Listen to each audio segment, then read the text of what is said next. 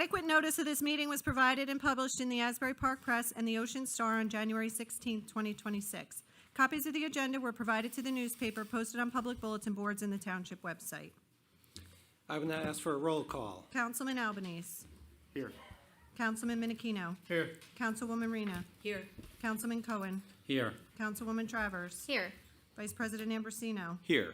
President Feynman. Here. Thank you. At this point, I'd like to invite Troop 61178 up front to lead us in a Pledge of Allegiance, followed by a moment of silence. So if you'd like to come up now, please.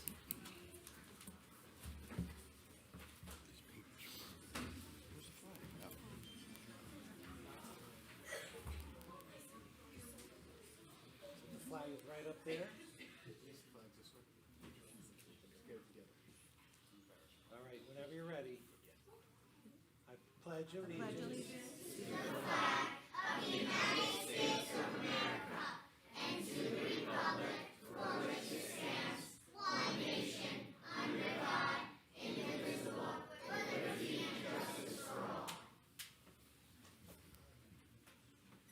Well done. Thank you so much. Please be seated. Good job, girls.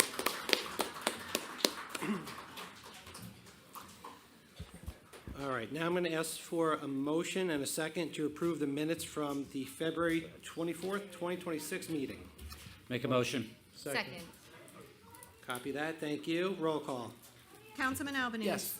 Councilman Menachino. Yes. Councilwoman Rena. Yes. Councilman Cohen. Yes. Councilwoman Travers. Yes. Vice President Ambrosino. Yes. President Feynman. Yes. Thank you. Thank you. And so we do have two proclamations that we're going to be presenting tonight. I'm going to invite Mayor Crate to the lectern for the very first one, and then I'll join you for the second one.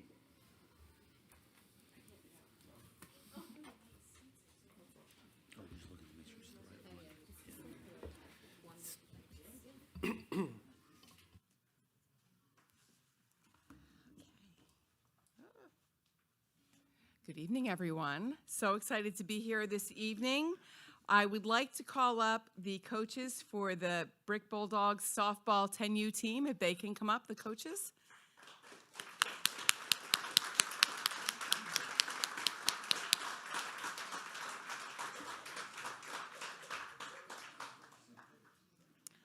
Congratulations. Thank you.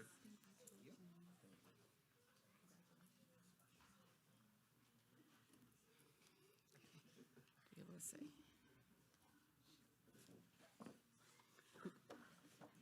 What are you laughing about? What are you laughing about? The Township of Brick has earned a reputation as having outstanding youth sports programs that are renowned for not only their success on the field, but for the sportsmanship that they instill in our young people.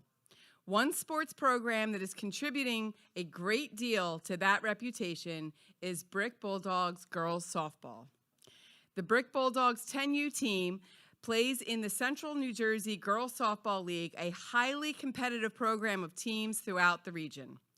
This year, the Brick Bulldog 10U team added their own chapter to Brick Township's storied history of youth sports programs by capturing the Spring 2025 Bronze Championship and the Fall 2025 Silver Division Championships.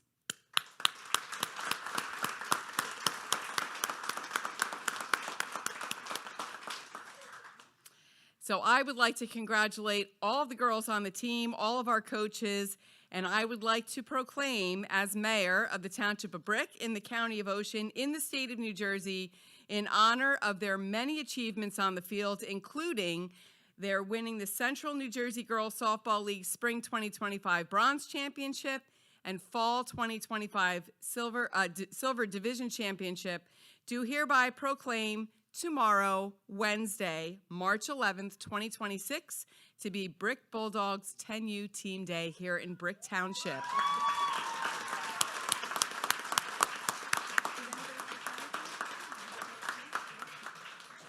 So I'm going to present each coach with a proclamation of their own, and then I'm going to ask one of the coaches to come up. We'd like to have each girl come up to also receive a certificate. So if you, who would like to do the...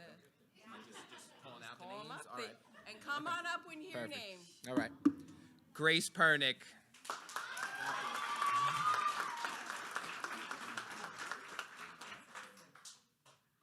Valentina Gomez.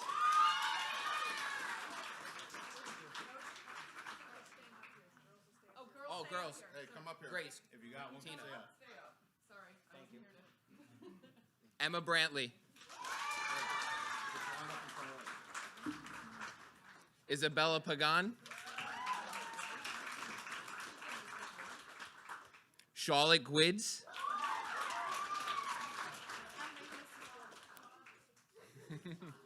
Charge it. Madison McMahon. Oh, you're holding the trophy. Annie Rendiero. Skylar Zelnock. Haley Zelnock, who's not present. Yeah. Samantha Soroka. She's not here. She's not here. Briar Scott. Ella McKelvey. Be careful. And Sage Rossi.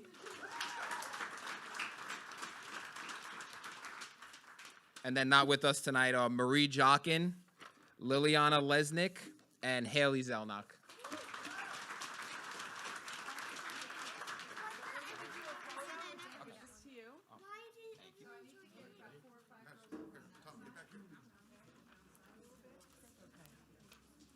And parents, you're welcome to come up, like actually come up and take a picture. You don't have to hide behind the seats. Come on up.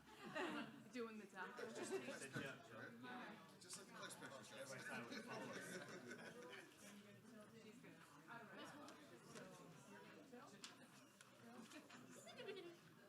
Vivi. There you go, babe. Make a smile. I'm gonna go first and then Zoe.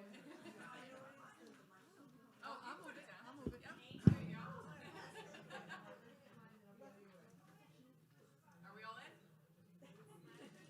One more and then the moms and dads, okay? So hold on, don't go anywhere. Ready?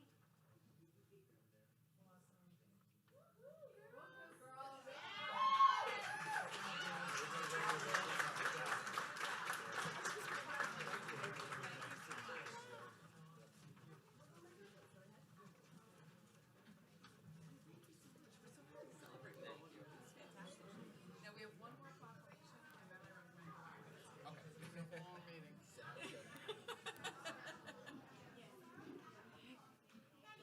You want to do your? Do you want to do the resolution, or what do you want to do? It's up to you. I'll let you do it. Okay, and then but you be in the picture, and you want to say it for the wording. Okay. All right, we have one more presentation. I would like to please call up a representative from our Meals on Wheels Ocean County, Heather DeYoung. Come on up. Yay.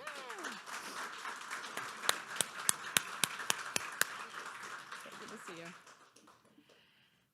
So we've got some impressive stats here to share with Brick Township. On March 22nd, 1972, President Richard Nixon signed into law a measure that amended the Older Americans Act of 1965 to include a national public-private nutrition program for individuals 60 and older. For over 50 years, this law has supported our nation's seniors and helped to fund community-based organizations such as Meals on Wheels of Ocean County, and is still the only federal program designed to meet the nutritional and social needs of older adults. Meals on Wheels of Ocean County provides nutritious meals both through home delivery and at community cafes throughout Ocean County, and helps older residents maintain their health and independence. In 2025, Meals on Wheels of Ocean County served over 240,000 meals, including over 35,000 delivered to Brick Township residents and over 3,900 served at Community Cafe at Brick Senior Center.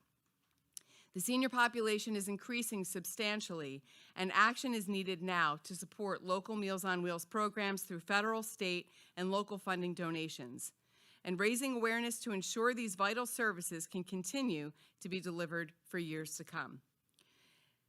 Meals on Wheels programs from across the country are joining together for the hashtag Save Lunch campaign this March to celebrate their collective success and to generate the support needed to ensure that these critical programs can continue to address food insecurity and malnutrition, combat social isolation and loneliness, enable independence, and improve health outcomes. Therefore, I, Lisa Crate, Mayor of the Township of Brick, in the County of Ocean, in the state of New Jersey, do hereby proclaim March 2026 to be Meals on Wheels of Ocean County Month here in Brick Township.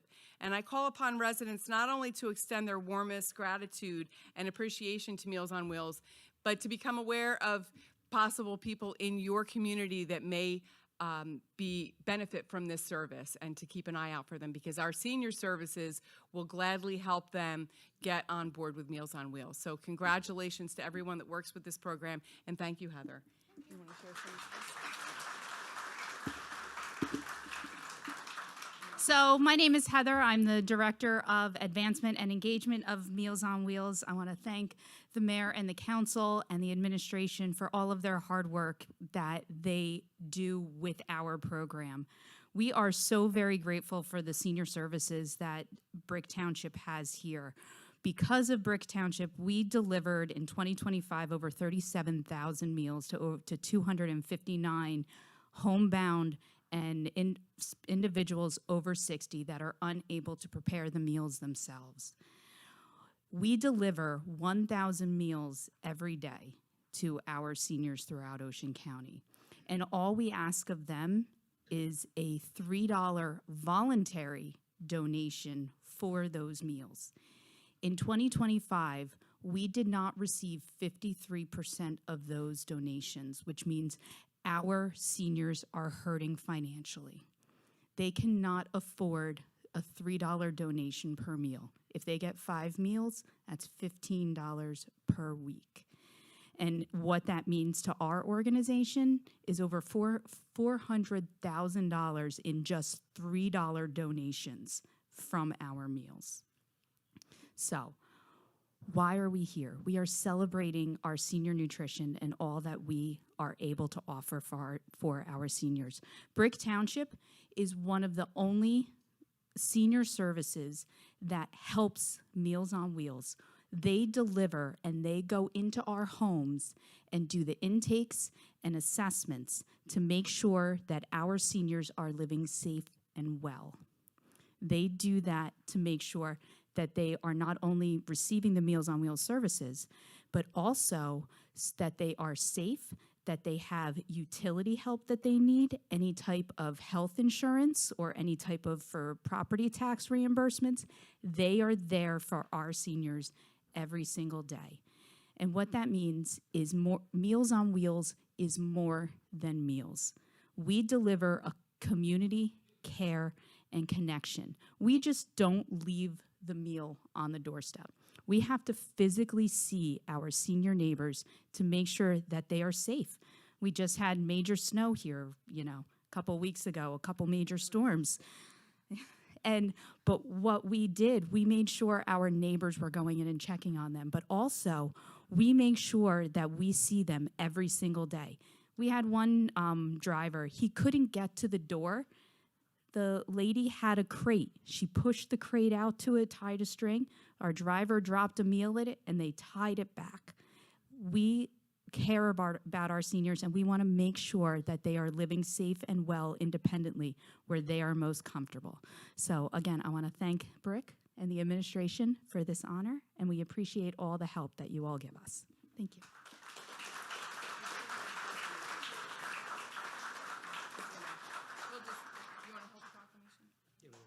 Yeah, we'll do a picture. Yeah. He has declined. He has declined. Everything you read is on the thing. Yep, okay, we step back, you get it.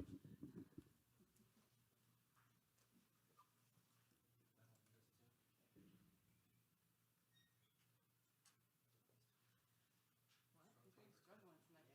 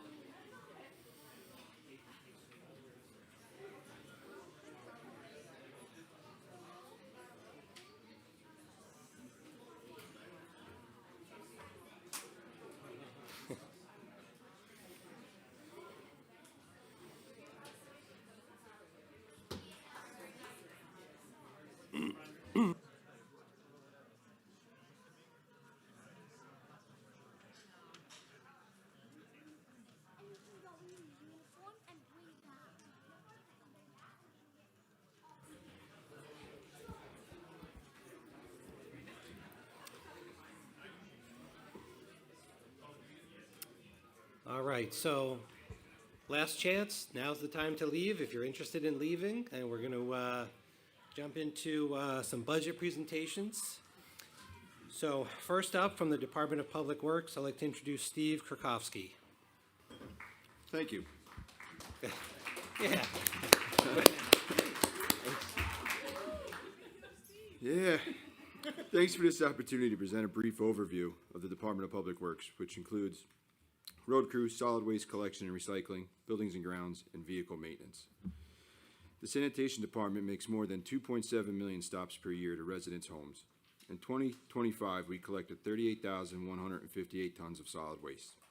Salary and wage budget for sanitation has decreased, in large part due to the separation from roads out of the sanitation budget, making roads its own department. The operating budget increased only by $13,425. The sanitation department is proud to serve our residents and takes great pride in serving Brick Township. The Township recycling program has resulted in 7,203 tons of recycling in 2025. In addition, 10,110 cubic yards of brush and 7,293 cubic yards of leaves. Road crew does an outstanding job year-round. This year, their salary and wage and operating budget have been bifurcated from sanitation, enabling the crew to remain dedicated strictly to road crew work and the budget allocated accordingly. Along with all the drainage repairs and replacement, the crew also fills potholes, fixes sinkholes, and seals cracks in the streets. The 13 employees on the road crew do everything. They operate the street sweeper, jet vac, fill potholes, complete necessary drainage project, and mill and pave bad sections of the road. They also take care of the township parking lots and our public beaches and immediately respond as needed for brush and tree removal following weather events. Buildings and grounds employees complete a significant list of projects that would cost significantly more to outsource. The buildings and grounds crews ensure the functionality of all township properties, including Town Hall, DPW, Civic Plaza, the Senior Center, Havens Farms, DMS buildings, and more. The buildings and grounds salary and wage budget increased by 7.4%. The operating budget increased by 8.4% as we look to fund more in the operating as opposed to extending it over several years through capital bonds. In this budget, variances are more common and are based on the year's projects at hand. Vehicle maintenance includes 8 exceptional mechanics, 2 supervisors, and a shopkeeper.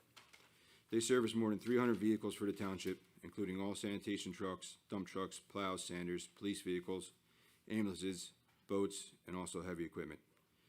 The salary and wage budget for vehicle maintenance increased by 4.4%, and the operating budget increased due to actual expenditures from last year for items such as ambulances maintenance, motor vehicle parts and repairs to repair cars and trucks, and repairs for loaders, backhoes, hydraulic pistons, and post-lift inspections. This amount is subject to fluctuate based on the fleet and its needed repairs. The Township Sign Shop has 2 staff members who manufacture and install hundreds of signs annually and lettering of all township vehicles.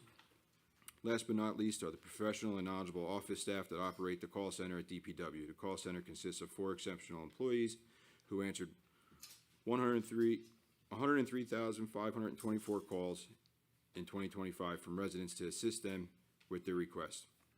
Again, I'd like to thank the Mayor Lisa Crate, the administration, and the council for their continued support. Thank you so much. Next, I'd like to introduce from the Parks Department, Robert Burns. Nobody clapped. Oh.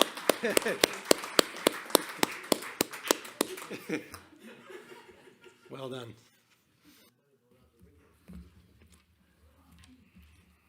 On behalf of the Parks Department, I'd like to take a moment to thank Mayor Crate, Business Administrator Joanne Bergen, Council President, Vice President, and Council for their continued leadership. I am pleased to present the Parks Department budget for 2026.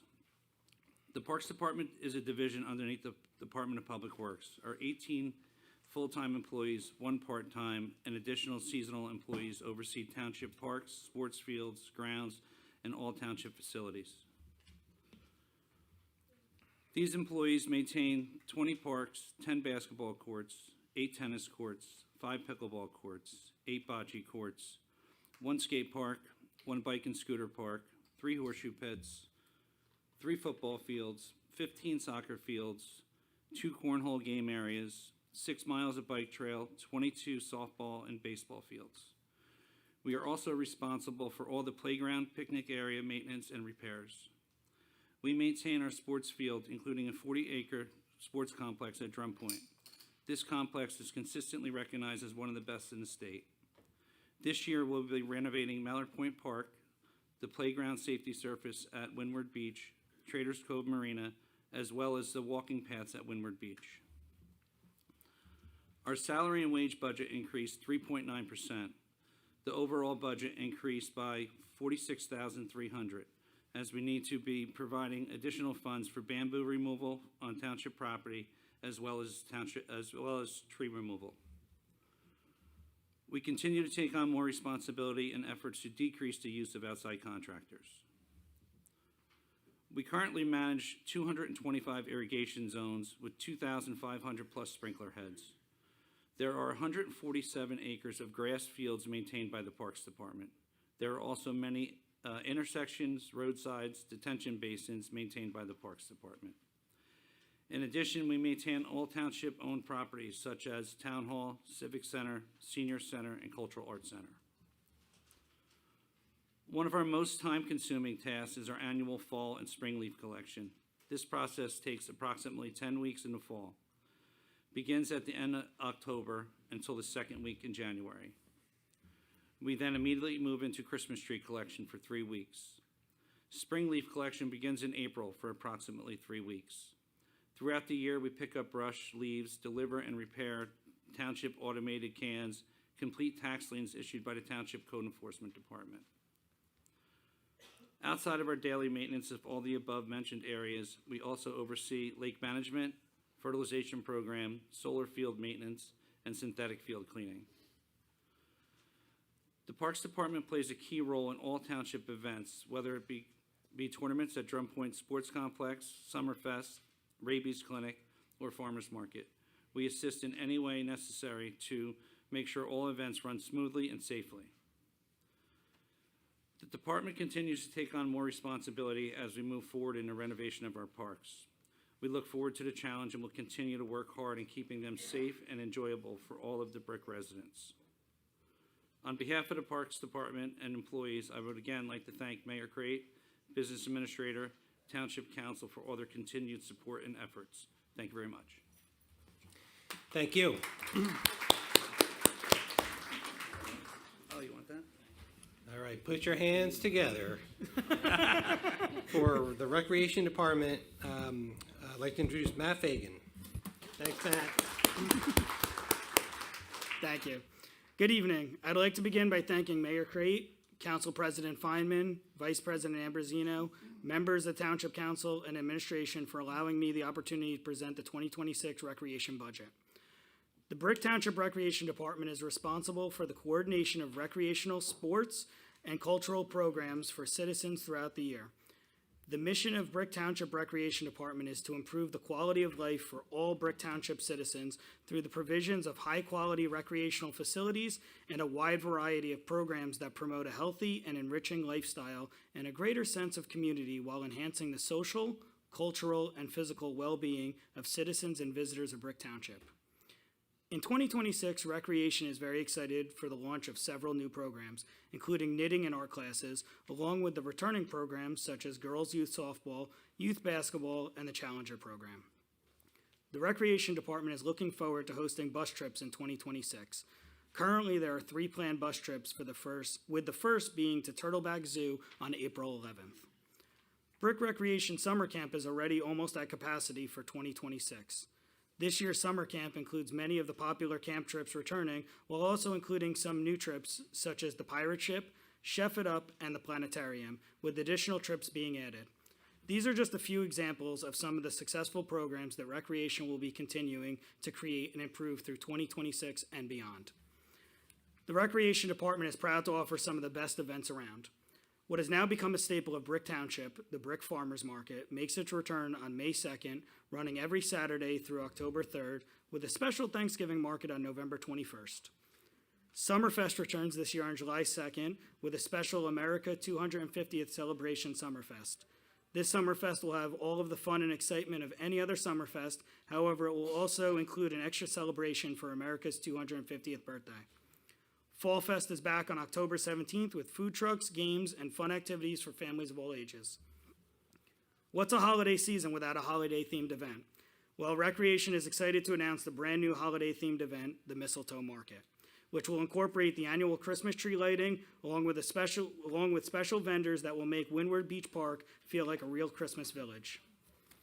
Recreation also includes supervising beach operations at Brick Ocean Beaches 1, 2, and 3. Our seasonal lifeguard staff includes around 65 lifeguards and 20 beach badge checkers. The lifeguards who patrol Brick Beaches are some of the best trained lifeguards at the Jersey Shore. If you're able to get to Brick Beach 3 as the lifeguards begin their workday, you will have the opportunity to see some of their daily training firsthand. Brick Beach 3 will also be the host of a new event in 2026. After the summer season has ended, Brick Beach 3 will be host to a local summer event. Additional details will be provided in the upcoming months. Traders Cove Marina is anticipating another successful summer in 2026. The marina anticipates that all 97 rentable boat slips will be rented. At this time, over 80 slips have already been rented. Last summer, boat slips generated over $220,000 in revenue. Winter storage included over 145 boats this year, which generated a revenue of over $122,000. Last year, the boat ramp generated a revenue of over $57,000, while jet ski slips generated $22,000 in revenue. Recreation is responsible for two budgets, which are recreation and beach and boardwalk operations. I am happy to share with the mayor and council that the recreation operating budget includes a decrease from last year by 4.5%, with a 3% increase in salary and wages. The beach and boardwalk operations budget remains the same. Although recreation's operating budget may have decreased, that does not mean that the recreation staff's roles of keeping true to our department's mission statement and providing exceptional customer service are going to decrease at all.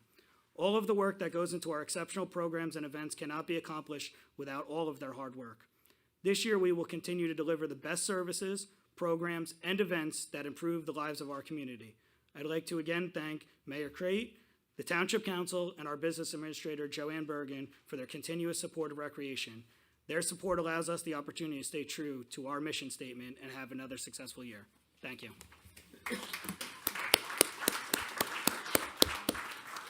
Well done. Thank you all three. Now I'd like to open up to council for questions.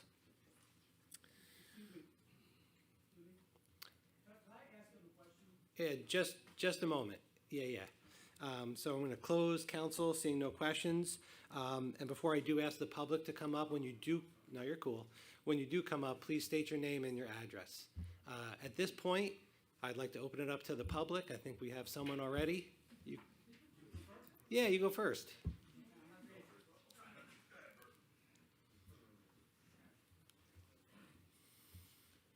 This question is for all three of the managers in the department.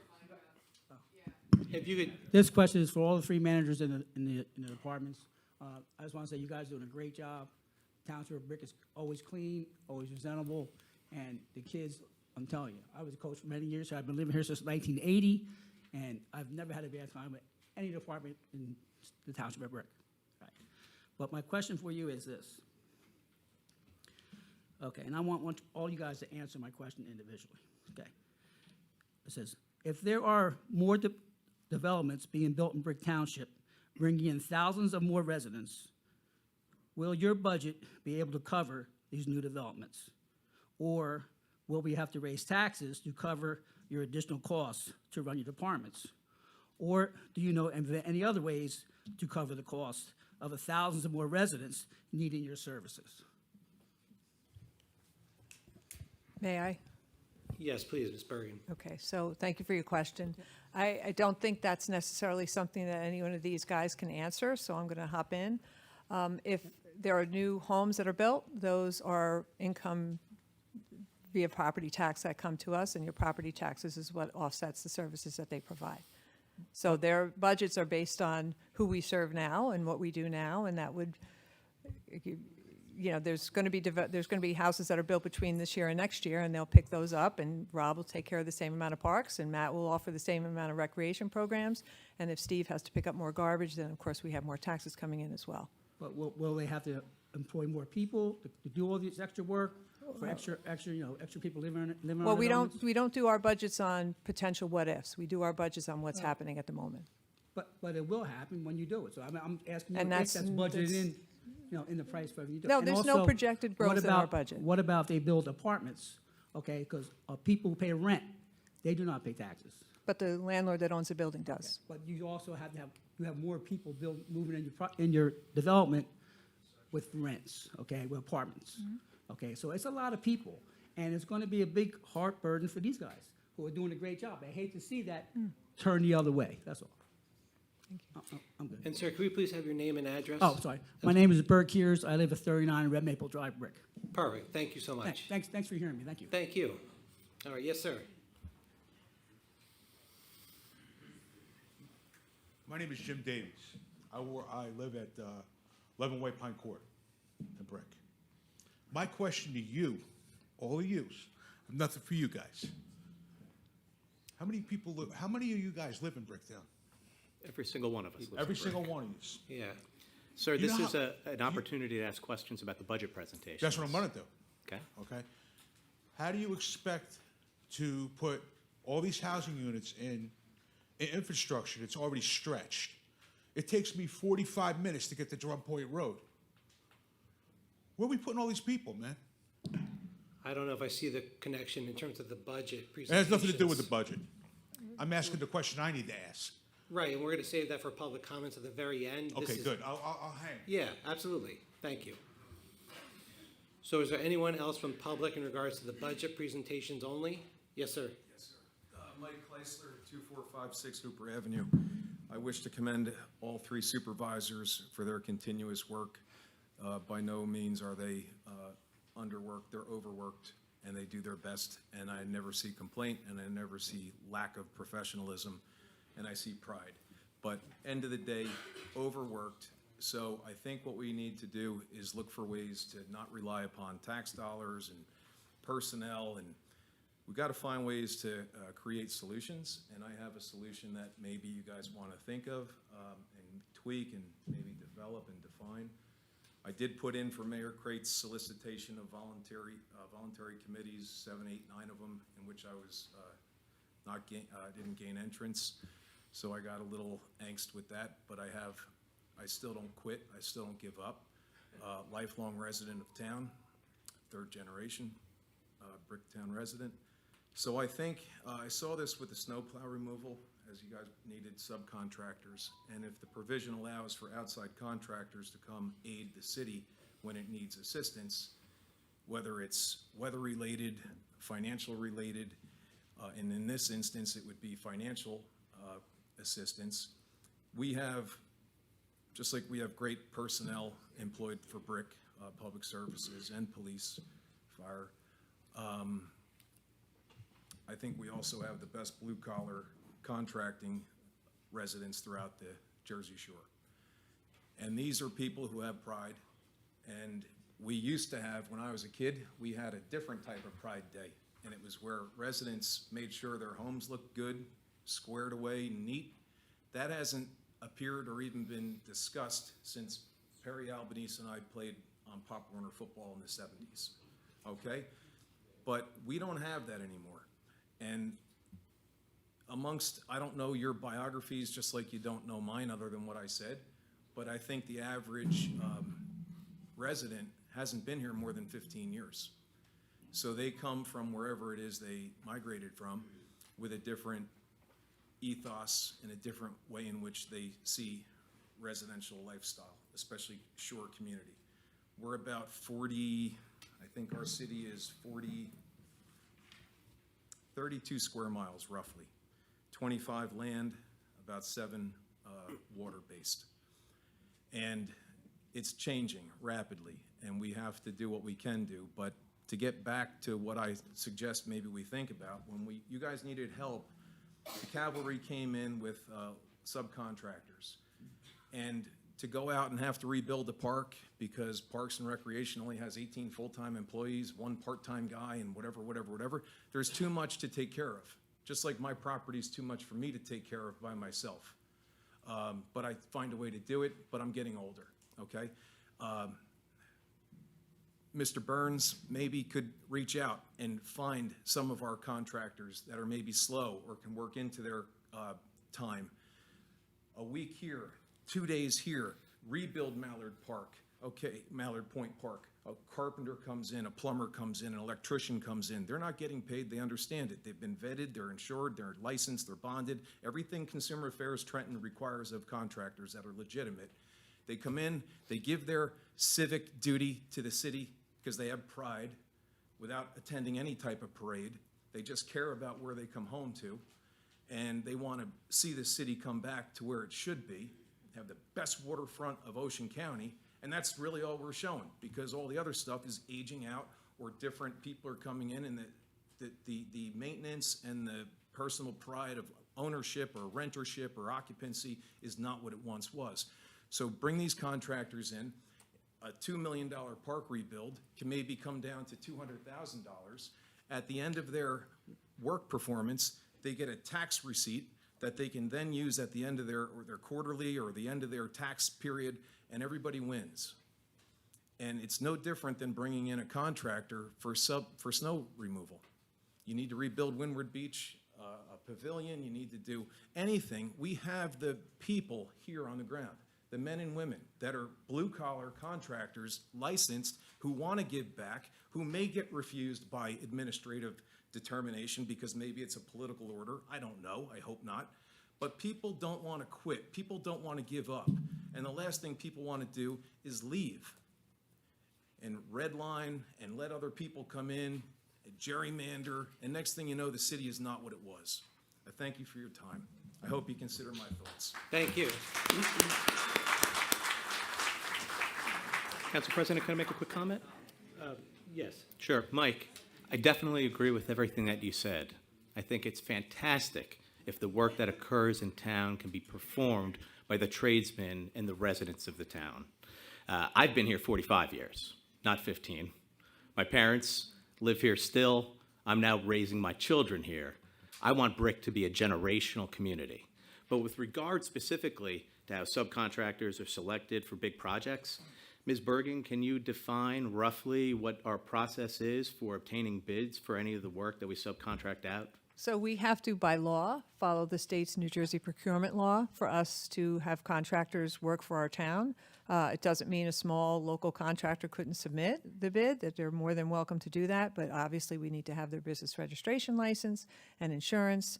So it could be a large company, it could be a small company, and it could be anything in between. But I don't take questions unless you ask me to. So it's a direct process of which is open to everyone to submit. And those that are eligible are on our pool and are welcome to help us. Thank you. Could we do one quick question as a follow-up? Just, maybe I wasn't clear enough. I'm not talking about soliciting a bid and trying to become the recipient of that awarded bid. I mean, when we have something, just like the mayor sought volunteers for Shade Tree Committee, Historical Society, whatever it may be, right? Well, hey, we have a failing infield at a Little League field. Any contractors willing to come help and perform, and not seek bids. This is people that are coming in on their time to assist the 18 members of Parks and Recreation who are overworked and don't complain about it and go home to their wives and keep their mouths shut, or their husbands and keep their mouths shut. It's about promoting civic responsibility, civic pride, and everybody working together. We need to think out of the box and stop with this same style we're doing. Channel 7 News, 7 o'clock, usually they at 6 o'clock, they close out just before 7 o'clock, and it's an Eye on America. They give these little 2-minute snippets of make you feel good until you see the next news clip. And it's always like in the Midwest. Why does it always seem to be the Midwesterners that are stepping up to help out people they'll probably never meet again or see again? Because they know how to think out of the box, they understand red, white, and blue, they're not selfish, and they want their community to be the beacon that it should be. Every person works hard, every person's got their own downfalls, their own ups and downs, but in the end, we can all do something, and nice, all the pictures you guys took tonight and all that stuff, but the real picture is that people are hurting, including those in this town. We're no different than anywhere else. And in order to get up and away from this status quo, it's time to think out of the box and come up with good solutions. So Mayor, I hope the people you selected for your committees, in which I wasn't selected for, I hope they have good ideas. And I'll still give good ideas, and I hope someone takes this and runs with it, because we can save a lot of money by putting our blue-collar tradesmen and women to work for the needs of the city. And it has nothing to do with responding to a bid package. Understood. Thank you so much, and we'll definitely, talk about it and consider it, and we can get back to you on it. Absolutely. Anyone else Council from the- President, just one point. Sure. If people are countering, they have to use the microphone for the record. Oh, absolutely. Okay. Sorry, my apologies about that. It's my first time. Hi, my name's Melinda Murray. I've been here since October 26, 1980. I moved for 6 months and I bought my old house back, which was right in front of your old house. I used to babysit for him. It's more to a point of his question. And I always said, the school has a, a great volunteer policy. Nobody knows about it because they don't put it out there. But they have a great community volunteer policy if anybody looks into the layers of policies. How did Jackson, since we seem to be following suit there, which I'm not so happy about, but how did they get their Castle Park? That was all volunteers. So did they have to do because it was a local thing, do you have to put it so far out there? So we've also done a park with volunteers. Our Windward Beach Park, the whole area for children with disabilities was all, it was Yes, I it was remember that. purchased, the equipment was purchased by the town, but it was installed all through volunteers. So when we have a project and we put out for volunteers, we've done this with trying to get a group of people to help elderly folks shovel, and we had one person sign up. So sometimes it works where we get volunteers and sometimes it doesn't. So what would be different than the Windward Beach thing to what he's saying? The only difference is they get a tax receipt, they could write it off. So maybe that puts us in a different, Well, that's. your position would be different on how you have to do it. Yeah, we'd But have to go to the because state it's for local and you're approval on that. asking for locals, we don't have one thing with all the Green Acres money you guys take, which has made us beautiful parks. Shame, most of the time I go there, my grandkids can't use them. They're too crowded with people that don't even live here. Can't we have one, just one, for Brick residents? It doesn't have to be state-of-the-art, because in 6 months, nothing is state-of-the-art. Put a pavilion, some swings up there, a couple of those little charcoal grills, and some picnic tables. I'm good to go with my family on a Sunday afternoon. I think most of us are. And more to the point of what you're saying, 6 months, it's not state-of-the-art. I don't care if we do it in a school, a hospital, the town, it's not anymore. Your computers are outdated, everything is. So if we're looking to only do things on a local level and maybe one thing just for the locals, can we not have to bid it out to everybody then? I don't know how that law works. I'm not an attorney. You got one there, you know what I mean? But I'm just saying, if it's the locals doing it for the locals, does it have to be bid out on such a big scale? I think there were two different questions there, but, Yeah, one is, can we have something for ourselves? yeah.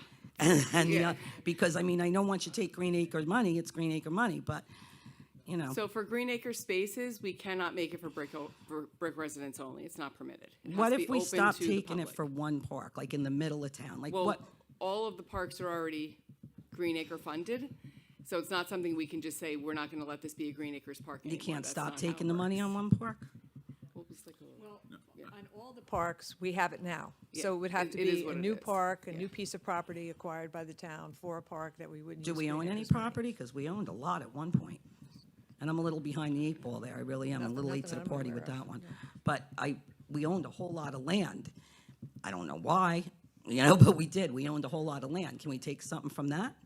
That's a conversation for the council to have as the Recreation Committee, and not necessarily for these three gentlemen to answer who are trying to get home. So I thought we were going to talk about their budget presentations. But Well, you can It's make kind the- of, it goes to the budget, because if the we did it with council's Recreation volunteers, Committee would have to talk about all this. you guys willing to talk about it? Yeah, in terms of at the recreation committee, absolutely. And us having something that's ours, without we Green can- Acres money. Yeah, we could absolutely talk about it and certainly get back to you and keep everyone posted on what we come up with. All right. Absolutely. All right, cool, thank you. Yeah, thank you. All right, anyone else?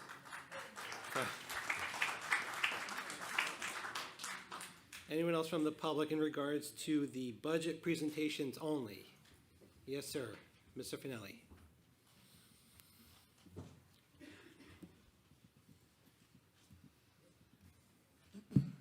Vic Finelli, by law, we're not required to give our address, by the way. Excellent, Just thank ask you. for their name. I have one quick question for Steve and one comment. I noticed in your call center, in 2024, you did 83,000 calls, and in 2025, you did 103,000 calls, or an increase of like 20,000. You know what drove that? Sure. Steve, you want to give it a shot, or you want me to do it? Okay, snowstorms. We didn't have any snowstorms last year. We didn't plow last year. Okay. Oh, but it was 24. Right, so 2024, we didn't have plows out. We didn't plow. Not once. 2025, these storms were in 2026. We had some they were in 2025 as well. There was an October and Okay. a December event in 2025. My comment is rather long, so bear with me. Right? When I was a chairman, when I lived in Plainsboro in my townhouse, I was a chairman of the landscaping committee. That also put me in charge of snow removal. Notice I said snow removal. When you live in these townhouse places, there is no place to put the snow, so we had to move it. We actually ended up dumping it in a detention center, which meant we couldn't put any salt or anything on the roads, or there goes the stream, right? But we removed the snow. You don't remove the snow here, you only move it, okay? And I look at Facebook, and there was a lot of complaints about snow removal. I just want to remind people of a few things. We really didn't have any snowstorms in the last 3 years, so people are not used to dealing with a lot of snow. And that includes the drivers who plow and the contractors who contract. We kind of got out of that business, right? Then we were back into it big time this year, all right? I get the feeling that people wanted the snow removed. They wanted it gone. Well, we had two big storms where it seemed like it never got away. The first one, the rain froze, and it was there, and it was there, and it was there, and it was there. I read the comments, everybody complaining and whatnot. I don't know if people realize how many roads in Brick Township are not Brick Township roads. I know everybody realizes like Route 70 and Route 88 is not.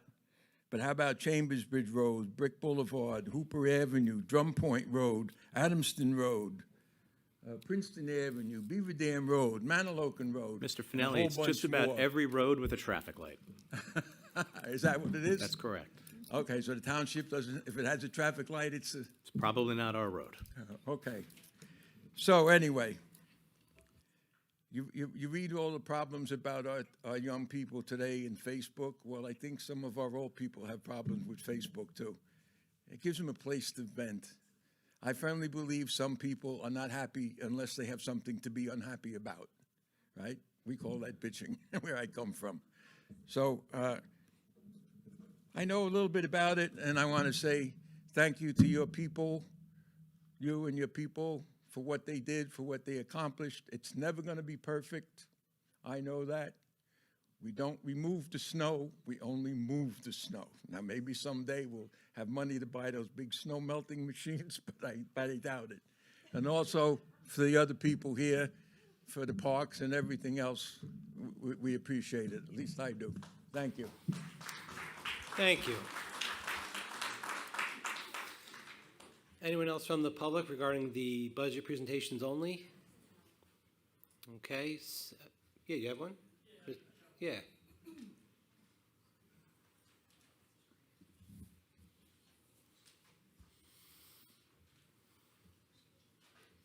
Bob Maliano, Cedarburg Manor. Just a suggestion, because it happened to me. When I was younger, we have these, younger kids. They get in trouble here and there. Why can't we take some of the younger kids to help clean up the parks and have them pick up, just to help out clean up the park situation as far as, like, somebody has to go to court for shoplifting or something like that. Volunteers time, volunteer time, okay, now, their volunteer time, let's go to the park, let's clean up the garbage, cut the grass, whatever we have to do, and keep that going with the younger population to kind of push them to say, hey, this is your punishment. Now you're going to clean up and do stuff like that.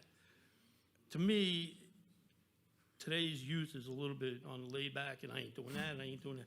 Now you're kind of forced to do it. You're going to pick it up, and that's it. That's your job. Yeah, go ahead. I'm waiting because I was going to get Council yelled at. President, can I? Yeah. Bob, I think it's a fantastic idea. I'm going to throw it to the mayor to outline our Pick Up Brick program, a program that I've personally participated in with many of my fellow council people, and that I have drug my children to, that literally is us picking up trash in parks in town and along trails. I know Mayor Crate, this is a passion project of hers. So we definitely do that. We have one about every month. Our first one is March 28th. Everyone is invited. Kids, we have lots of kids that But that's come with their families. Volunteer? That is volunteer. So what about the kids that end up in the court, court for whatever reason, small little penny stuff, to give them some type of a punishment so that, because today, you get in trouble, you get locked up, you're out of jail in 2 seconds because you can't hold them in. Let's put them to work and make them do some stuff around the town where they have to do it. So- Community service. So the township is not involved in that. That would be something that the judge would mandate. You can correct me if I'm wrong. Yeah, if I can but- jump in, it's not the mayor's decision Yeah. when people are charged with a crime to tell them where to go to clean things Yeah. up. I mean- I hear you. I Right. think Okay. that's something that you might want to speak to, Superior Court judges or municipal judges about. I don't know if they can do it honestly, but I Right. know that the mayor and the council don't have the authority to do that. And to speak for our recreation department, they also offer opportunities for middle school students to volunteer at all of our events. They're at Trunk or Treat, they're at Fall Fest, they work every Saturday at the farmer's market. Those are all kids coming in, doing work, volunteerism. That's what we look for. So it's Volunteer, nice. but And these if is Matt kind of can- pushing to try to teach these kids a lesson somewhat. Matt can speak. I mean, If I can add to that, we have it's actually a youth program where they get volunteers and they volunteer for basketball games, doing the scoreboards for the basketball games for our leagues. There's many different activities they have the senior prom that came back. They volunteer for that. Senior dinner and the movies they do. The farmer's market every week. You'll see them, if you go to the farmer's market, you'll see them in tie-dye shirts. But we have about 100 youth kids who are involved in the program. So there's quite a bit of kids who are involved in the program. And it's for many different reasons, whether it's community service for the school, they get papers signed. One of my staff members does a fantastic job with that program. It's one of the many programs we have, and it's specifically for that middle school age group to do that. all right. Rob from the Parks Department. Years ago, we did have community service in the Public Works and in the Parks Department.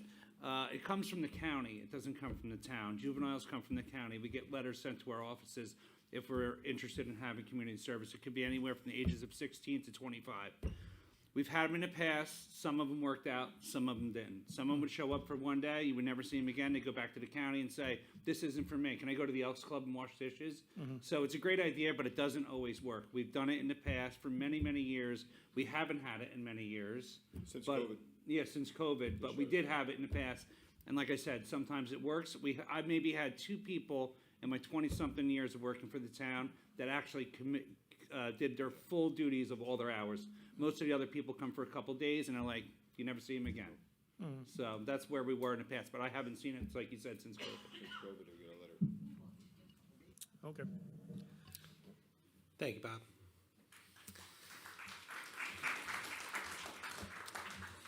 All right, are there any other final questions in regards to the budget? Yes. Hi, I'm Sydney Nibis at Summit Ave. I just have a simple question. Does the recreation budget for this year, is there any trash cans included in the budget for the Sawmill bike and walk path? We have garbage cans in the bike trail. Sometimes they disappear. They're not there all the time. But if you need them, you contact my office and I'll replace that garbage can. Okay. Yeah, it's 'cause- unfair. We don't give you brand yeah. new cans. We give you older cans that kind of went through the mill a little bit. But you'll definitely get cans if you call my office. Yeah, we just need a couple. There used to be a bunch, and now there's only one pretty much throughout Okay. the whole trail. So yeah, even if it was just like a bucket tied to a tree or Yeah, just call my something, office. you know. Call my office tomorrow. I'll have a can there within 24 All hours. right, thank you. You're welcome. Thank you. All right. Any other questions or comments in regards to the budget presentations only? All right, seeing none, I'd like to close that portion. And we're going to now move on, or before we move on, I just want to thank all three presenters. Thank you so much for your time and expertise.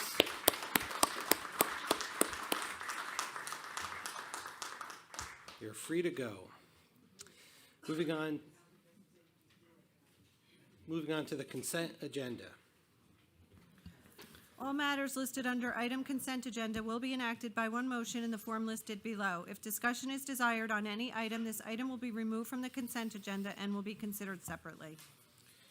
Thank you. 6-1. Recognize Senior Nutrition Month, March 2026. Councilman Minichino.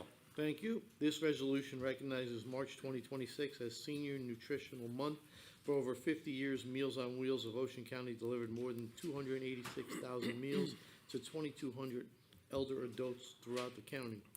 March has been designated as Senior Nutrition Month to raise awareness about the importance of good nutrition for elder adults and the programs that help seniors maintain healthy diets, such as Meals on Wheels of Ocean County.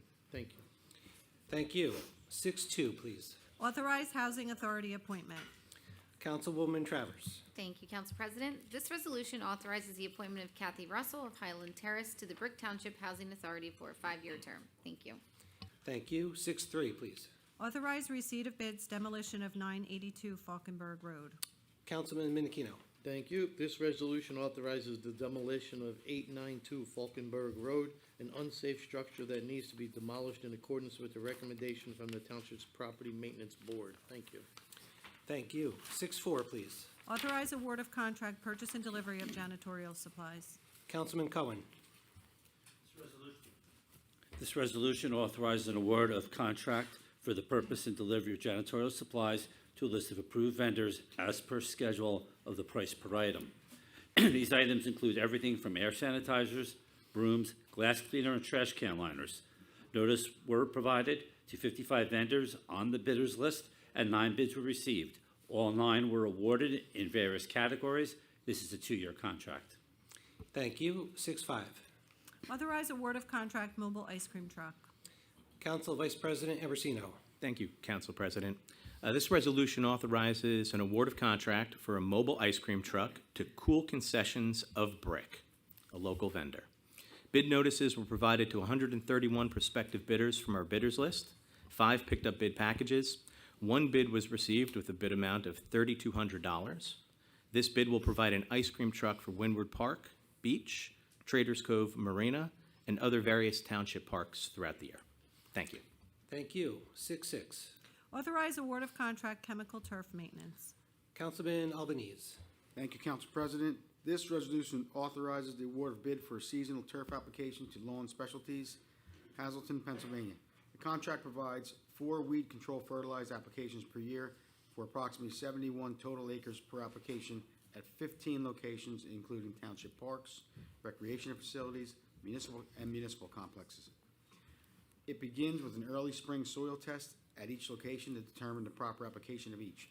There is an early and late spring application and early and late fall application. This is a unit price bid with cost per application based on the seasonal treatment not to exceed $70,000 for a 2-year contract period. 49 bidders were notified, of which 9 received bid packages, with Lawn Specialties being the lowest responsible bidder. Thank you. 6-7. Authorize contract amendment sign materials.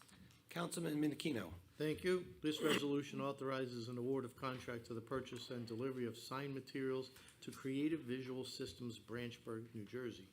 This bid was previously awarded, however, 1 item was not awarded and left off of the resolution. Therefore, we are making modifications to award the item needed by the Township Sign Shop. Thank you. Thank you. 6-8. Authorize award of contract through the New Jersey Educational Services Commission Cooperative. Council, I'm sorry. Uninterpretable power supplies. My apologies. No worries. Uninterruptible, key word. Councilwoman Reyna. Thank you, Council President. This resolution authorizes an award of contract to CDW Government, Vernon Hills, in the amount of $105,359.45 for the purchase of uninterruptible power supplies. This will replace the existing end-of-life batteries the township currently has in the IT department and the phone room, which can no longer be covered by extended warranties. Thank you. Thank you. 6-9. Authorize approving the fourth round affordable housing spending plan. Councilman Minikino. Thank you. This resolution authorizes the approval of the fourth round affordable housing spending plan in accordance with the amended Fair Housing Act. Municipalities may not spend an affordable housing development fees collected and deposited into municipal affordable housing trust fund without first obtaining approval of the expenditures as part of the compliance certification. This spending plan outlines how the municipality intends to allocate development fees and other funds, and how the municipality proposes to expend funds for affordable assistance. Thank you. Thank you. 6-10, please. Authorize adopting the affirmative marketing plan and rehabilitation manual. Councilwoman Travers. Thank you, Council President. This resolution authorizes the adoption of the Affirmative Marketing and Rehabilitation Manual in accordance with the Uniform Housing Affordability Control Regulations that are consistent with the applicable the applicable statutes and regulations. This resolution also approves the adoption of the Rehabilitation Program Manual detailing the township's housing rehabilitation program. Thank you. Thank you. 6-11, please. Authorize waiver of Section 110-5 of the Township Code allowing dogs at the farmer's market. Councilman Albanese. Thank you, Council President. This resolution allows dog owners to bring their canine companions with them to the farmer's market held each Saturday from May through September at Windward Beach Park. Dogs are allowed in township parks as long as they are leashed and their owners clean up after them as needed. However, the band shell area at Windward Beach is considered a beach area where dogs are not allowed, which is why this resolution is needed. This will be the fourth year that dogs are allowed at the park. Thank you. 6-12, please. 612A is a performance bond release for Block 277, lots 43 and 45. B is an inspection fund release for Block 548.07, lot 1. Thank you. 6-13, please. 13A is 100% DAV widow veteran deduction of Block 1422.09, Lot 2. 13B is a tax overpayment in the year 2026 of Block 1210.05, Lot 45. Thank you. That brings us to the end of the consent agenda. Can I have a motion and the second? Motion. Second. Thank you. Open to council. Seeing none, close council. Open to the public for questions on the resolutions only. Seeing none, close public. Roll call. Councilman Albanese. Yes. Councilman Minikino. Yes. Councilwoman Rena. Yes. Councilman Cohen. Yes. Councilwoman Travers. Yes. Vice President Ambrosino. Yes. President Feynman. Yes. Thank you. Moving on to 6-14, please. Be it resolved by the Township Council of the Township of Brick that the following bills be paid and that the mayor and clerk be and are hereby authorized to draw orders on the treasurer for the amounts of the same. Computer bill resolution in the amount of $1,924,152.10. Thank you. I'm going to ask for a motion and a second on the computer bill resolution. Motion. Second. Copy that. Thank you. Open to council. Seeing none, close council. Open to the public for questions on the computer bill resolution. Seeing none, close public. Roll call. Councilman Albanese. Yes. Councilman Minikino. Yes. Councilwoman Rena. Yes. Councilman Cohen. Yes. Councilwoman Travers. Yes. Vice President Ambrosino. Yes. President Feynman. Yes. Thank you. Moving on to 6-15, please. Be it resolved by the Township Council of the Township of Brick that the following bills be paid and that the mayor and clerk be and are hereby authorized to draw orders on the treasurer for the amounts of the same. Manual bill resolution in the amount of $2,102,203.34. Thank you. I'm going to ask for a motion and a second on the manual bill resolution. Motion. Second. Copy that. Thank you, gentlemen. Open to the council. Seeing none, close council. Open to the public for questions on the manual bill resolution only. Seeing none, close public. Roll call.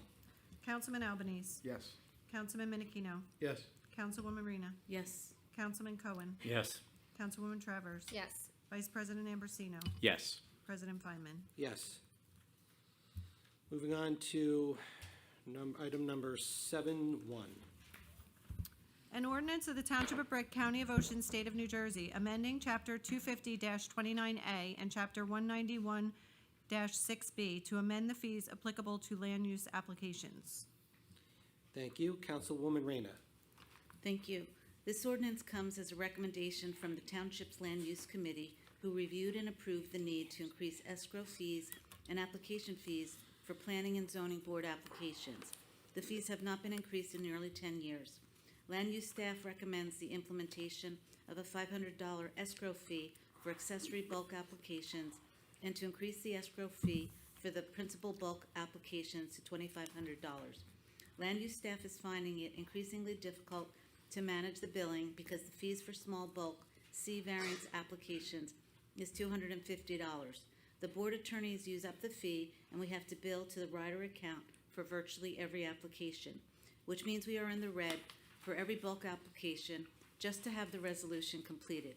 Additionally, for pool applications, the engineering review is much more detailed now due to coastal rules, and the permit clerk frequently has to ask applicants to replenish the escrow fees in order to pay the professionals.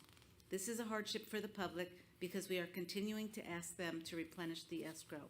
As a result, land use staff made the recommendation to charge up front rather than having to keep asking for more as the application progresses. In some cases, land use staff had to resort to billing the rider account to cover these fees because applicants have refused to replenish the funds.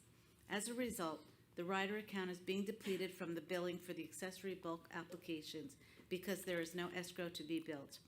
Land use staff have conducted research of other municipalities and have discovered that we are the only municipality that does not have an escrow fee for the accessory bulk applications, and our escrow fee is low in comparison.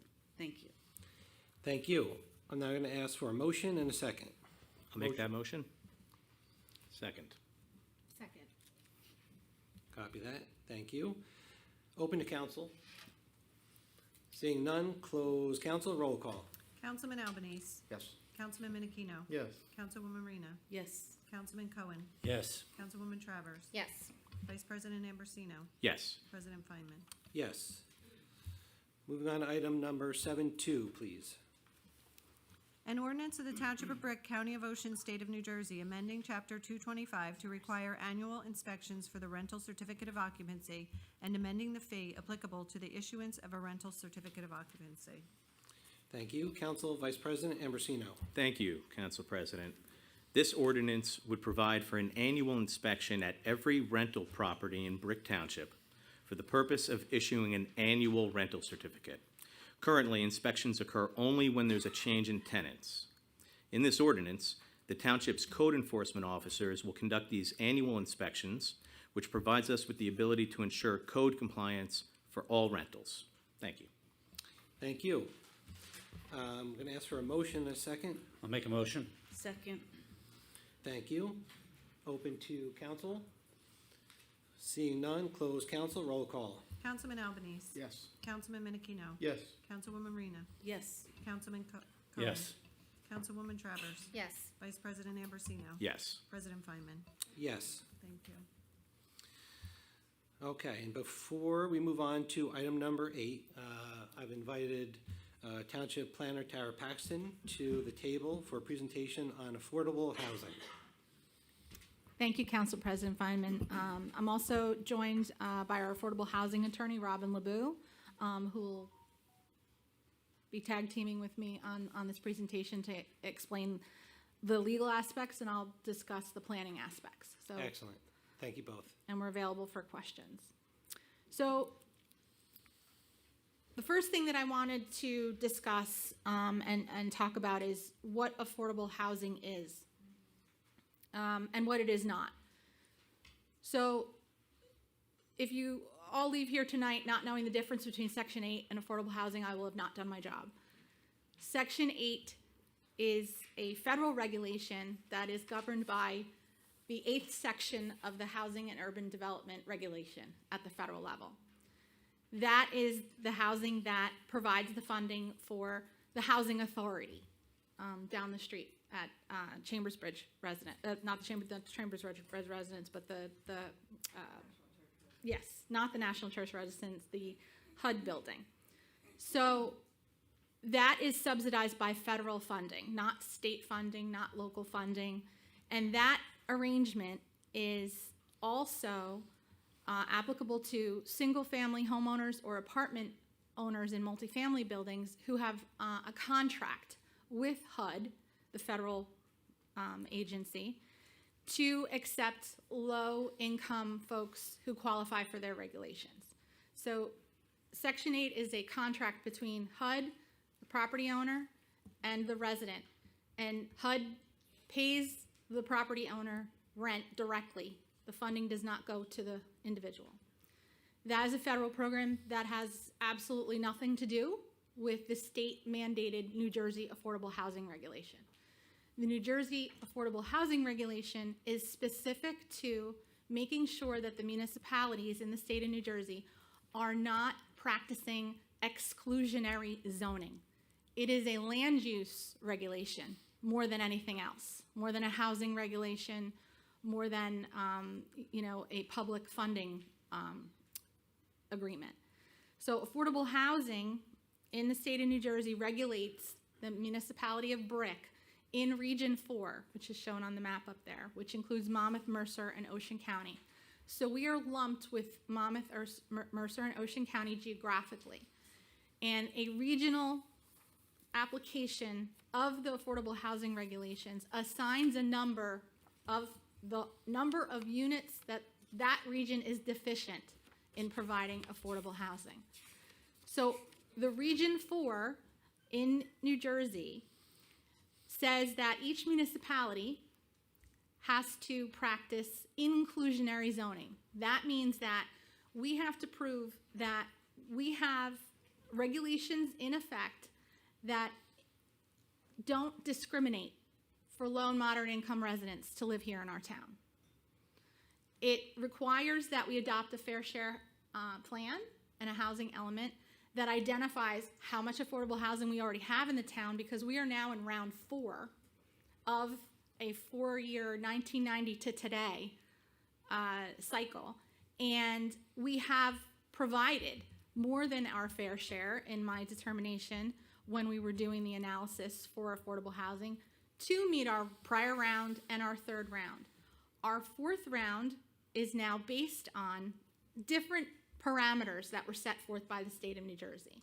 They looked at our population, how many individuals in the township of Brick live at the low and moderate income level, how many jobs we have here in town, and how much vacant land we have here in town. Those are the 3 factors that the state used to assign our obligation. Our obligation was much greater than I had anticipated. The state of New Jersey Department of Community Affairs said that through their vacant land analysis, the jobs analysis, and the low and moderate income residence analysis, they think that we should have zoned to build 360 more affordable units over the 1,120 that we already have in the township.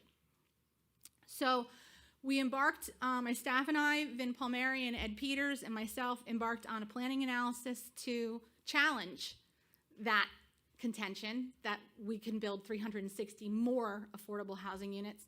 And remember, that's just the affordable housing units. The regulations say that every new development has to have 20% set aside. So that means 80% more than 360 would be our full development build out. That's 1,800 new units. The state of New Jersey was saying that brick should accommodate. So what affordable housing is homes that are multifamily rental or single-family homeowner or group homes or assisted living facilities with beds, nursing homes with beds, special needs or supportive housing like Dottie's house. These are all units that are identified as available for low and moderate income and that are deed restricted, and that's the important thing. HUD does not deed restrict units. The New Jersey Affordable Housing Regulation deed restricts units. A HUD unit could be a HUD unit one year and not a HUD unit in next year. But the New Jersey Affordable Housing Regulations require a deed restriction. When the rules first came out, it was 20 years. Then the third round came out and it was 30 years. Now they're requiring a 40-year deed restriction on these units. And that's, by the way, just to jump ahead a little bit, that's how we are meeting our affordable housing number, by extending controls for existing units in the township. And I'll get back to that in a minute. But what is affordable? So on the screen you'll see the New Jersey Housing and Mortgage Finance Agency identifies low and moderate incomes based on the household size and what percentage of your housing costs take up your income.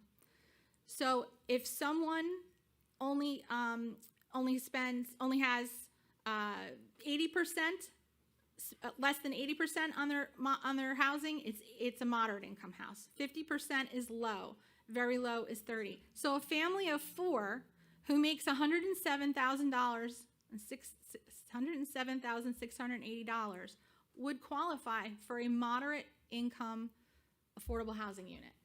And that's net, right? Not gross. Yeah, that's net. Yeah. That's what's on your tax. I mean, that's two young 24-year-olds with two children. Right. So, and you have to be qualified. You have to have income in order to qualify for affordable housing. And you have to demonstrate that you can afford to pay that rent to live in one of those units. So I created an overlay table from the census data and the affordable housing regional income data to demonstrate specific information in the township of Brick. So on the left are the census information for households, families, the percentage of families that meet that income size, and an estimate of non-family households. Now, non-family households are typically like single, elderly individuals living by themselves or just as an individual. And then I contrasted the 2024 affordable housing regional income limits, the slide that I just showed before, and identified that in the one-person households in the township of Brick, 55% of our one-person households would qualify for affordable housing.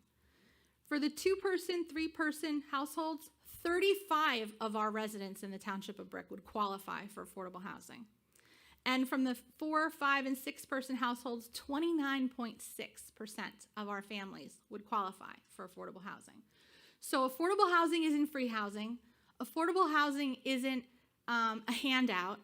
It's housing that's deed restricted so that we don't discriminate, so that we provide housing options and opportunities for people at all stages of their life, from being a single individual just graduating college to a senior living by themselves who maybe have just lost their spouse. So that is what affordable housing is. This also, it just drives home the fact that very low is 30% of the median, low is 50% of the median, and moderate is 80% of the median. So now I'm gonna hand the why do we do? Now we know what affordable housing is. We know it's not Section 8. Why do we plan for affordable housing? That's for Robin. The obligation to provide for affordable housing and the number that Brick Township has to plan for is going to exist whether or not these ordinances get passed, because that number has been given to us by the state. And the state says that Brick Township has the obligation to provide for now 322 units. And Brick Township has been participating in all of the prior round units, and what that gives you is immunity and control.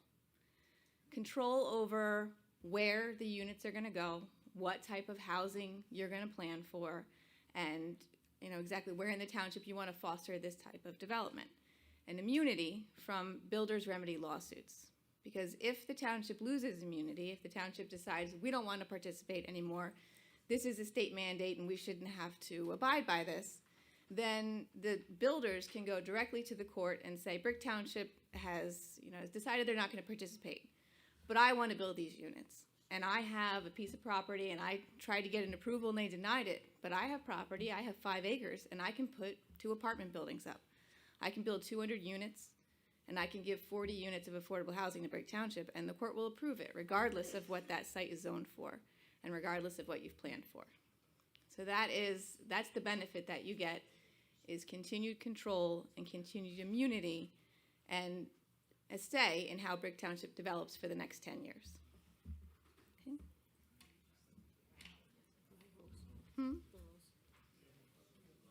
Oh, just the timeline? Yeah. So affordable housing, and the third round was being initially controlled by COA, everyone calls COA, Council on Affordable Housing, and they failed to promulgate rules, and that round took place from 1999 through 2025. And in 2015, it became apparent that COA wasn't doing what they were supposed to do, and it got turned over to the courts. And the towns had to file a declaratory judgment action and say, we're compliant, and it entered into this years-long settlement, mediation, negotiation, whereby all of the towns pretty much settled. Eventually, there was a court opinion that gave the numbers. And so they didn't want that to happen again. So the legislature in 2024 adopted new legislation that said this is how it's going to go for the next few rounds.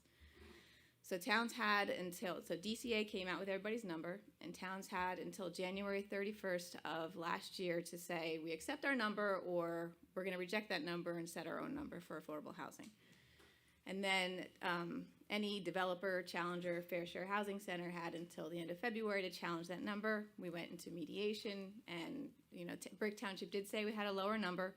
We mediated with a few developers and with Fair Share, and the number came down from 360 to 322. And then, so we have the number, and we came up with a housing element and Fair Share plan, which had to be adopted by the end of June of last year.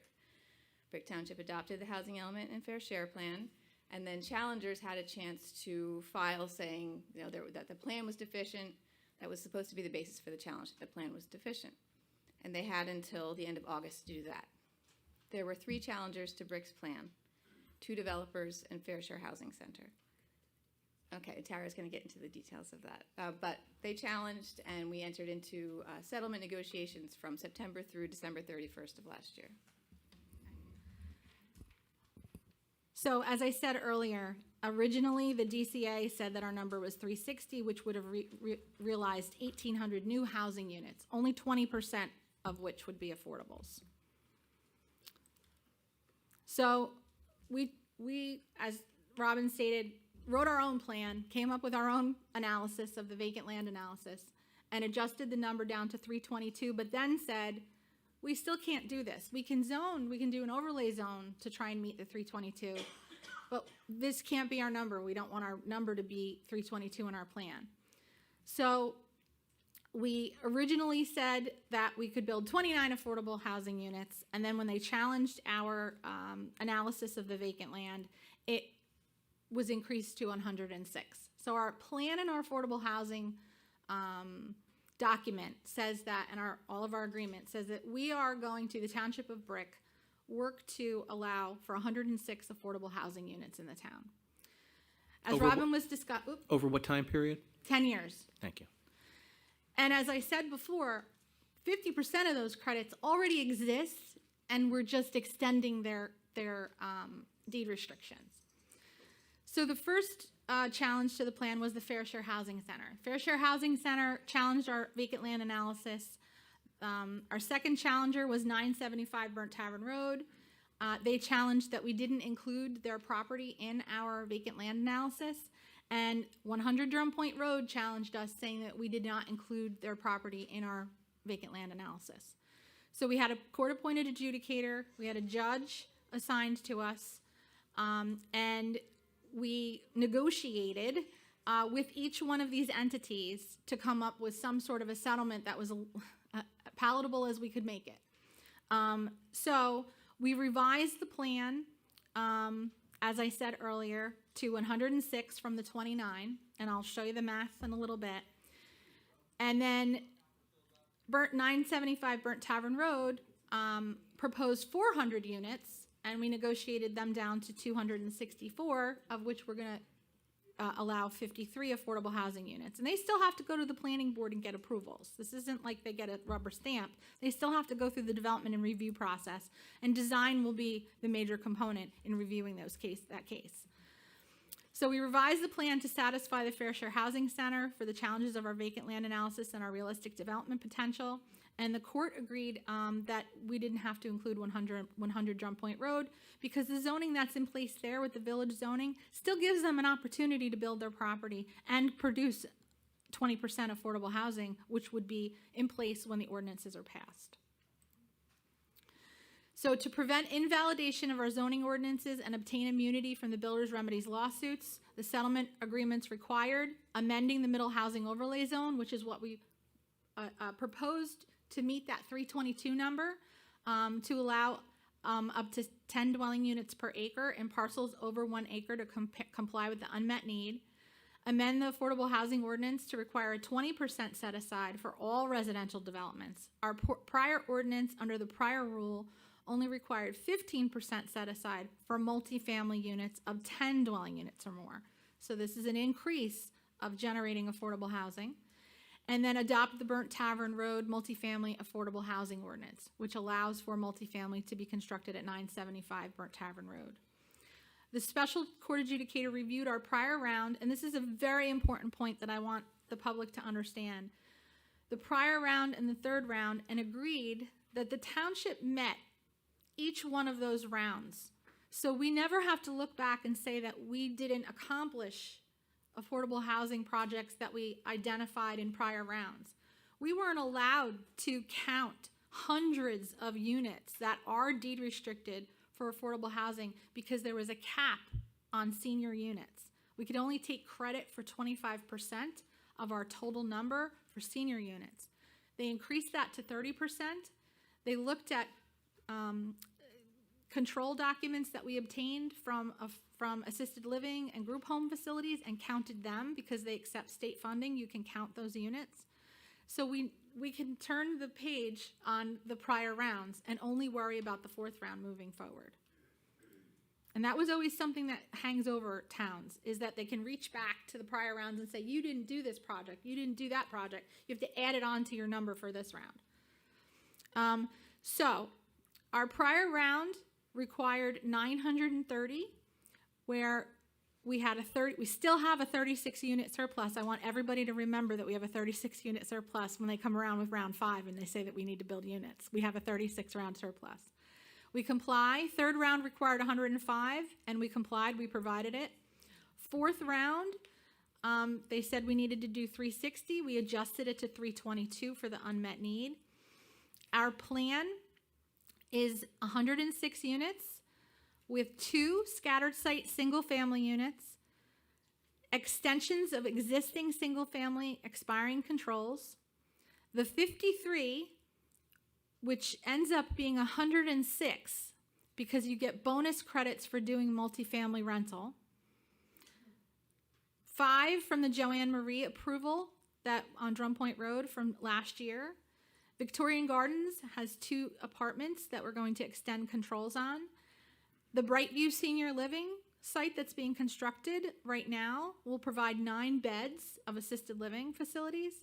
And then we have a lot of group homes, but we only needed to add 4 of them to get our total number of 147.5 credits. So that's 85 units plus 61.5 bonus credits.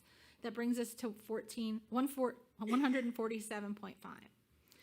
The other component is the unmet need. That's that 322 that we said we can't do. We had to adopt an overlay zone, and that overlay zone looked at properties. I worked with the planning board, master plan committee, and the council land use committee, and Robin and our township attorneys, and we looked at where could we have the least impact on our community by using an overlay zone. And we looked at a lot of the properties. The rule says that you have to identify vacant land, but you also have to identify land that is probably going to be redeveloped in the next 10 years. So we looked at a lot of the properties that are not in great shape, that we've had code enforcement violations at, that we know that are not doing so hot. And it turned out a lot of them were along Route 88, east and west, and a couple along Maniloking Road. And many of them are already multifamily uses. They're the little cottages, they're the motels and the hotels, they're non-conforming multifamily units that are apartments that never got approvals to be apartments from prior to zoning. So we looked at rezoning them to encourage the redevelopment of those units, which then will not be the net of the 322, which the 322 we only had to, I'm going to screw this up because this is confusing. You only have to zone for 25% of the 322, which is 81 units. So when we looked at the zoning and the build out, we had to make it for 81 units being generated there, not 322. So our best effort was to make sure that the plan had the least impact as possible to the Township of Brick. We didn't want luxury housing that's, 10 stories high. That doesn't fit in our community. We are a suburban household community. Even our multifamily looks like suburban single-family residences. We have cute little courtyards and cute little apartment complexes that you don't even notice when you're driving by that it's a multifamily structure. And that's what we tried to fashion the middle housing overlay zone to allow. We only allow for 6 units per building. We limit the height to 38.5, which is the same as the height in every other residential zone in the township. We required a parking space for every bedroom so that we don't have overflow of parking onto municipal roads. And we made it so that if someone wanted to build a single family home on these lots that will not trigger the affordable housing component, they could do that. You can build a duplex or a single family unit on a lot less than an acre. But the lots over an acre, you could allow 10 dwelling units per acre. So it is in our plan. It's posted on the website of which properties are identified for the middle housing overlay zone. Here's a map.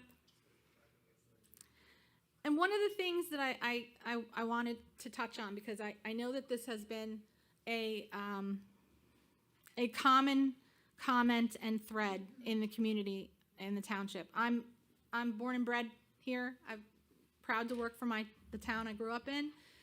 And what I hear all the time at board meetings and from residents is that we have too much traffic. We can't allow any more development. Well, build the roads, then build the houses. I hear you, and there's convenience in making the criticism without understanding the process. The process is there's the process. Hold on, sir. I'm going to ask the public to just remain cool and calm. They have the floor. They're presenting. Let's hear them out so we get all the data and collect all the facts. Thank you. So the fact is that the Township of Brick has not grown in population. Everyone around us has. And we have no control over them. We can only have control over ourselves.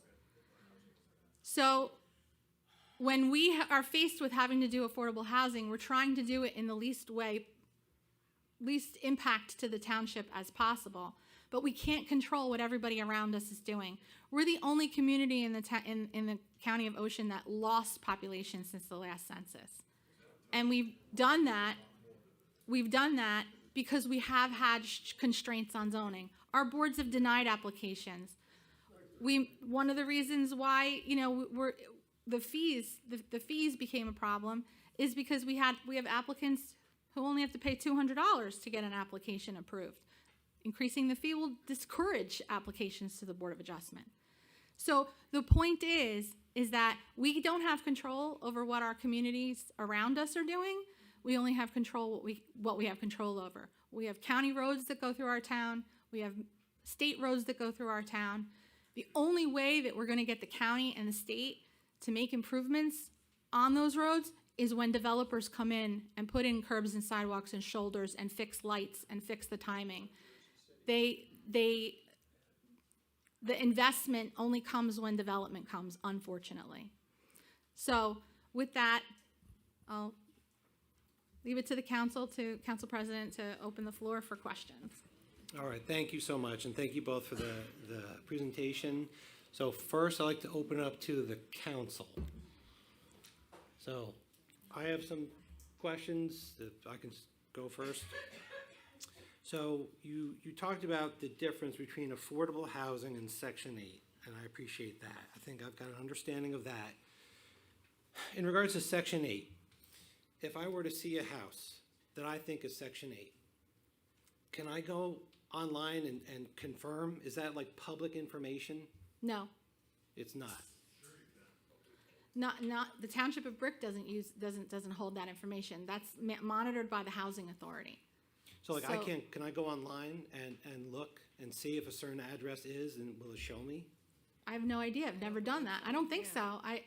Like I said, the Section 8 regulation is a contract between the property owner, the renter, and HUD. They don't list, like I said, the property could be Section 8 one year and not Section 8 another. Got it, okay. I could rent my house out for Section 8. But I would only be registering as a landlord. I don't think there's anywhere else that there's a registry that maintains in every municipality who is doing that. Okay, The Housing Authority administers Section 8 certificates for single-family rentals. So they would know, they would be the people that would have that. Travel with the tenant. Yeah. They're not linked to the property, but with the tenant. okay.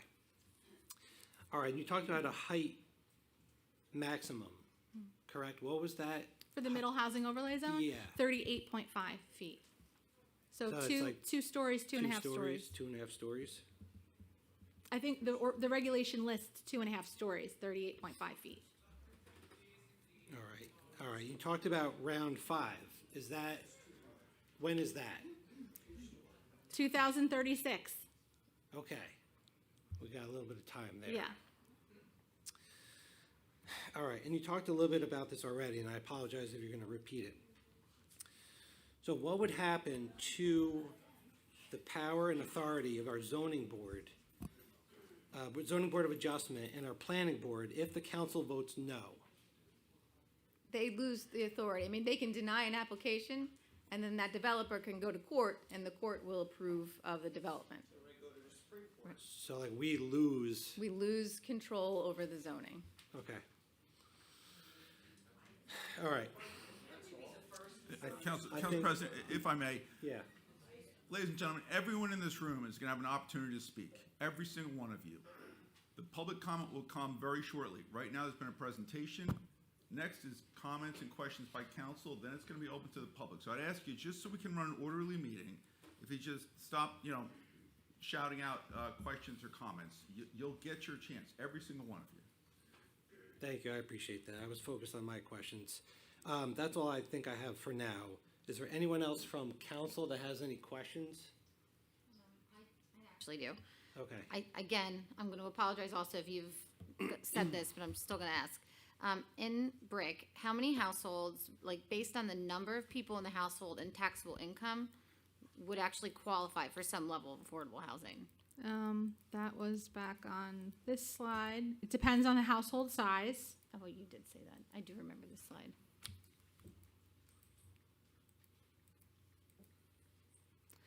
Let me see if I find it. So, single-family household size, 55%. Okay. So that would probably be most of, a lot of our senior developments. Okay. And then from a 2-person to 3-person to a large portion of the 4, 5, and 6-person would be 35.4%. Okay. And then the 4, 5, and 6-person households would be 29.6%. Great. Thank you. I apologize that I missed that So one. a third of the Yeah. residents in the Township of Brick would qualify if there was affordable housing available for them to apply for. And then one other one I had, you had spoken about the credits. So of the 149 affordable housing credits in the proposed plan, how many are secured by housing that already exists in town versus has not yet been built? Yep, let me go to that.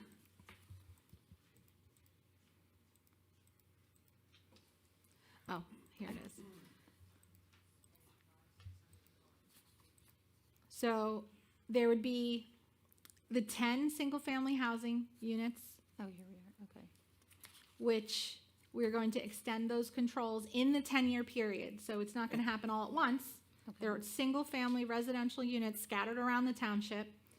And extending controls means nothing new being built. Nothing new being built. It's an existing home that people live in, that they own it as an affordable housing unit. But their deed restriction is due to expire in the next 10 years. So when that deed restriction expires, the township's affordable housing administrator, Homes Now, Inc., will negotiate with them using our housing trust fund money, affordable housing trust fund money, to extend that control for another 40 years from when so if it expires in 2034, a year before the end of of this round, it'll be extended till 2074. And we won't have to build a unit. Got it. Okay, thank you. I have a question. I didn't answer, I'm sorry, I didn't answer the question fully. There were the 10 single-family residential units. Then there's 2 at Victorian Gardens Apartments. And then there's the group home facility. So those are not new construction. Those exist today, are living, somebody's living in them, and they'll be extended. Sorry, Councilman Rena. Thank you. Is the density in this plan increasing from 6 units per acre to 10 units per acre? From the original drafting of our middle housing overlay zone, where we had 6 dwelling units per acre as our threshold, it's increasing to 10 dwelling units per acre, but only half of the properties are going to be allowed to be built at that 10 dwelling units per acre. It's only the properties over 1 acre that'll be able to have that 10 dwelling units. Anything less than that can only be a single family or a duplex. And did you say- Understand, but that's still almost doubling the density on where that's permitted. Didn't you say that many of those parcels that are part of the middle overlay housing zone are already non-conforming and more densely developed? Yes. Than that 10? Yes, like, for instance, like the Gaslight Hotel Right. has 15 units on it, and it's So not if even a anybody full acre. were, because all of this is potential, the whole middle Right. overlay zone is just the potential to develop. If they were to develop, the development density would be reduced from what it is today. Potentially, Got it. yes. I mean, you don't never know what someone's going to propose, and 10 is the maximum. They might not be able to do 10 based on stormwater, based on the parking requirement. But it could happen. It could. It absolutely could be 10 dwelling units per acre on those units over an acre or more. I've got some questions. Properties over an acre or more. You mentioned that we have a lot of group homes. Mhm. Have all these group homes been included in this housing number? Not all, most. Why? Because you can only take, so of the affordable housing number, 50% of them have to be for families. So groups homes aren't counted as family living.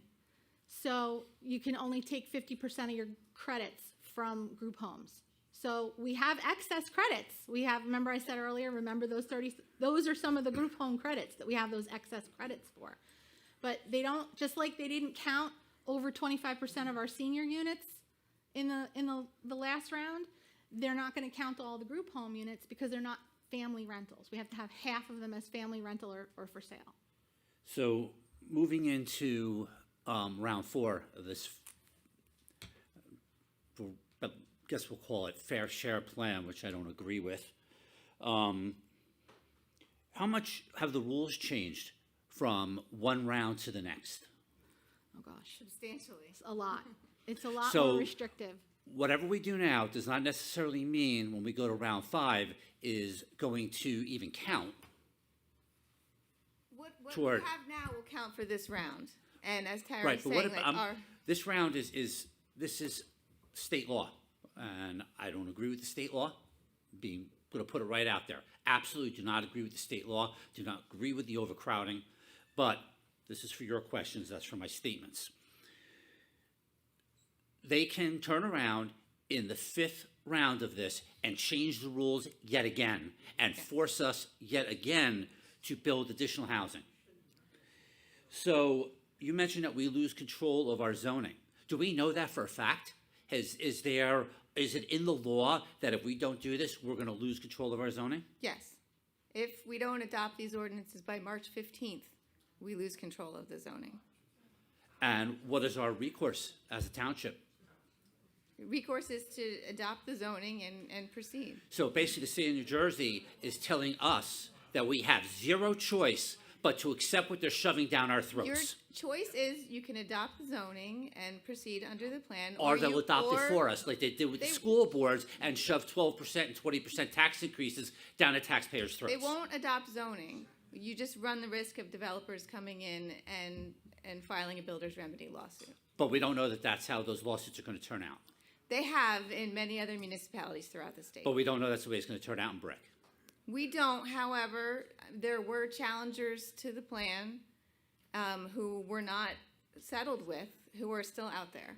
And if there's one and there's an opening, I can imagine there will be others. All right, very good. Councilman Cohen, I just want to point out, remember, the state of New Jersey thinks that we can accommodate 1,800 new units. I don't know where they think we're going to put it. So if we leave it to the judges in the state of New Jersey to make zoning decisions for us, I wouldn't want to take that chance. Noted. Thank you. Ms. LeBeau, can you maybe just explain a little bit more fully what those builders' remedy lawsuits are and what it means for us to maintain immunity from them? The builder's remedy lawsuit would be a developer who would come in, say they have a piece of property and they want to develop it at double what the density is. And they get denied at the local level. If we don't have immunity, they can then go to the Superior Court and say, Brick Township has not complied. Brick Township is not providing a meaningful opportunity for affordable housing, and I can do it. And I would like to do 20%. So they'll build 80% luxury units and then 20% of affordable units, and the court will approve their plan. And if we do have immunity? They won't. They won't be able to sue. They won't be able to bring it. So it's immunity that effectively That's delivers the power to our zoning board of adjustment. Correct. To do things like deny applications. Because especially when applications don't conform with what all of us, everybody in this room and everybody watching this and everybody in town wants for Brick Township. Correct. What could happen? I know a lot of people are aware of this particular address. Perhaps they participated in the Zoning Board of Adjustment's review of this application. At the 100 Drum Point Road location, for example, if we all voted no tonight. The application that was denied, which was for double the density, it could go for that, or it could be more. Because what they were proposing there was, I think, a mix of townhomes and apartments. It could just be apartments. They could try and maximize what they're able to put on that property, and the density could be far above what the township is planning for. Okay. Thank you. So what other risks are there of us not coming to a resolution with the Fair Share Housing Center? That's pretty much the risk. The risk is the loss of control over zoning and the loss of control over the development of the township for the next 10 years and beyond. I have one follow-up question. So that worst-case scenario, is that guaranteed to happen? No. Thank you.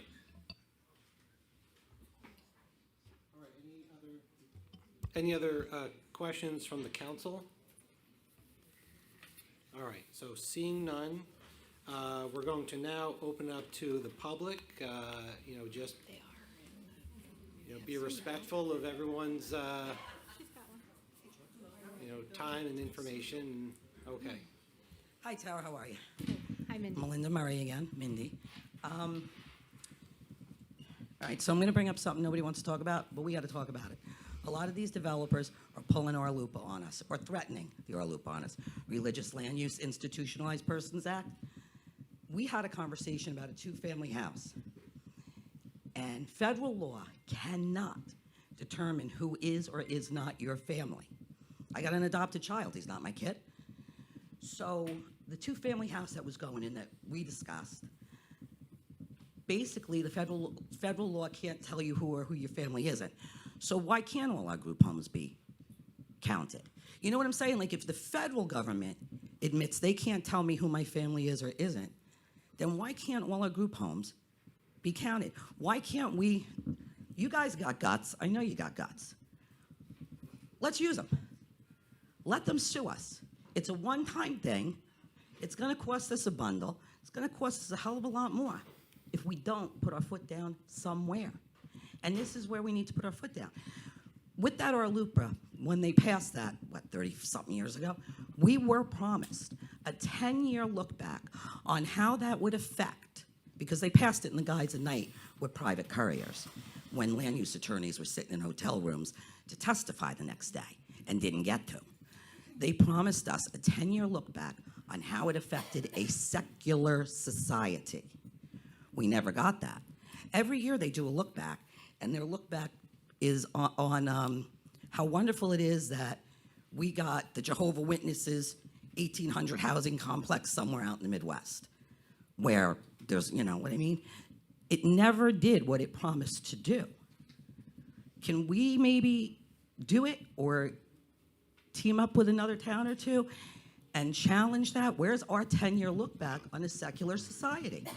And if you can't tell me who my family is, and I'm living with this person in a group home for the last 10 years. I was in an institution before, right? Say that? I was in an institution, and my cousin, or Judy over there, she moves in with me. You can't say she's not my family. I've been with her longer than I've been with anybody else, right? So we have 5 group homes over there behind, and they're not 40 years old by any means, behind St. Thomas. So if they're counting one of them, and the federal government can't tell me who my family is, then why can't we count all 5? We are counting a lot more. That's only the one in the round 4. We've I think, I'm not sure exactly what the number is, but it's over 20 group homes that we've counted for the round 3 and the prior rounds. That's how we filled in the gaps from the things that we didn't So all of know. our group homes technically are counted? Not all of them. Remember I said we have surplus? For what, round 5? For round 5, we have surplus of 36. Those are for group home facilities. So, I'm not an expert at all on our LUPA, but I'm not claiming to be a legal expert, but I certainly have studied it the last 30 years. And what I'm saying is, like, if federal law, even without that, if federal law cannot tell me who my family is, right, now I understand what then, you're saying. You're saying why are they making the regulations so that 50% of your number has to be families? right? Because and group homes aren't you know, counted as families. yeah, they should be. I guess it's just the way that the law was defined, number one, and number two, group homes have to be licensed facilities. They're not a single family. But it kind of contradicts itself. You know what I You mean? have a The law point. is contradicting itself. So yeah, it's going to cost us. It's going to cost us money. It's going to cost us a lot of money. But it's better than. It's going to cost us a lot of money when we get a bunch more kids in school. I work for the school. I know our enrollment has gone down. Yeah. We're seeing it go back up. And we put these homes in, it's going to go back up. Kids need money. Old people need money and services. Right? So why can't we, attorney, ask the federal government to give us our 10-year look back on how our LUPA affects a secular society? I'm not sure about that. The regulations were challenged. There were a number of towns that got together and they had a consortium and they challenged the validity of these regulations, and they went up to the United States Supreme Court and they were denied. So I will say. They were denied because of the way they went about it, especially like Nyack and that area, okay, the little hamlets. Everybody in one town actually made their their houses, churches tax exempt, like the majority of the house, and it didn't work because there's very deep pockets. And I don't care. I think like a lot of judges' pockets have no bottoms, just like priests. So is that something you would consider? We are supposed to have a 10-year look back. 30 years ago, we don't have it. And until we know how that affects a secular society, we can't just roll over because we're afraid to go to court. We're afraid what it's going to cost us. It's going to cost us a lot, 1 or 2 times, to set it straight, instead of costing us more and more and more and more and more. You know what I Thank mean? you. Thank you so much. I just want to make sure we have enough time for Can you, everyone. can you guys, will you consider that? Will you consider being the balls on the forefront of New Jersey? I mean, No? maybe. All right. All right. Karen Thomas, 21 Blue Spruce. So on the corner of Burrsville and Jack Martin, they're putting in, I don't know, I think you mentioned what the name of it was? Brightview Assisted Living. Brightview Assisted Living. It's ginormous. I mean, they are putting in hundreds of units there. It's a 190 unit assisted living. So out of that 190, Well, actually, it's 97 assisted living apartments and 100 beds of assisted living. okay, So they're, people less than. and our credit for that is 6. Well, yeah, it's 6 plus we're capped. Remember I talked about the cap? Yeah, They're required to, so the federal law says that you have to have 15%, if a facility, an assisted living or a nursing home accepts Medicaid for their clients, they have to set aside 15% of their beds for Medicaid recipients. And those Medicaid recipients they qualify as affordable housing. So that's the 15% is the 9. okay. But, so we have excess group homes that we can't count for a lot of that. We have excess assisted livings, which are going up like crazy, which we can only take a certain percentage for that. So, and because we have this open land, I live off Van Zyl Road. I've been there 30 years. We have seen such an increase in traffic. I mean, I call it the Garden State Parkway. It's like you pull out of our development and it's like taking your life in your hands. Burnt Tavern Road. The minute that light turns on the corner of Van Zyl and Burnt Tavern Road, that traffic backs up immediately to Greenbrier 1, like within 2 minutes of that light. So can we do a traffic study? Will that help us with coming to, trying to deem that that area is too densely populated and not count that land? That's not I mean, part of I the don't know anal- who to address that question to. So, unfortunately, the affordable housing regulations don't factor in traffic Well, it's- analysis. Right, but it's factored That's- in by how much open land you have. Right, as a municipality, as the whole township. As the whole township, not just open land in that area. And they don't count all of our parkland. That's why we have such a robust open space preservation program, because we want to preserve what's left. Right. Right? So, and they don't, those acreage, the acreage of in the affordable housing plan, you don't count that as vacant land. It was privately owned vacant land that they counted in determining our vacant land supply. So traffic, unfortunately, isn't an analysis in affordable housing regulations. That gets reviewed site by site when development applications come in, or when the county engineer and the municipal engineer work on problem areas and trying to time lights and, fix. But those problem areas can't be addressed until after. Addressed how? Light timing? I'm not talking about light timing. I'm talking about a densely populated area that the schools are overcrowded. The roads are overcrowded. And to put in another development of that many units in that one area off of Burnt Tavern Road it's just detrimental.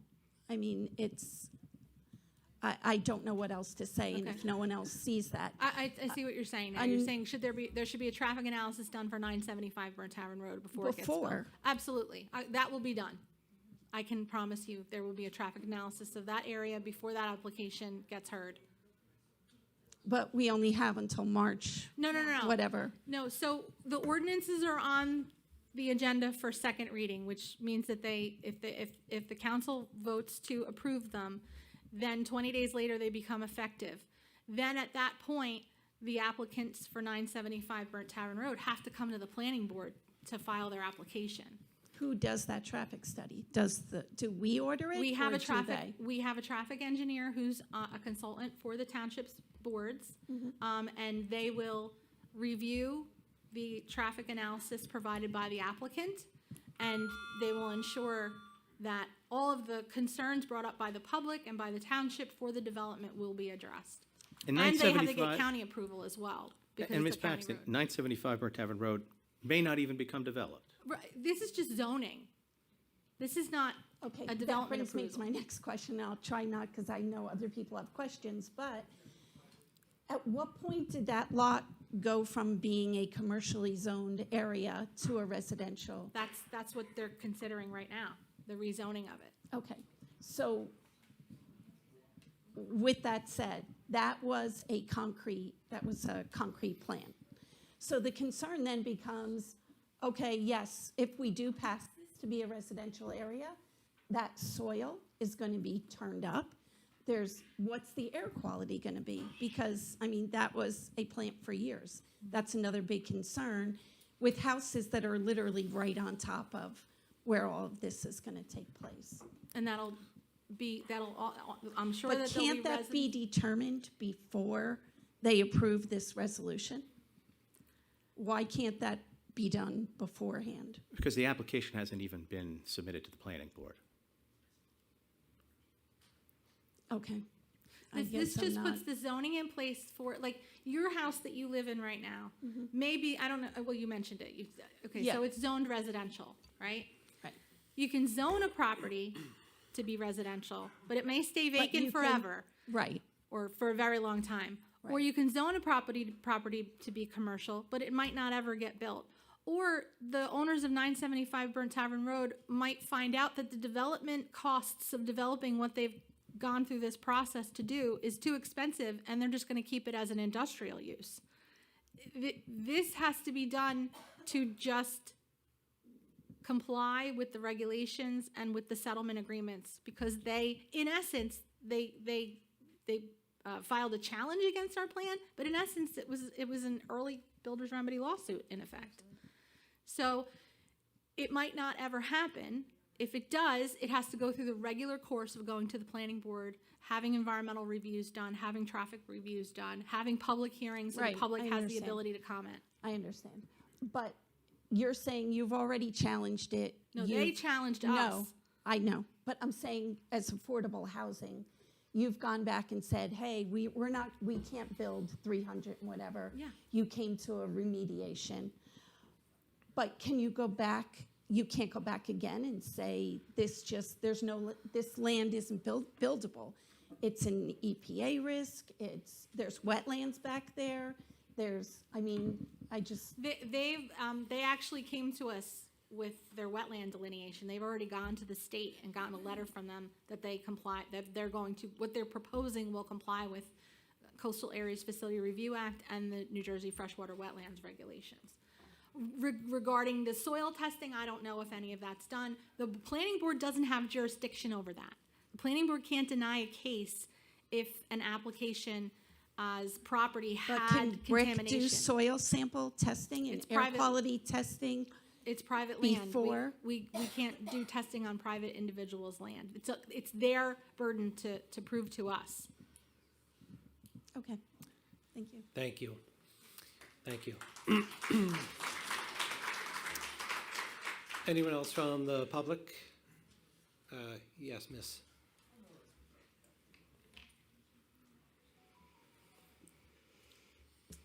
My name is Jane Colrankin. I've lived in Brick since 1968. I taught in Brick for 35 years. I live in Herbertsville, and I use Burnt Tavern Road, and I love it here, in spite of the property taxes. But my concern, and this woman that just was up here, and she did a wonderful job, is the environmental impact, the impact on infrastructure, and the impact on our town. I love it here, and I don't want to see us become an inner city. So I would just like whoever has the power to relate that to the powers that be, and that would make me very happy as a citizen. Thank you for your time. Thank you, Jane.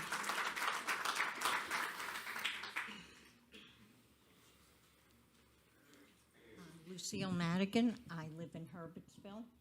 My question is, number one, how many of you live within a half a mile of 975? I think the Burn three of Tavern us live in Road? Herbertsville. No. How many of you live within a half mile of that?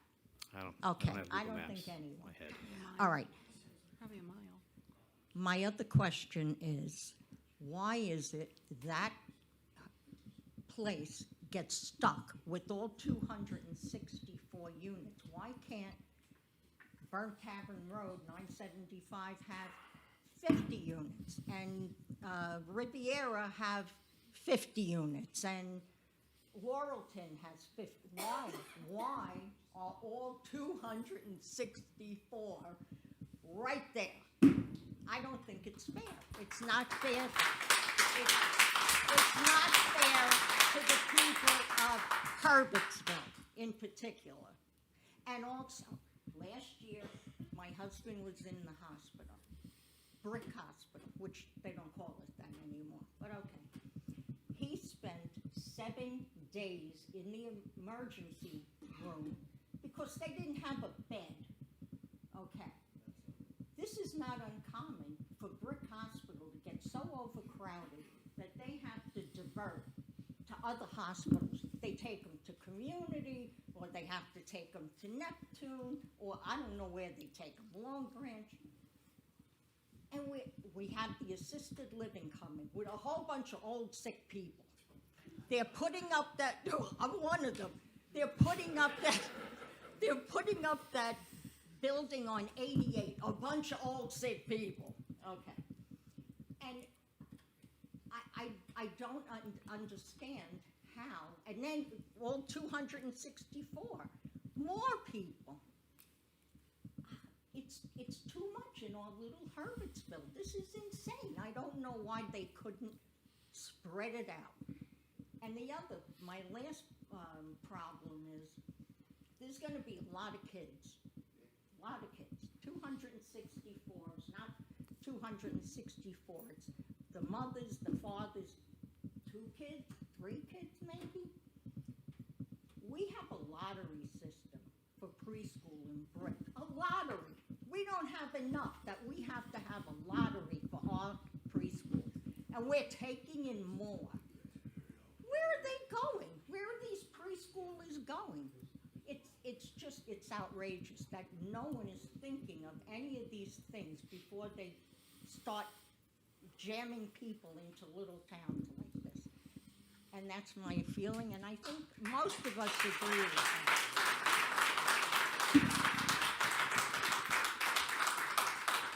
So, your answer. What are we gonna do with all the old sick people and the new people from the 264 There were 3 and all the questions, little Yeah. preschoolers? So Robin will start with the first question.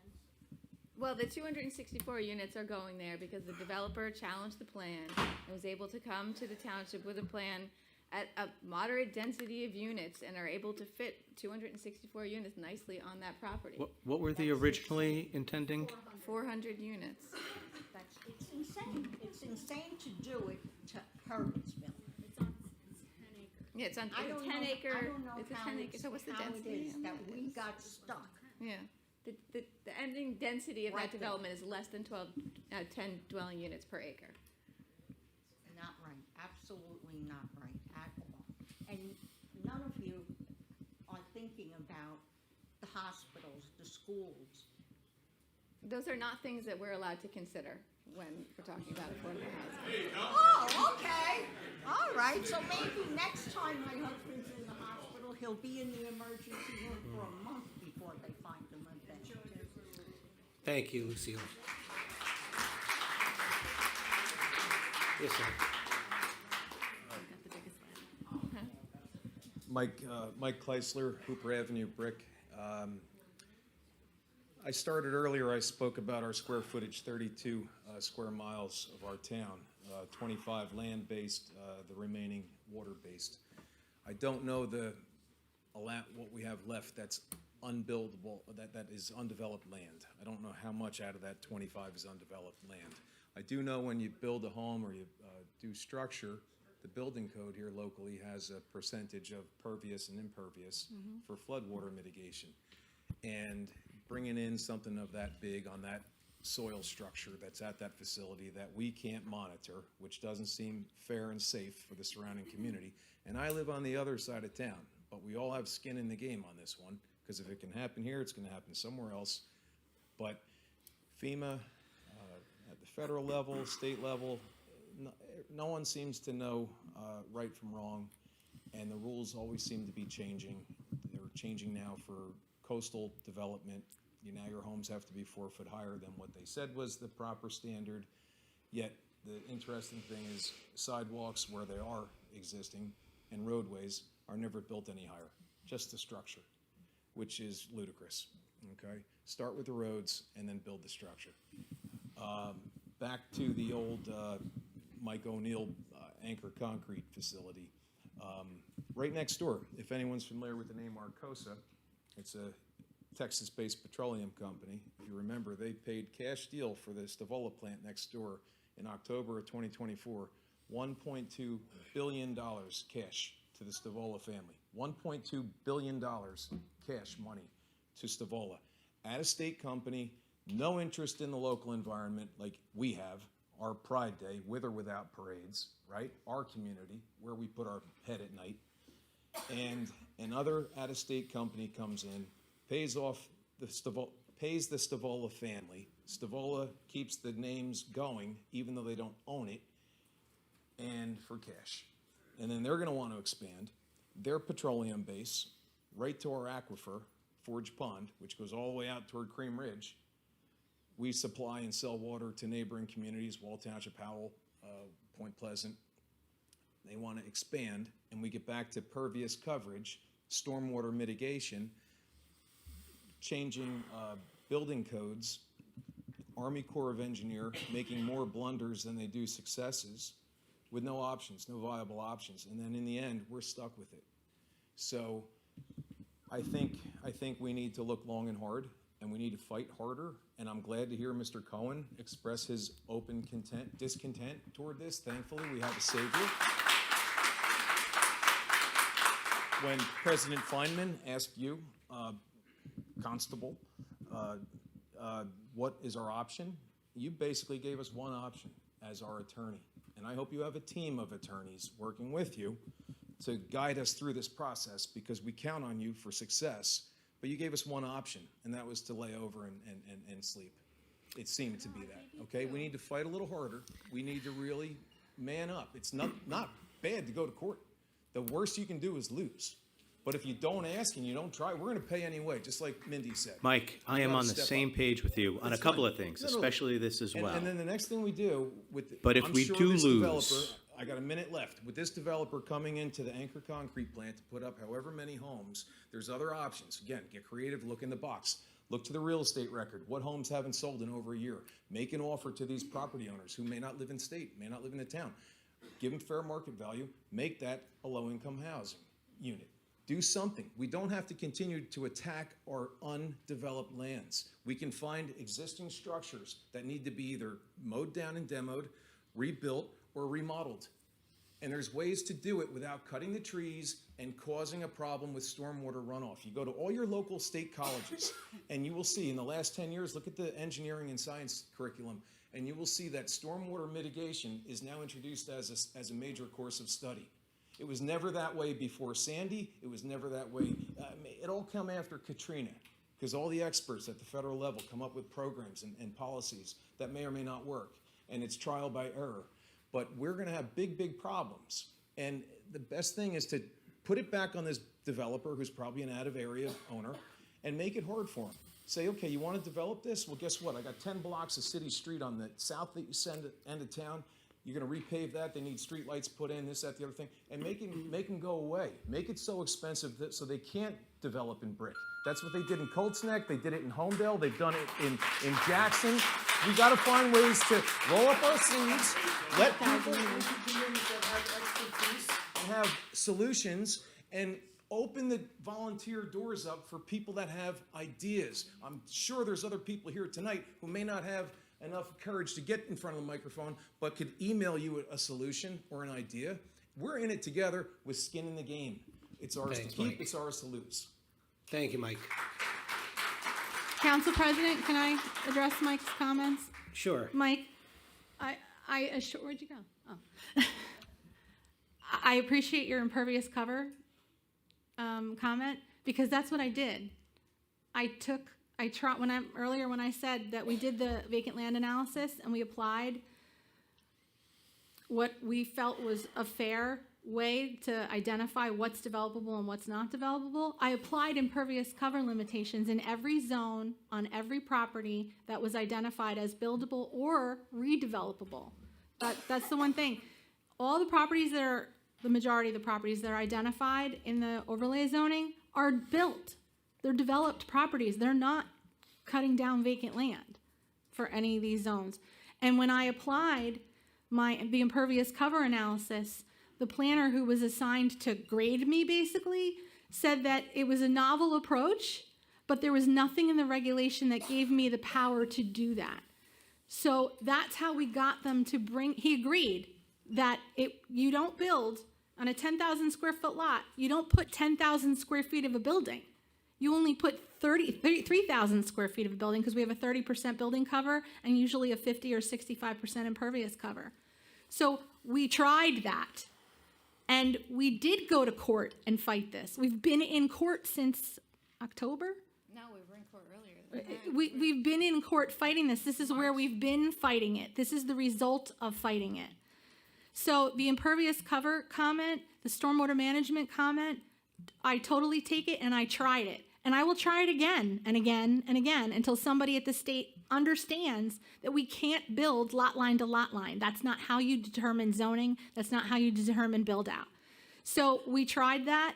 We got them to acquiesce a little bit because we were so tenacious in our arguments. You've met me before, you know I can be annoying.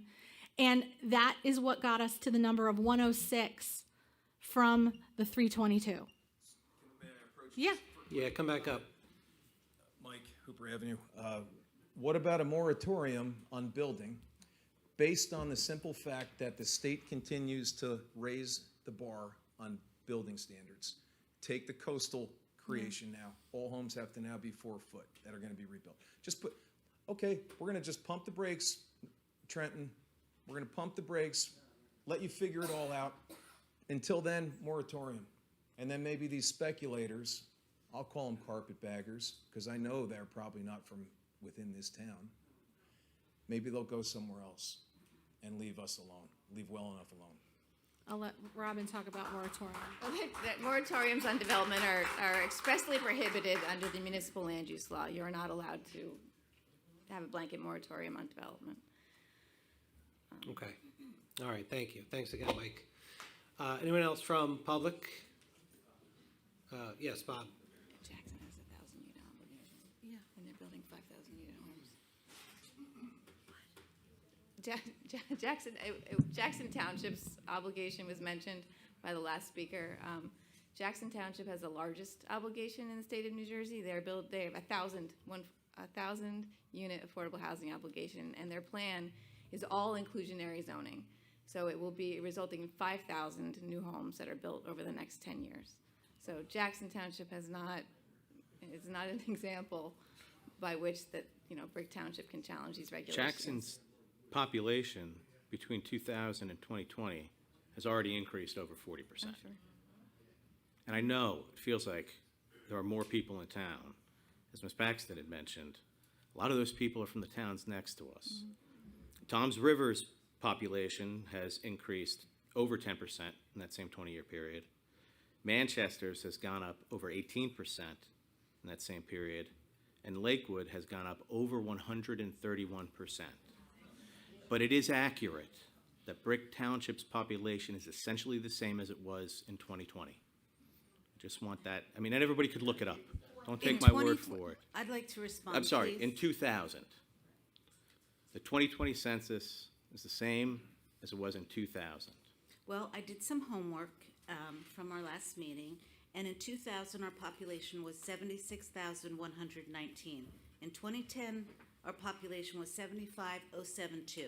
In 2020, the population was 73,627, but in 2024, our population was 76,629. So I just want to make sure those facts are known. And that I shows an grant you those increase. numbers, absolutely. That That's shows an increase in population. 500 people against 76+ thousand people.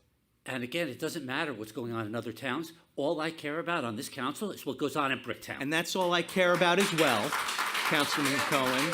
But you do not care about what happens in Brick if you vote to waive our immunity and allow developers to develop what is being developed in every neighboring town. And I What we disagree need with to you. do, as distasteful as it is, and believe me, I do not want to swallow this bill, but what we need to do is come to an agreement with the Fair Share Housing Center, resolve this, so that our zoning board of adjustment has the power to do things like deny the application of 100 Drum Point Road.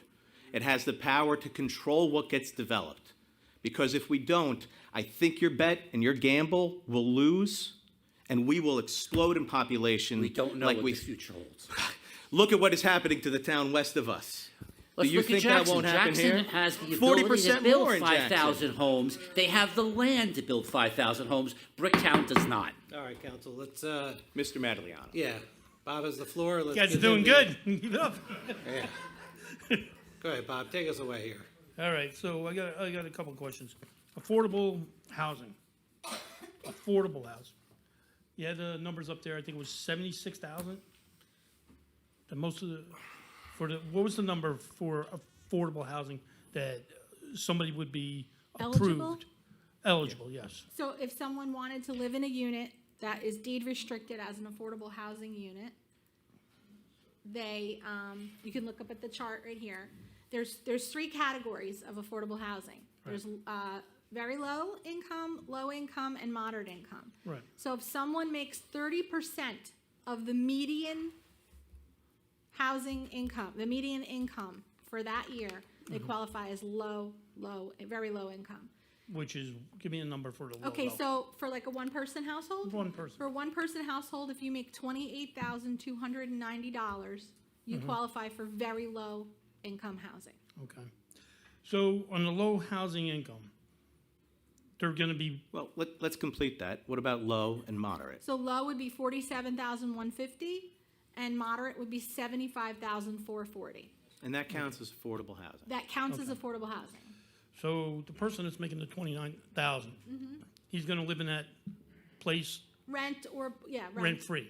No, They're not rent-free. no. So he's making 28,000. What's his rent gonna be? Rents are established by the state of New Jersey By the state. every year. And the rents are established based on that individual not paying more than 30% of that income on their housing. Okay, So if they make, say they make $30,000, they can't spend more than, what's 30%? $9,000 a year on their rent. Okay. So that over 12 months, that would be what their rent would be established at. so that is controlled by the state. Correct. We monitor it. The state So- controls it, so if I was a landlord and I said, I'm raising everybody's rent $100, it does not happen at all. No. Okay, There are increases as median income increases every year. So it can be increased every year, but no more than 30% of what they make can they be charged. It's based on income, not market rate. okay. So you said it's in Ocean County and Monmouth County, correct? And Mercer.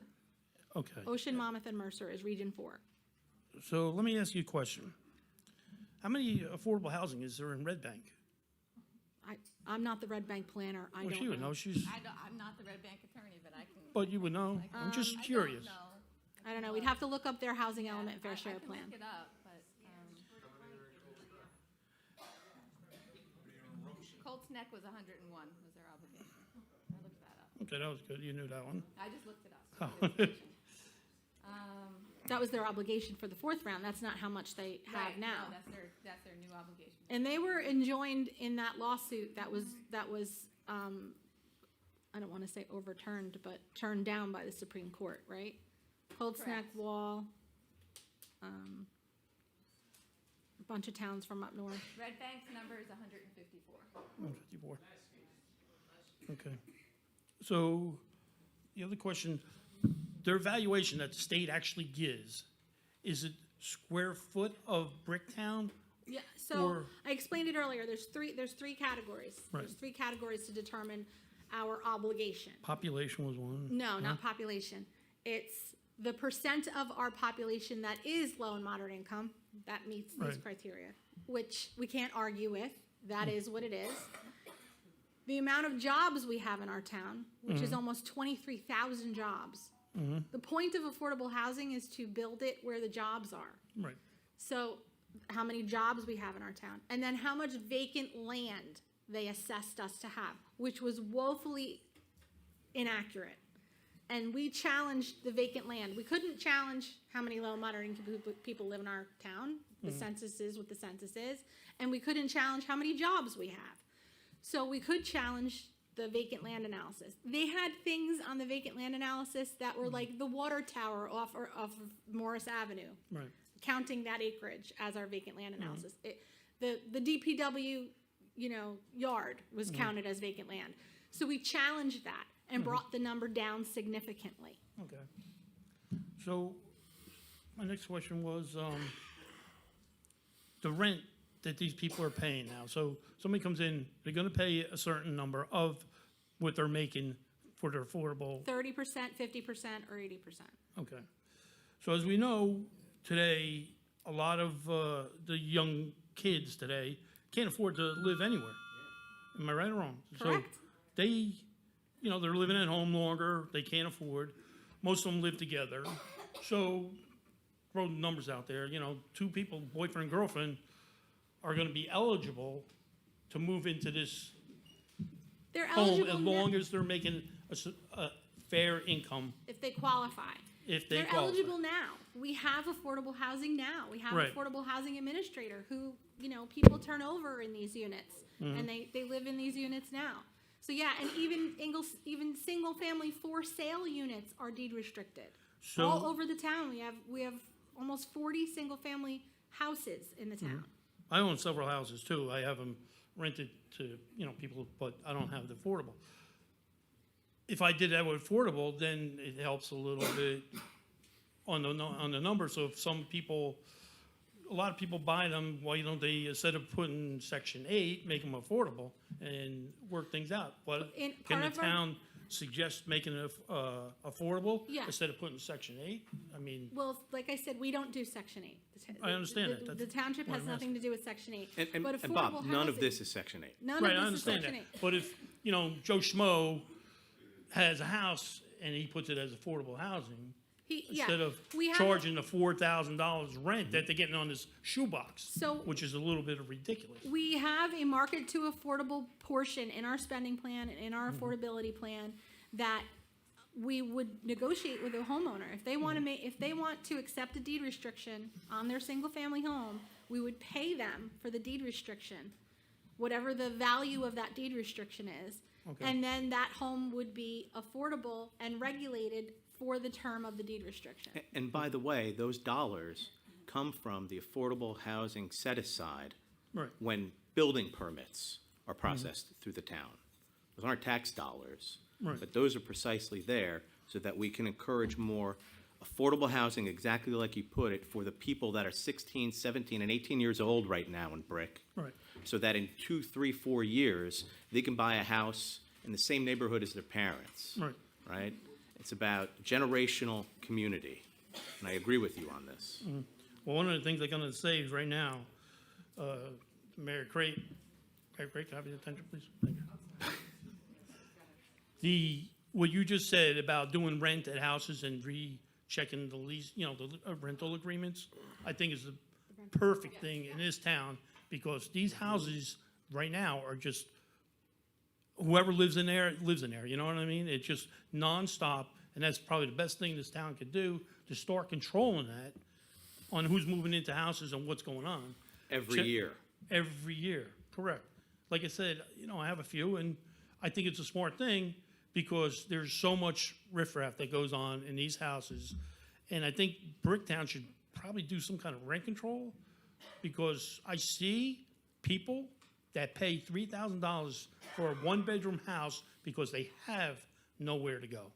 So on the Affordable Act, it's good for that person, but, you know, as far as the other, I just want to see Bricktown stay good the way it is and stop the development.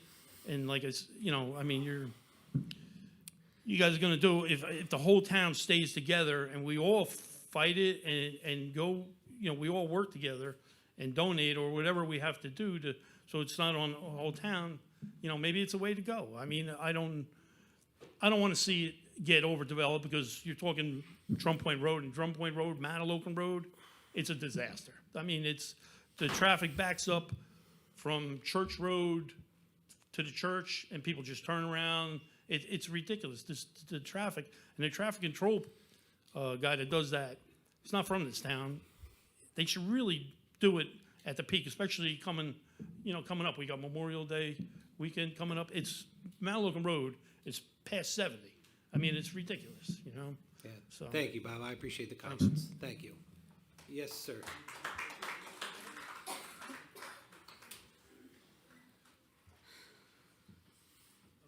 For affordable housing. My name is Bert Kears, 39 Red Maple Drive.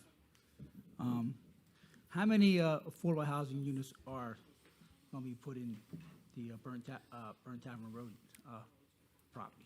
What's in the Proposed. settlement agreement is 53 So there's going to be 53. affordable units, and it In- has to be broken in the up Burn to 3-bedroom, 2-bedroom, and 1-bedroom, and low, and moderate. Okay, now you said How many that- credits do we get for that? 53? Double 53. So We get what, 150, that's 6 credits. 106 credits. Okay. Now, you say there's going to be 1 person, 2 person, 3 person, all the way up to 6 people per apartment or No, housing, the or bedrooms, housing. 3 bedrooms, 3 bedrooms, 2 okay. bedrooms. No more than half can be 3 bedrooms. How many people can be in per bedroom? Well, that's not, do you know those We got to rules? talk about this. This is serious. 2. Okay, so you have 2 people per bedroom. So that means in each unit you can have up to 12 people. In the 3-bedroom units, yeah. Right. No, 6. Yeah. 6 people. In the- Okay, now, so 6 people. What's the percentage of 2, 3, 4, 5, or 6 per develop out of those 50 things? It's going to be 1 person, 2 person? What's the figure on that? So Okay. Well, we don't know how so many we get an people are idea. going to live there. So- It's She not should even know- been built I think yet. she- but I think she knows. I'm sure She she knows how figured many it out. bedrooms there will be. It's in the housing affordability Yeah, controls. I know you got it there. So I think 50% can be 3-bedroom, so that would be 26 units could be 3-bedroom. So And that's 6 then times there has 26. to be 13% 1-bedroom? Yeah, 50%, I think it's 13% of the very low. That's 7 are 1-bedroom, and then the remainder are 2-bedrooms. Right. So, I Can be mean- 2-bedrooms. I mean, They so could be it- 1-bedrooms. So it could be a lot of people. That's what we're saying. Well, but you're forgetting the 80% of the units, which could also be 2 and 3 bedrooms. Right. It's not just the affordables I that know, are going to be. right? That's what I'm saying. So it's going to be a lot of people living on that property, right? yeah, Yes or on no? 10 acres. Just tell us the truth. And I'm good. You know? Yes or no? It could be 264 people, or it could be more than that. Could be how many people? 800? How many? Tell me how many. Just do the math. Do the math. 6 people per house. Do the math. What do we got? Tell us. Be honest with us, please. That's all we want. I mean, does that information exist? Because it's not, it doesn't exist. Well, we can look at the worst scenario, right? Yeah, the worst case scenario, we get sued. Okay, And then they I have understand what you're complete saying. control over I doing know what all you're sorts saying of about the other. crazy I'm not stuff. talking about the other side. I know what you're saying. I agree with you that. Yeah. Only because I don't want to get screwed. Me If neither. that's true. Now, wait, I got another question for that. I got another Just to question. do the math, right, because I think it's a fair question. Yeah. In the potential development, which hasn't even gone before the planning Right. board yet, if you were to presume all 80% that were not affordable, all maximized to 3 bedrooms, which I don't know that they can fit into the actual footprints of the buildings that we forced them to constrain themselves to, I mean, you'd be looking at, I don't know, 1,400 people, 1,300 people, potentially? 1,266 Thank you, Okay. 1,200. And how many kids would that be? I'm just saying. You got to divide that by 3, okay? Divide by 3. Yeah, but it can be no kids. I know, but what I'm And saying it might is not get built. the schools are going to be overrun, okay? It's crazy. I mean, I right? don't The taxes are going to disagree. be going up in the schools. We're going to have, if it's apartments, we're going to have to pay the taxes because they don't pay taxes. Then the developer is going to strike a deal with the town, okay, and pay us a cut rate. That's how it works. They You know will not that's how it strike a works. deal with the town. But that's how it works. You know that. They will not Tim and strike a Riz deal work with the that way. town. I'm telling you right now. That's something I'm within a our RZA purview. owner. That's how They it won't works. strike a deal So, with the town. the taxes, we're going to get stuck with it. We're going to get stuck with everything. That's why I asked about the planning board. I mean, the guys that work there, their jobs are going to be way overtaxed with all these people. They can't take care. So they're going to have to hire more people, more cops, more everything. And the taxpayers, we're going to have to pay for that. Ms. Not you, Paxton, and not will you, the development okay? generate Nothing against you. tax Nothing revenue? against you. I'm just saying. I am a taxpayer. You live in the town? My whole life. Then great. Then you should understand then. We You should do. You should feel my pain. Okay? All right. We do. We definitely Okay. do. So talking about that. Now, if you say they're getting a 40 years, so the low-income housing has to Deed stay, has to restriction. stay there 40 years, Correct. right? And then what happens after the 40 years? So it could revert to market rate, or we could do what we're doing in this round and extend those So controls. convert the market rate for who? For the homeowner that's been paying their mortgage? Whoever, These are you talking about the? either one, either rentals or mortgage. It depends on what the developer's going to do. We don't even know what he's going to do yet. Like you said, we don't even know. This is a multifamily rental project. Okay, so this is going to be all apartments, Correct. right? Or multifamily. It Okay. might be condos. It might be townhomes. I'm very against that. I'm very against that. Now, how high are these apartments going to be?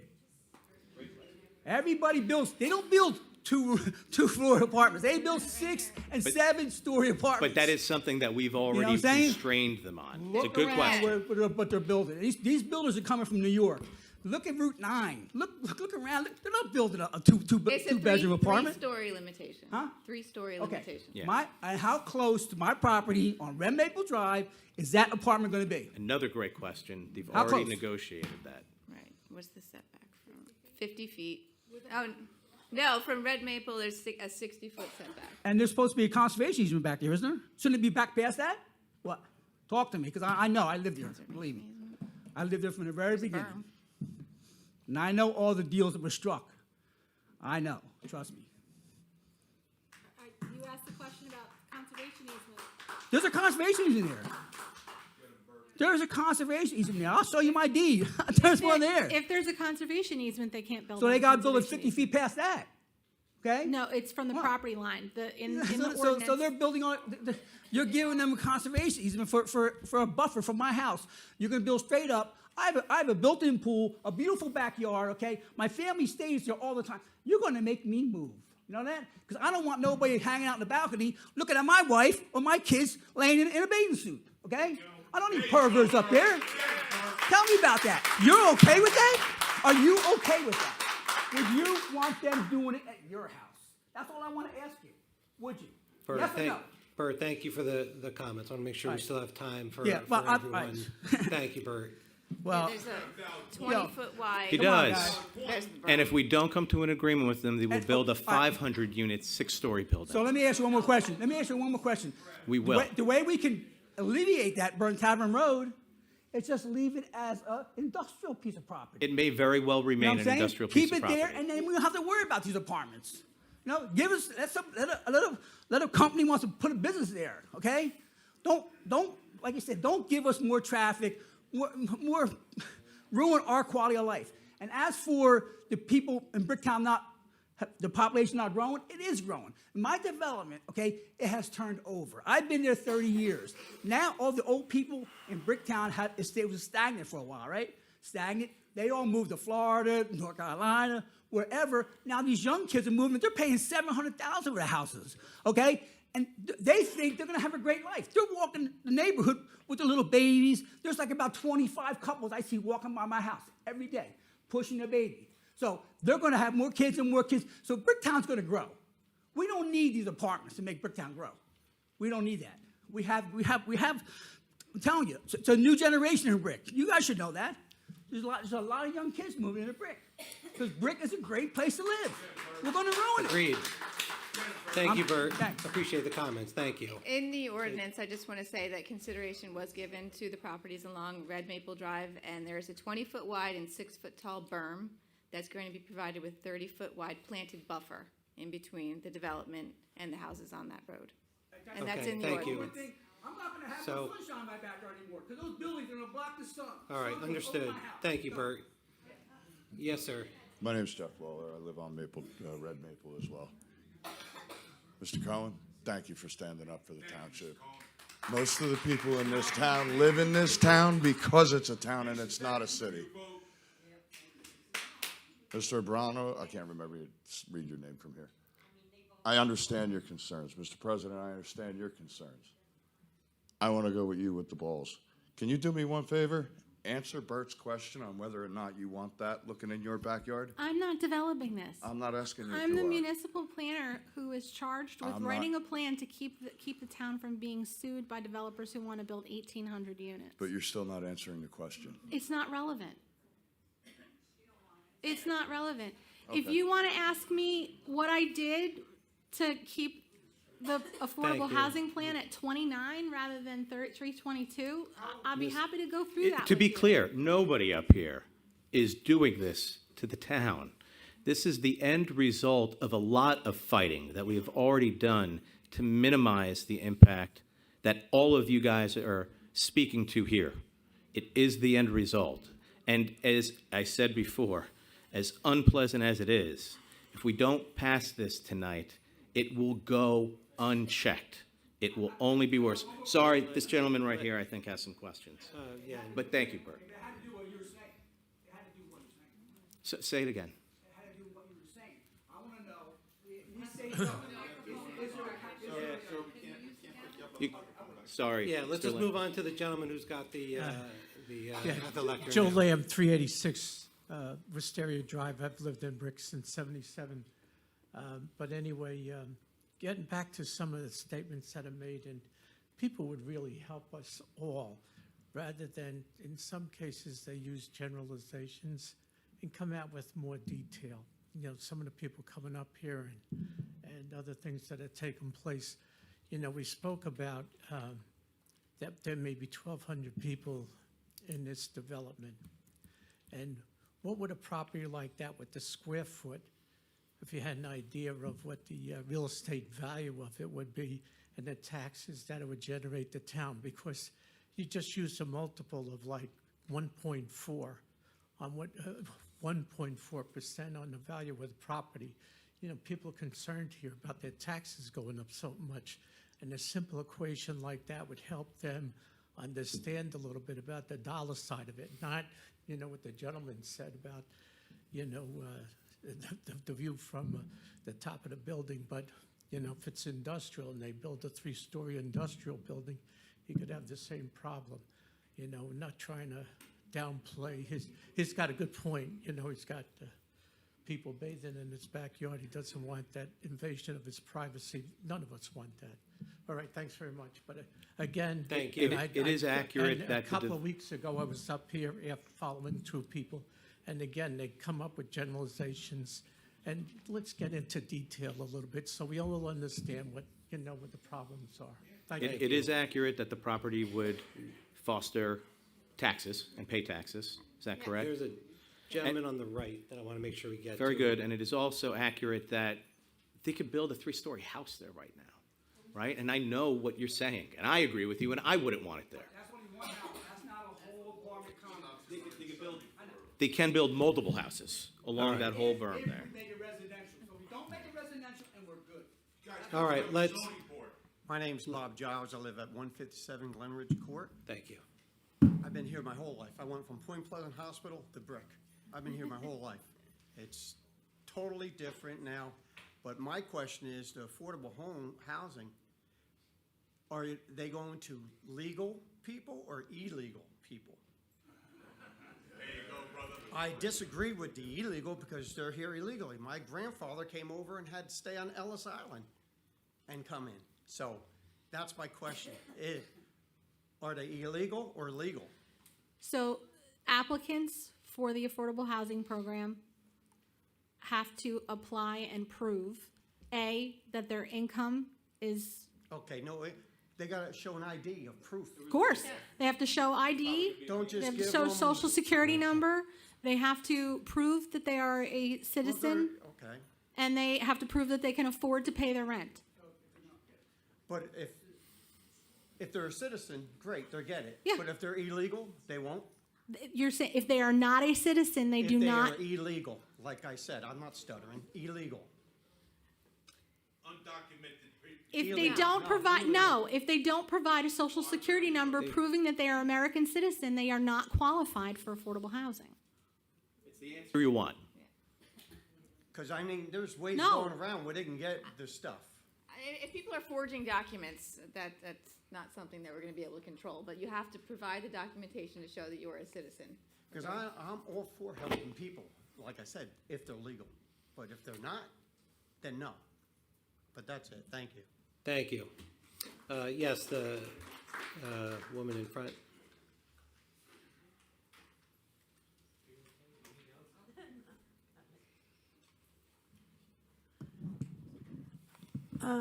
Few little questions.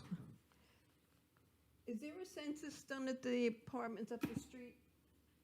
Like, do they check the people's incomes stay the same? Like, do they always qualify, or once you're in it, you're in it for life? You mean at the Chambers Bridge residence, the affordable housing? You do not have to re-qualify. Once you have qualified the first time and you're a resident, you have a signed lease, you don't have to reapply. So if you're making $90,000 or $100,000, You can still stay there. boy, I'd be happy if I was making nothing and knew some broad made 90,000 was living there. Is there any building regimentation that can be done before anything gets agreed? Like, can you say, Burnt Heaven Road, you can't build anything more than a two-bedroom house? No, the ordinance, the ordinance, we're gonna look up the ordinance. I have the ordinance here, but even under the regulations that are applicable to all affordable housing in New Jersey, 2 and 3 bedroom units compose at least 50% of all restricted units. And at Because least, we're talking about schools, but I don't think there's a lot of kids that go to school anymore. That's a passe thing to them. But they drive. I know on my street, half the houses park on the street. And if you have 100 and something residences over there, and there's 4 or 6 people in that house, where are they gonna park? You mean at the Burnt Burnt Tavern Tavern. Road site? So they have to comply with the residential site improvement standards based on bedroom count for how many parking spaces. I'm not sure. complying with RSIS. Yeah, so I don't know off the top of my head, Melanie, but I think it's 1.5 parking spaces for 1 bedroom, 2.3 for a 2-bedroom, and 3 for a 3-bedroom. And then they also have to factor in visitor parking, which I'm not, that's usually the engineers that do that, not the Factors in planners. things are the ones that are parking on the street. What, I'm sorry, There what will did you be say? substantial parking. Yeah? Okay, come by 7th Avenue the next snowstorm. But that's not at this particular, I understand. My neighbor across the street's got 9 cars. Well, they shouldn't be Right. allowed to have, and they should have had the police, instead of monitoring snowplowers, have the police dragging those cars out that were parked on the They streets. removed the more, they put 2 of them in my driveway. Us as neighbors made sure that those cars were off the road. I understand there's parking on the street, but at this particular development, there's not gonna be parking on Burnt Tavern Road. You say that now. Thank you. Any other comments? Gentleman in front with the gray shirt, yeah. I know what you guys are up against. Thank you. I do. And I get your point. They take away our zoning, they're gonna do anything they want to us. But there's gotta be a different way. There has to be. We got a lot of strip malls that are empty here. The ShopRite Center over there was empty for how long? Why didn't we do something then? Because right there at that, and where you're putting that, You're impacting my quality of life. Okay? I grew up in Union County. I escaped that place to here 30 years ago. You know what? You're turning it into Union County. Come on, guys.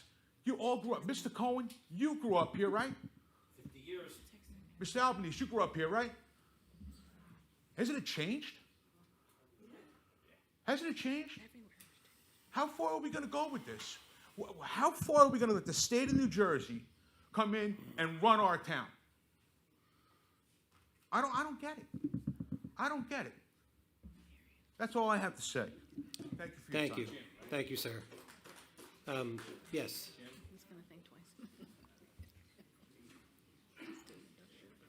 My name is Kathy Rodriguez. I live at 35 Red Maple, and this is my first day at the rodeo. I have a couple of questions, and I'm naive, but I'm gonna ask them anyway. The Burnt Tavern location, the Drum Point location was eliminated for whatever the negotiation was, but the Burnt Tavern location seems to be the focus, and for me and my neighbors, it is. Does that mean that there are no other open locations in Brick that could be included in your proposal? No. When we wrote our plan, we didn't include any of these properties in our plan. We wrote a plan for 29 units, and it was extending expiring controls. It was working with Habitat for Humanity to build single-family homes in neighborhoods, or rebuild homes in neighborhoods. Work with group homes and the assisted living, which was already approved. Joanne Marie application on Drum Point, which was already approved. And they challenged that. The people who owned the property at 975 Burnt Tavern sued us, not sued us, I'm saying sued because it's the common colloquial term. They challenged our plan, saying you didn't include our property in your plan. And so the judge, knowing that we were not meeting the 360, felt, and he ruled that their property had to be included in the plan. So that's why it's included in the plan. And if you look at the numbers, the 29 plus the 53 with the bonus credits is what our plan ended up being. But there's still, I guess I'm still missing the point. Brick is a really big town. Yep. And there's no other open lots? But this one that's so close to, we're gonna have to plant. It's a good question. We have to plant trees and worry about berms. No, it's a good question. Ms. Paxton, is it accurate to say it a different way? That at this point, the court has determined that we need to include 975 in order to come to any resolution with Fair Share Housing and to settle this? And again, I know that there's a good chance it could get developed, but it also still may not. But we have to allow it as part of it. We didn't have a choice in that. Okay. I would submit there has to be other places in town that could be developed, but I will give in on that one. You said a couple of times it may not be developed, but there seems to be a really big focus on this property right now. Because I believe the impression is that everybody here thinks this is definitely getting built. Okay. And it's the thing to look at and go, well, this is not what I want. Oh, we don't want it 100%. either. So that leads me to, and I said I was naive, and I'm admitting that. What is the process going forward from tonight? Because it sounds like, except for one person, you're going to vote for the ordinance, which is going to allow this to happen. And I understand the ramifications of them suing us back and us losing control. I don't think we should lose control, with all due respect, sir. But I understand what's going to happen. I can see the writing on the wall.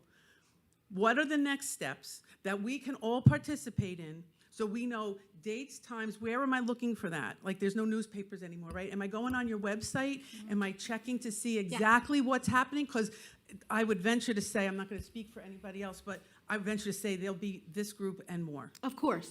So, and there'll be ample time for you to participate in the planning board phase. So what happens is, if this ordinance gets passed tonight, in 20 days it becomes valid, and then the developer, the owner of the property, will make an application to the planning board. This will be a planning board case because it will be a permitted use in the zone, not a zoning board So case. the developer is going to just move forward once this is approved? They will have the ability to. Okay. Okay? To start the process. To start. So then it becomes a development proposal application before the planning board. So if you said you live in the neighborhood? I do. If you, Right next to me. if you live within 200 feet of the property line, you'll get a letter in the mail telling you when the application is made and when the date of the hearings are. If you're not within 200 feet, you can just check on the township's website under planning board, and there's notices, right, Lynette? Actually on the top is notices, and then you can see when the application is made. Because a couple of months ago, we got a letter from the EPA, and I called City Hall and I asked what it was for. And you know what he told me? You're just gonna have to wait. You got a letter from the EPA for this site. For that site. I wanted to know, what was this about? They were doing a ground and soil water analysis. Correct. But when I called City Hall and asked about it, I was tossed around, and eventually I got to a person who said, "You'll hear more about it." So, well, you didn't not get an me. appropriate. No. It was a gentleman. Yeah. And I didn't write his name down. It was a couple months ago, as everybody knows, that when the letters came out. And I don't want to overdo my time. I respect time. Thank you very much. Thank you, Kathy. Great questions. Ms. Paxton, in addition to the planning board, what other bodies in town is the developer going to have to stand before? Well, the Environmental Commission will not stand before. The Right. application gets reviewed by the Shade Tree Commission, the Environmental Commission, Traffic Safety Office, the Fire Bureau, the Engineering Office, and then it has to have county review by the County Planning Board. As I stated earlier, they've already done preliminary work with the New Jersey Department of Environmental Protection for the wetlands. And they also, I believe, had a preliminary conversation with the Coastal Areas Facility Review Act at the Department of Environmental Protection for how much impervious cover they're allowed to build on the site. Since it's an industrial site and it already has impervious cover, they don't have to comply with the maximum of 30% impervious cover because they've already disturbed the land. So all of those agencies, Ocean County Soils as well, will do a review of the application. Do they also need to submit a major site plan application to the BTMUA? Yes, MUA also for water service Yeah. and sewer connection They have to pay for 264 water and sewer hookups. at least $12,000 a nut. It's a pretty expensive proposition. Exactly. Yes, Madeline.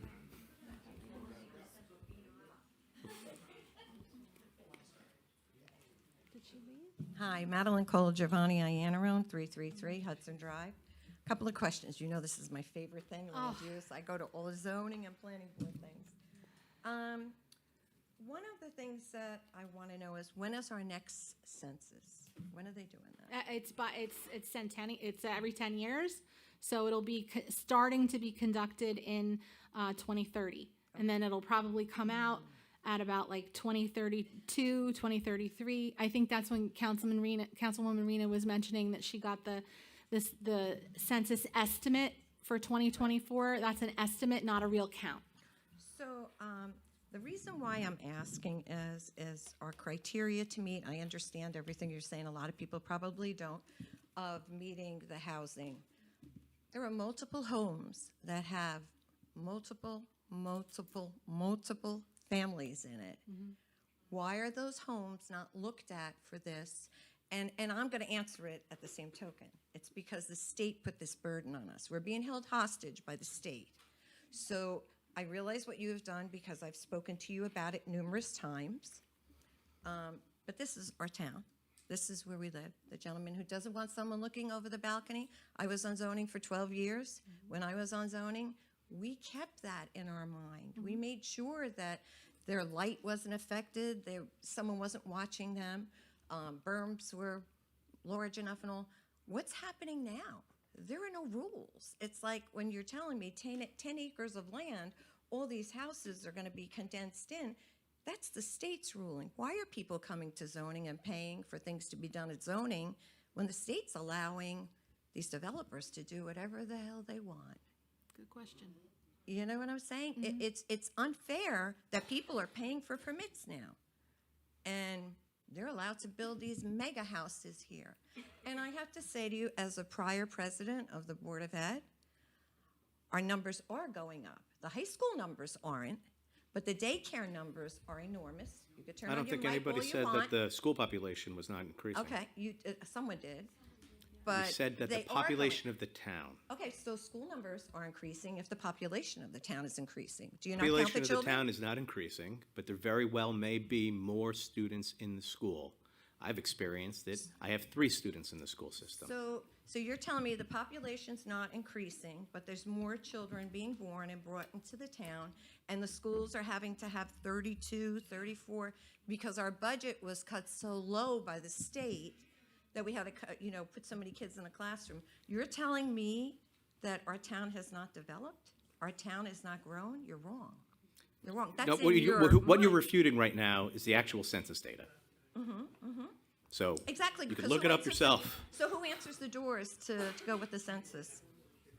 I know people don't answer the door. I know the census is wrong. I know the amount of people in the town. I know what you have to do, your burden to do that. I understand. I know some of the people don't because we don't want to see this in our town. How developed is our town? How much more can we develop our town? We can't. Like 2%. 2%. And that 2%, they're trying to fit in all these mega buildings. I mean, I know the county has helped with the burden by giving money to purchase Green Acres property. Right. People don't realize that Green Acres property could only be used for, Recreation and open space. recreation, right? But Madeline, the building is not any taller than any of our other multifamily buildings. That's what we try. We didn't want, they came in with a proposal for a 5-story apartment Sure. building, and we lost our minds and said, "There's no way you're going to do this here." So that's why we negotiated and decreased it to 3 stories and cut it by 30%. They wanted to do 400 units in 5 stories. That's know not what we want. We don't want 3 stories and 264 either. But that was where we ended up at. I know you did that because I talked to you, like I said, many a times, and we've discussed it. And I know it's a heavy burden, but at the same token, I get that people are saying they don't want it in their backyard. I fought like hell over on this side of town. I can understand their fight on their side of town because what's coming into our town is not making our town better. It is making our town worse. And when you have those types of developments in your house, in your neighborhood, it wrecks your neighborhood. I've lived here all my life. I lock my doors because we have people walking up to our front door. We had a girl almost run off the road, my neighbor the other day. It's not nice. So you can't disagree, and I know you guys have the right that you're trying, but it's very difficult for people to see when it's affecting their home, and it's affecting his home and their homes. Thank you, Madeline. You're welcome. Mr. Fennell, you hadn't come up yet for affordable housing, have you? No, we haven't. No. In the article that was in There's only one time per person. I'm so sorry. Mr. Finelli has, because He- someone did come up twice. no, I'm trying my best to keep track. I think it's only been one person.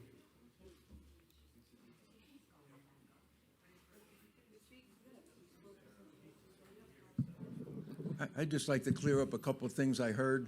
Sure. If everyone could just be quiet, as Mr. Finelli here. I'll talk has our louder. attention. The 76,000 that's being quoted here for 2024, that's somebody's guesstimate or estimate?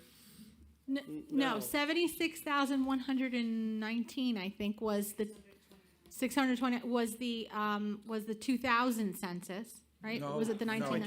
No, it was. 2010 was 75,000, 2020 was 72,000, we went down 3,000. We did, well, Sandy Now, happened there in the was- middle of that. That was really attributable to Sandy. Mr. Finelli, the 2000 census All right, was 76,119. The 2020 census was 76,629. the 2020 was what? 76,629, 510 people more. No, it wasn't, it was 3,000 less. In between. In between was 3,000 less, but that was probably because of Sandy, the influx that we had during the 2010 to the 2020 census. We lost people because of Sandy. When all the homes were destroyed, they weren't living here, so they weren't counted. Okay. We also don't count part-time residents Right. in the census. So all those people that own homes on the Barrier Island or own homes, on any of our inlets may not be counted in the census because they are not full-time residents of Bricktown, but does not mean that they're not driving their cars and their families aren't living in this town. That's why I'm trying to understand where this number 76,000. I know that from the when we census. counted in 2020, it was 75. When the 2020 number came out, it was 72. Now somebody is saying in 2024, it's up to 76,000. I'm just curious as to where that number come from because we didn't do a census in 2024. That I'll answer. Ms. Rena, Councilwoman Rena said that number was the 2024 census estimate. The census does an estimate every year. It's the American Community Survey estimate. So it never pans out, by the way. It's always less than what they estimate. Okay, so it's an And these estimate. are just the best, these are the best numbers that we have to It's an determine estimate. who are, yes, the 2024 is an estimate. I'll tell you why. Where I live, in the last 2 years, 3 out of 4 houses around me, across the street, on site, and across the lagoon, all got sold by the permanent residents and got bought up as second homes. Right? So there's nobody living in those 3 houses, just right where I am. Yeah. Right? So there's nobody living there. So who's counting or making up for those people? It's an estimate. We're throwing it out like it's fact, but it's an estimate. The other thing is, I've heard several people come up here and say the schools are going to be overcrowded. If people think that, they have no clue what's going on in the Brick School District. All right? Since I've been going to the meetings for 15 years, the population went from almost 12,000 to under 8,000. That's 1/3 reduction in the amount of students. Since that time, they started with the pre-K, right? And somebody said, we have a lottery. That's how crowded we are. Well, we had a lottery because you can't dump 600 3- and 4-year-olds on the school district in 1 year. Well, if I got to explain that to you, you're in trouble. Well, hold on. I'll Mr. tell you why not. Mr. Finelli Because has you don't the have the floor. teachers and you don't have the rooms sized down to those. You can't get the teachers, right? So there's no way in hell that the Brick School District is going to be overcrowded. No way. The number of actual students, if you take the pre-K out, which is up to 600, is still going down every year. So when you talk about what's going to happen, it ain't going to be crowded schools. Brick wishes their schools were crowded. They are not. And oh, by the way, in that same period, they did not close one school.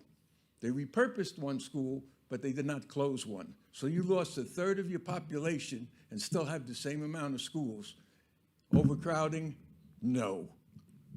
Thank you, Mr. Finelli. Yes, gentleman in the blue shirt.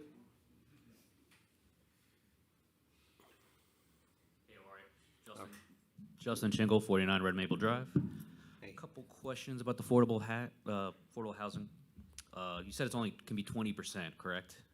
Right, that's what the ordinance, one of these ordinances, which is on the agenda for second reading, Well, can't we requires just 20% for, so what it says is, every new residential development of 5 units or more must set aside 20% for an affordable unit. Well, can we mess with the developers and make it like 50% so they lose money on their development? I'd love to. That's what we should do. I'm just saying, you're talking 80% of that is going to the developer. Now they bought that Burn Tavern, $6 million in 2014 of December. They're gonna develop on it. There's no question of if, they are, okay? So my next question is there a way to, instead of making 3 stories, go to 2 stories? Like make it like every level house at Red Maple. I'm not asking for a lot. I understand people need somewhere to live. But I also think we should screw the developers. You should make it 50% so they lose out as much as money as possible so they won't want to develop in brick. Make it 80%. We did We talk can't. about that. We did, I tried, but- along with my impervious cover, I tried making it 25%, but I was told no by the attorney. I'm just saying, like, I understand people need to leave. I live places and all that kind of stuff, but having a 3-story, like, you can see it from my house. I mean, it was not that the concrete place was great, but, you know, then there's, like, other questions. Like, I know they were probably doing illegal dumping in there, all right? I know the building's super old. There's probably asbestos everywhere.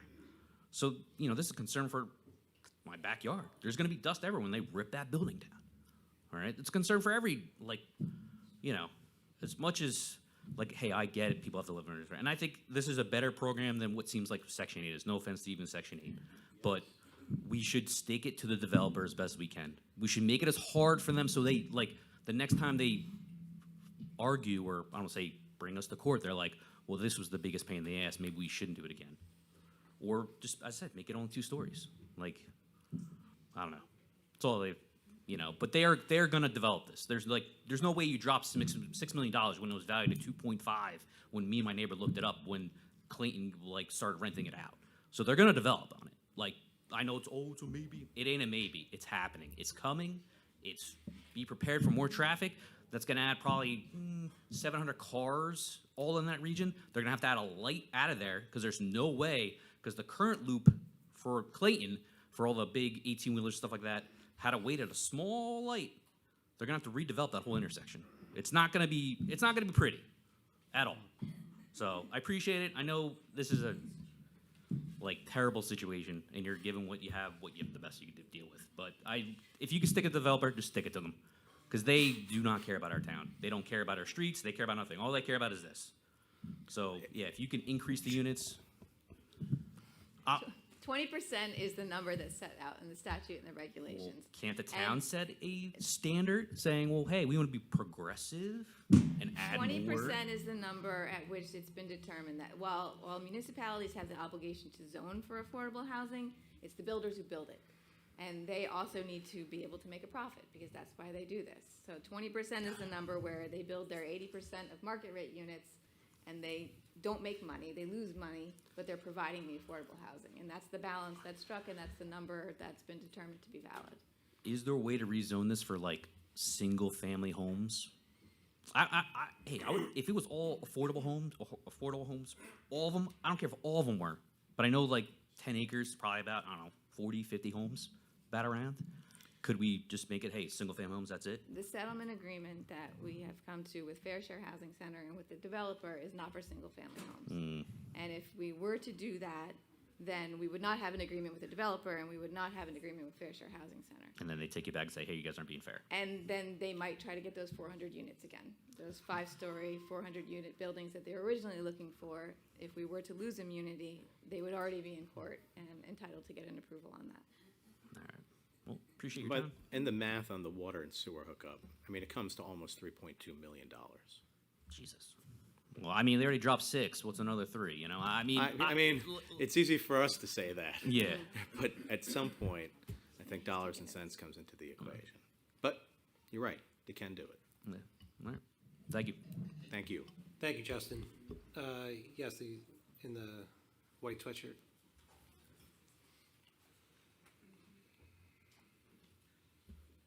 My name's Judy Lyons. Judy. Are these developers going to be getting some type of tax exemption for including affordable housing in their plan?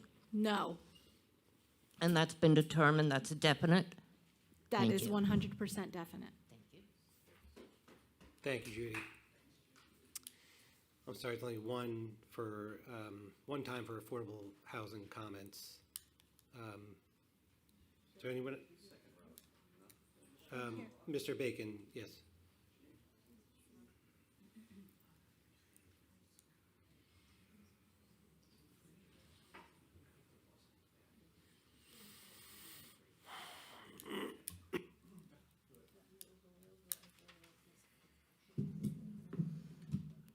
Good evening. My name is Charlie Bacon. I live at 366 Rancocas Drive. I officially want to note you're past my bedtime now. So I appreciate the details coming in. Point of clarification. Are we now, after we're done going through this presentation, are we going to be allowed to speak about the ordinance 8.1, 8.2, and 8.3? Or is this pretty much all wrapped up into that? There's already a public hearing on every ordinance on second reading. Okay, that's what I thought, but I just want to get clarification. All right. But hopefully there's not a lot. Past your bedtime, too? So I guess the first question is, 2 weeks ago, we had a first reading on the ordinances. And I believe there was a planning board meeting on 2/25. At that meeting, did they discuss these ordinances? Yeah, we had a master plan hearing at 6 o'clock. Okay, That was publicly noticed. right. And to discuss the amendment to the plan that we adopted in June, which includes these provisions. All three of them. Yes. And the planning board reviewed all three ordinances and passed on a letter of approval or they didn't, consistency, saying that they were consistent with the master plan. Okay, so I'm a little confused, and maybe you can help me. So they passed those ordinances, Well, they don't pass it. They have the ability to review okay? and make comment on Right. or say that they're consistent with the master plan. I guess because we introduced the first reading on these three ordinances The day before the day before. the master plan. So the law is that you have to send all land use ordinances to the planning board between the first and second Okay, reading. thank you for that clarification. Mhm. That's the part I was a little fuzzy on. Mhm. Okay, the other thing I wanted to bring up, and I guess it's a good time, because a lot of this stuff that you provided, the great details, really, the origin was from the Mount Laurel Doctrine, correct? Correct. And it was because of a lawsuit, I think, over 50 years ago against Mount Laurel Township. And it was determined by the courts that they were violating a lot of things because a lot of people were trying to come in from surrounding towns, and they actually changed ordinances or whatever to prevent all of that. True, they were one of the wealthiest towns in the state. Is that correct? I don't know if they were one of the wealthiest, but they were zoning out the people who worked in the Okay. town. So that decision was pretty much the foundation of the doctrine. The state immediately turned and said, all municipalities, all. That's a key word in the legal world. So I'm a little concerned, we're talking here about affordable housing and everything else here, beautiful documents. How did we go from the wealthy communities opening up, such as, I'm going to pick on Homedale, I worked there 13 years, I worked for the Board of Ed, that are very wealthy, that we're making it unaffordable to brick. And if you look around, can you tell me the median household income in brick in the, let's just go Ocean County, are we in the top tier or the lower tier?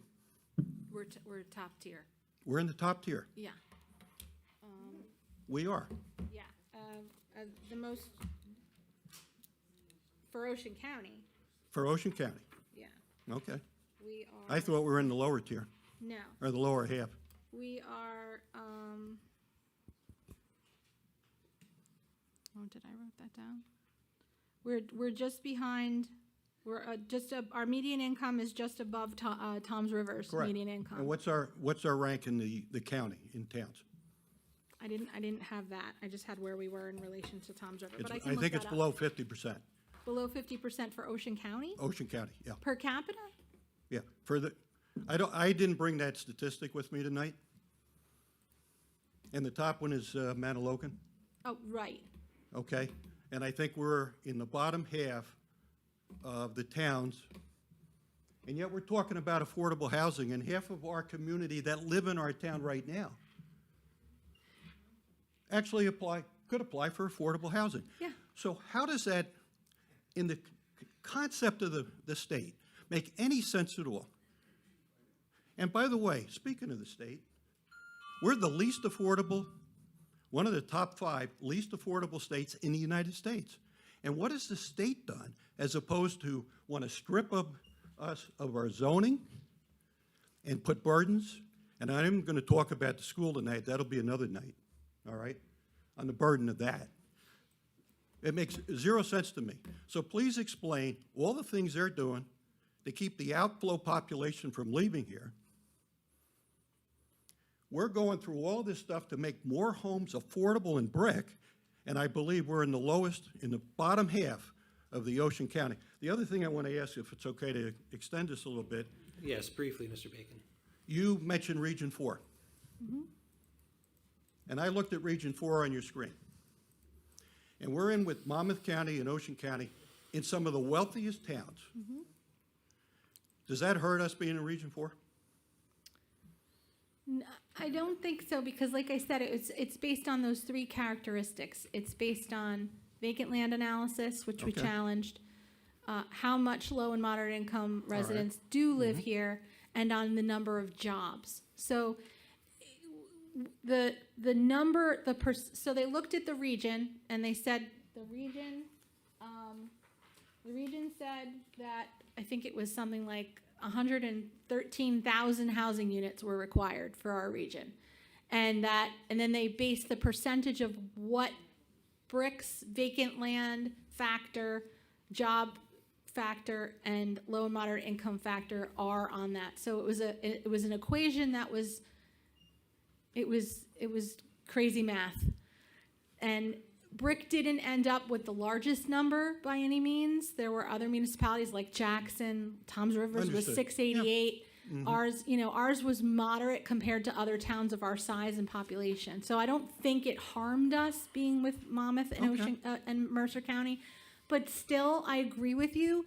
There are a lot of things different about Monmouth and Mercer County than there is about Well, Brick. And it's that's cookie cutter planning, which I don't agree with. Ms. Paxton, can I interject real quick? Yeah. And Charlie, I love you. You know, we used to be neighbors. My Google search does say that Brick Township is generally within the top 10 to 15 of the wealthiest municipalities in Ocean County. There's 33 municipalities, so we're usually in the top third, certainly in the top half. I will bring the status, so I don't know, you know what I mean? And I don't know that wasn't changes prepared- some of your underlying point, Yeah, but I wasn't prepared to talk about the list thing, and I think it is worth noting. Somebody came up here at the mic, and they made a really great question. What I could find, I didn't search all the legal documents. Obviously, I can do that. The word resident appears on every document that I did a quick search on. A resident does not imply that you're a citizen. So I'm kind of curious. I'm very curious about that. I think that's an important thing. Yeah, it was brought up. You have to be a citizen in order to qualify for affordable housing. I just didn't see it in the ordinances. I see the term residents used a lot. Oh, okay. So if it is in there, I'd appreciate if maybe you could follow up with the group. And thank you very much for the details and the extra time. Thank you, Mr. Bacon. All right, is there anyone else who we haven't heard from yet from the public? Yes. Hi, my name is Sydney Nebus at 644 Summit Ave in Brick. I have a lot of stuff that I wrote down, but my fellow residents kind of covered a lot of it. I just have a couple questions. With all due respect, chances are for roulette and blackjack not to be taken with our quality of life when you refer to it could happen or it could not happen. This isn't something, it's like, oh, let's just, throw $20 on it and see if it happens. I completely agree. know? But I think there is an enormous risk to take that chance on losing our immunity from builders' remedy lawsuits. I completely agree. So why don't we keep fighting? We have the freedom to do so. It'll impact our It's a great quality of life question. negatively. Ms. Lebuc, can you speak to any other municipalities that you're aware of that have failed to adopt this and what's transpired so far or has transpired in the past? Municipalities that have failed to maintain their immunity have had large-scale apartment developments built. And I will say that it's not a game of roulette, because right now we're in court with two different parties who have sued the town, two different developers who want to build affordable housing, one of which came to us with a proposal for 400 units, 5-story, 400 units. And if the agreement does not get passed, then they can still apply to build that. And the other developer that we were not able to come to an agreement with is in court in affordable housing and also has challenged their zoning board denial. So we're in court on them on two different fronts. So I think that the odds are better than roulette or whatever else, that the litigation will continue. And if we don't have immunity, there will be more development than what we've planned for, because in addition to the 53 units that we have in the plan, and we have all of the other units that we plan for, the number will go up to 322. So the unmet need mechanism won't be worth anything. We'll lose that, and it'll be the full number that will be able to be built. So it'll be them and any other developers who come forward. So I'm not really understanding, and maybe some of my fellow residents don't understand either. Why can't we keep, like Shark Tank, actually, I would like to present this offer. It's not in our residents' benefit at all. I mean, the traffic is horrendous, and I understand the population. Maybe it feels like it's grown. Bless you. Maybe it feels like it has grown with the traffic and everything, but even though if you're saying that the population has not grown tremendously, it's still impacting our quality of life. Even though they're not moving here, they're moving around us and evidently in with us. And there's no room. Like, Bricktown doesn't have the infrastructure to handle this. I mean, I can name plenty of intersections that we need left turning arrows because at peak times, there's 20 cars trying to get through. And some people, like, they just stay behind the white line. They don't inch up to let at least 2 cars get past. So I understand, the state, but this is like an army that we have up here that's supposed to represent us. And I am very thankful that a few of you guys seem to we cannot let this happen to our residents. And sir, we already are living in a constant state of hardship. I mean, Summit Avenue and 4th Avenue, I guess it was the Board of Adjustment adjusted 2 houses that were able to be built on my street. And like Bert was saying back there, the one house on my street is a horseshoe. So you build a 2-story, 3-story house on a piece of land that wasn't big enough. Our neighbor's house now floods, can hold a swim meet for the high school in his basement practically. And the people that live behind him, you can just peek out the new person's window and look right in on them. And then the other house that got passed on 4th to build it was a hardship. Well, we're living in a constant state of hardship because the houses that are being built are suffocating our neighbors. Not to mention the constant trucks in and out, the tractor trailers. Our street is literally as wide as this podium right here. 2 cars go by, you're in the woods. It comes down to, I understand we might lose power, but it's not going to benefit us. It's going to make life worse. And it's like, I just don't understand why we just can't keep fighting. I mean, I know all about putting up a good fight. I'm 4'7", 100 pounds and compete in jiu-jitsu. I get it. If I can't get to the armbar, I'll go to take the back. There's always a way around, and there has to be a way around this because our town it's going to be in shambles. I don't know. But thank you for the time, and I hope there's another way around because it's just really bad out there in the town of Brick right now. Thank you. Thank you, Cindy. Is there anyone else from public who we have not heard yet on this particular topic? I think you already came up. I'm sorry. Just one per person. Okay, so we're going to move on to, wait a minute. I just want to say thank you to both of you for your time and your expertise. Yeah, hang around. So let's move on to number 8.1.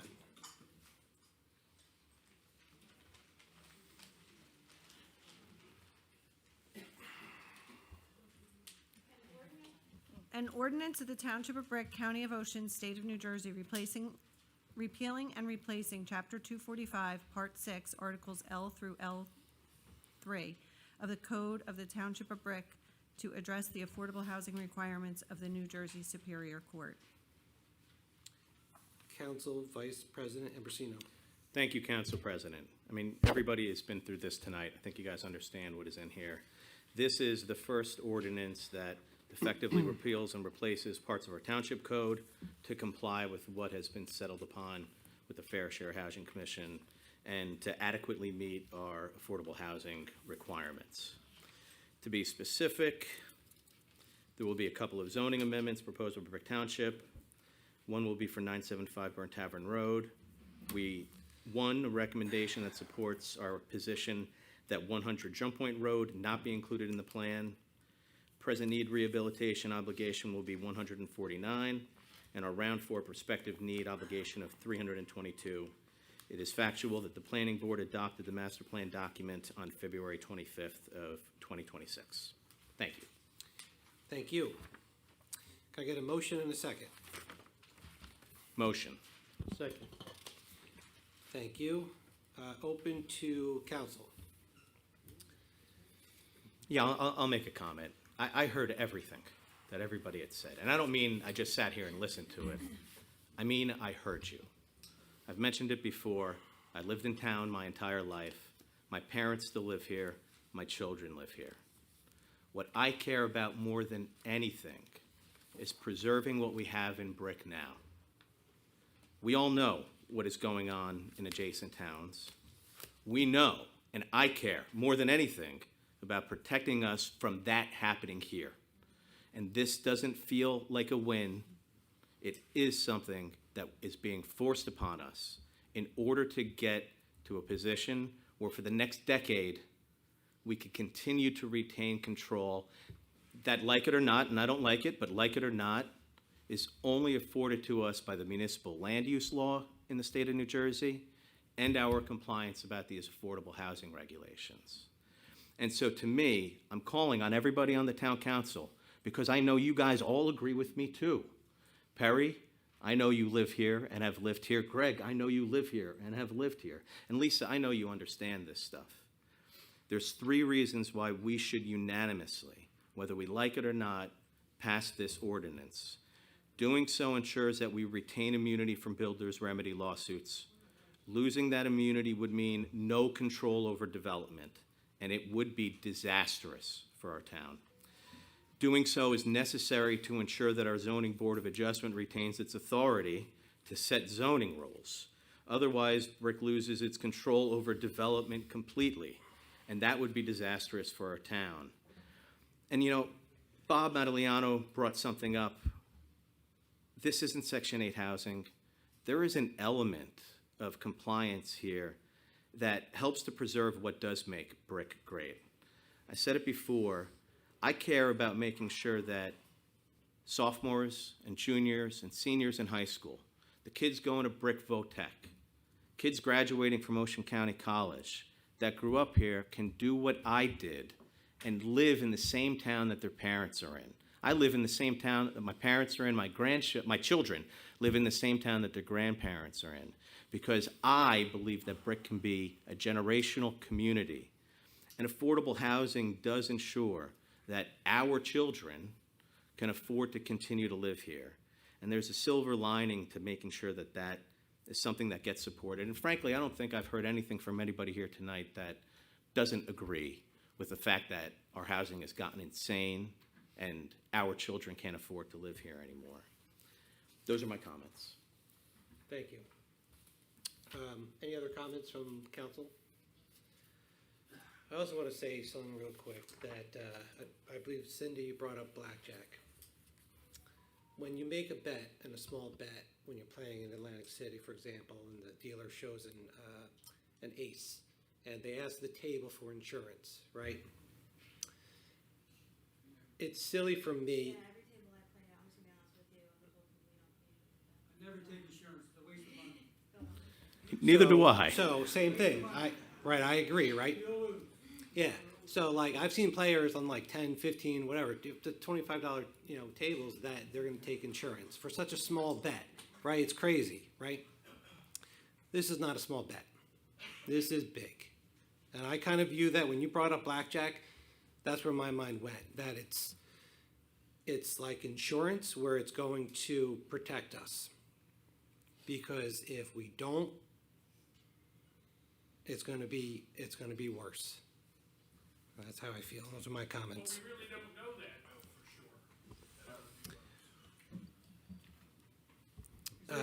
for sure. I'm sorry, hold on. I apologize. That's right. There is a period of public comment, so let's just do this in an orderly fashion, all right? Yeah, thank you, Mr. Starkey. So no other comments from council? President, if I might, Oh, please. very quickly. I hate to compare what we have going on in this town to gambling in Atlantic City. This is not a gamble, this is our town. This is where we live. This is our future and the future of our children. Someone said, how long has the council lived in this town? I've been in this town for 50 years. I raised 7 children here, and 2 of them still live in town. I'm very proud of that. They still want to be here in Brick Township. And my job is to leave a legacy behind for them that they want to be proud to continue to live in this town. Tara, you did an amazing job. And how I feel about this has nothing to do with the work that you did, okay? You have been incredible in fighting this from the beginning. So I just want that said, that, as this progresses, that Tara did an amazing job, and she kept that number to what we're up here is calling reasonable, and I just Better want than it that could out have there. been. I definitely just want that out there. We're not going to agree, and you can see that we're arguing. Just know that we all stand where we stand on this, okay? And it's nothing personal. It's just the fact that this is our town. It's a town I grew up in. It's a town that has changed so much that it's starting not to look like Bricktown anymore. Thank you. Thank you. Greg, look, I agree with you. We agree. I know we do. And that's why I can't help but feel if you didn't know that 4 of us were going to vote yes, and we all voted no, that we would all be unhappy with the result that occurs in 2 years, in 5 years, and in 10 years. We won't have brick anymore. We won't. possibly would, but we don't know what the future holds. That's why when you sit at a table in Atlantic City, you have no idea if you're going to walk off that table with 5,000 or you're going to lose 5,000. You have no way of knowing. That's why it's called a gamble. And we need to do what the residents of the town want us to do. So I'm just going to follow your analogy one more time. Some smart people say the best way to win at gambling is to not gamble. All right. Thank you both. So now we can, so we're going to close council. We can open up to the public on this ordinance. But really, folks, I don't know if there's anything more that needs to be said. I just want to say one thing. All right, come on up. Bert. Bert, yeah, I'm sorry. A lot of names. You're getting too old. You lose your mind. All right. But I just want to say, is there any past case study when people said no to this? Okay, and what happened when they did? And how many of there was there? So we know, we have a little, and No, it's a great question. and what happens when people said yes to it? Case study for It's that. kind of come up a few times today, Ms. LeBew. I don't know But if I you don't think can. they've never really discussed it, like Yeah. clarified it is a good word. Yeah. I looked it up. So since we're in round 4 right now, and there's, we're all the towns in New Jersey are in the same boat. I can't give you, instances from round 4, but I can tell you about round 3. So in round 3, towns that had builders remedies lawsuits because they didn't comply with the regulation and adopt ordinances, Cranford, little Cranford, 419 Another units. town very well. Yeah, 419 units were approved. Milburn Township had 75. Edison had 135. Lambertville had 139. And these were all developments that were not included in their plans. They were towns that did not want to comply. And then Robin can tell you about the towns that just lost the Supreme Court decision because they didn't want to comply. And now they're going to have to go back to the rules and go through this whole process again. And get immunity that they don't have. They don't have immunity now. And they don't- 26 right. towns? Yes, and there's no presumption of validity of their plans. Okay, now I just want to ask you one more question, and then I'm done for the night. If we go along with saying, yes, we agree with it. I gotta forfeit my house because they're gonna be building a Red Maple Drive. They're gonna wreck my house because you say that they're guaranteed to build apartments there. My house is ruined. I'm gonna move out. I'm done. Because what's gonna happen is as soon as that apartment gets up there, I have no privacy and it's probably in my house. No one's gonna buy my house with an apartment built behind there. No one's buying my house. My house is gonna be worth about $200,000. Let's get real here. My property is gonna drop out the bottom. No one's gonna want to live. Would you any of you want to live there? Would you buy my house? Who's gonna buy my house? Nobody. You have a very good That's what I'm point, saying. Bert. But Ms. Paxton, I just want you to reiterate the specifics that are part of this, that at a minimum, the developer would have to comply with around height, around the berm, around setback, and brush cover. Like, 50 they gotta feet plant is nothing. they My gotta house plant is gonna drain. trees. I'm gonna be soaking wet from You gotta runoff from an plant apartment trees. building. And wasn't the Supreme Court decision, they denied the emergency hearing? They didn't deny the court case. Right, that was just what was before. They declined to hear it. They declined to hear it Which on an means that the emergency basis. which means They that didn't decline to hear it going through the regular channels, just on an emergency basis. But that means that those 26 towns now are going to be vulnerable to builders' lawsuits. Well, they're going to appeal that to the Supreme But Court. they have no protection. Being in front of the Supreme Court doesn't give them an immunity. So now those 26 towns, if they don't adopt anything by March 15th, are not going to have any immunity at all, regardless of the fact that they're moving through the courts. Okay. There was no stay of, they were looking for an extension of time. There was no stay that was granted. So basically, what's gonna happen is, So- I gotta take a hit for the township so we can just save most of the township. So Yes or no? Is that what you're saying to me? What? no, well, Red Maple Drive we were residents answering are done. Councilman Ambrosino's question to us about what is in the ordinance that's being considered. It says landscape buffer along the site's western boundary and contiguous to existing residents on Red Maple Drive, because we've considered you. We considered you. A 20-foot wide and 6-foot tall berm shall be provided with a 30-foot wide planted buffer provided on the berm. So there will be a 50-foot setback from your property line. And I think I remember your property correctly. You have quite a nice buffer along your property line, right? Yes, we do. That's why I moved there. Yeah. A long time ago. So, but that's on your property. They can't do anything on your property. It's from their property, 50 foot in, and then they'll have the berm and the landscaping. So I'm Where's not the water saying. going for that berm? Where's it gonna go? Where's what gonna go? The berm you're building. The berm will be 20 foot wide. Okay. And 6 foot tall, and then planted on top of that Okay. to right. But obscure. if it rains, where is the water going? It all has to, that property drains towards the wetlands, so it's away from your home. I'm not seeing that, what you're saying. I'm not feeling that. We looked at the drainage plan. Obviously, they I'm not cannot feeling drain. that. They cannot drain onto your property. It's only 50 feet. It's not far. You're talking about a big building there. The Right, runoff right, is I gonna know. It's gonna be humongous there. But they Water's gonna can't fall. drain onto your property. They can't. The board will not approve anything that drains onto your property. Like the gentleman over here said, plenty of places, they said they won't, and it did, and it has. You know what I'm saying? So, you're putting my property in the hands of some builder who's out of state, don't even care about any of you people, any of you. See what I'm saying? You're risking my life. I gotta move. I gotta take my kids away, because you're risking Red Maple Drive to satisfy Brick. Thank you, That's the Bert. part I don't like. Thank you, Bert. If we vote no, there will be a 500-unit development there. I understand what you're saying. Well, maybe we should just keep it industrial, and then the houses can't be built there. That's all. All right, And it might I take 20 years understand. to do something else there. Thank you, Bert. Any other comments from the public I on, know I've been up there twice, but I just have one question. why don't you come up real quick to the lectern?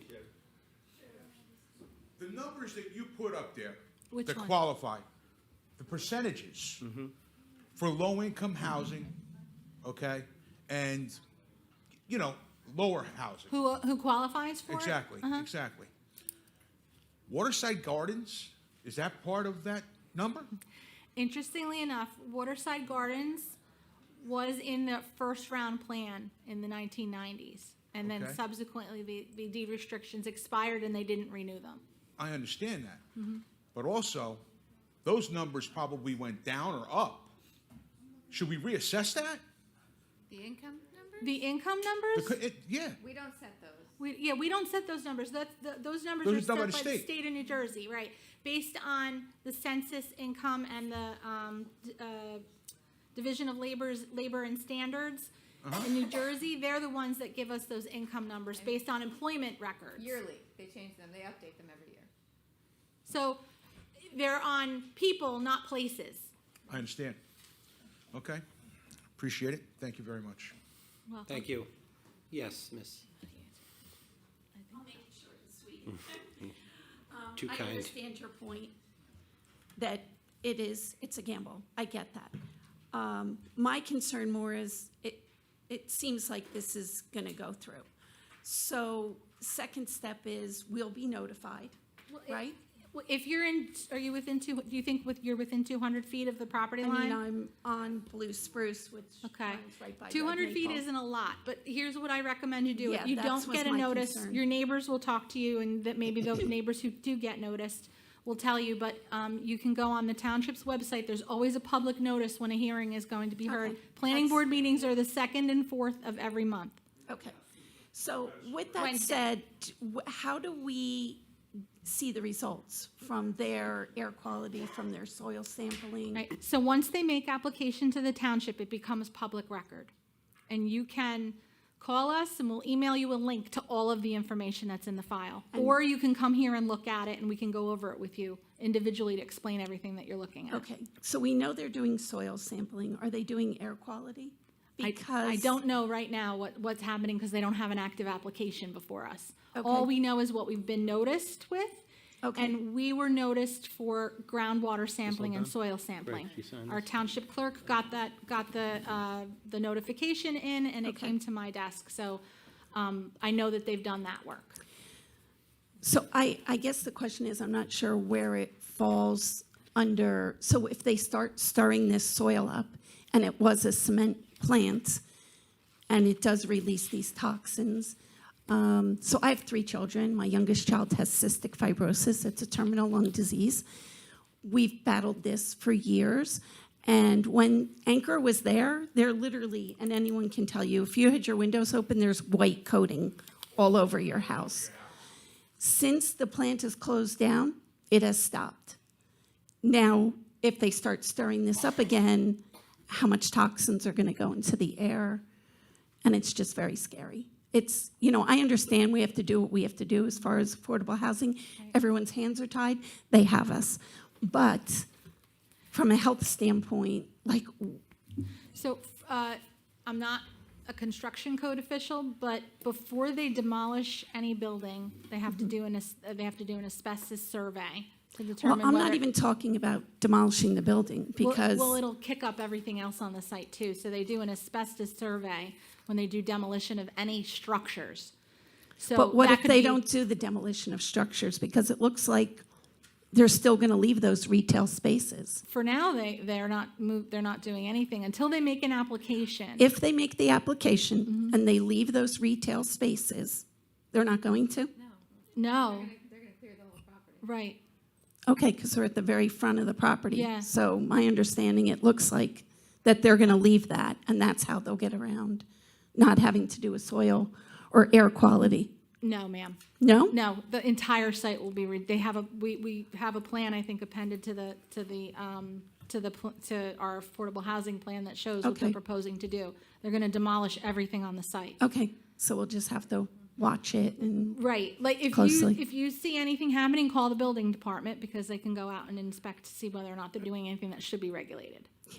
And Ms. Paxton, at the planning board, because it sounds like this would go to the planning board hearing, are the results of some of those tests Yes. testified to? Yes, that gets admitted into the record and then anybody can question, and like I said, you don't even have to come to town hall, we'll send you a link to all of the documents. You could, but you could also come to the planning board hearings, Yeah. probably hearings that would be on this, and you could ask those questions, and they'll have to testify to what those results are.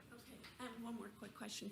So right now, it's still zoned commercial It's industrial. or industrial? M1, So industrial. once they submit that application, then the town will say whether it's going to be approved to be residential? Right.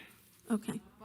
After we pass ordinance 8-2, it will be residential in a very, very limited way, only based on what they have presented to us so far. And then they need to go through the standard process to go through all of the other bodies that Tara had kind of spoken to before.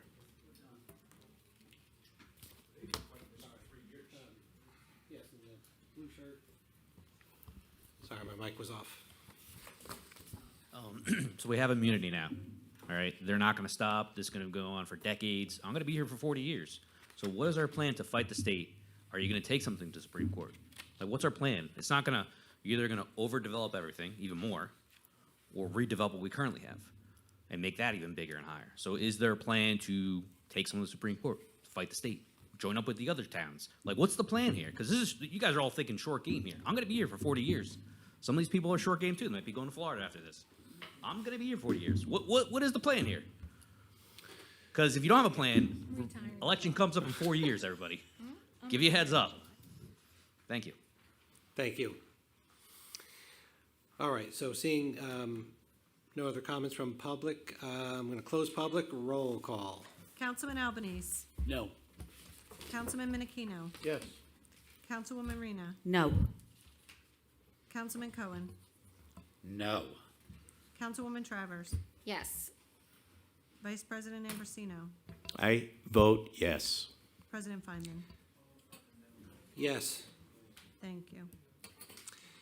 Moving on to item number 8.2, please.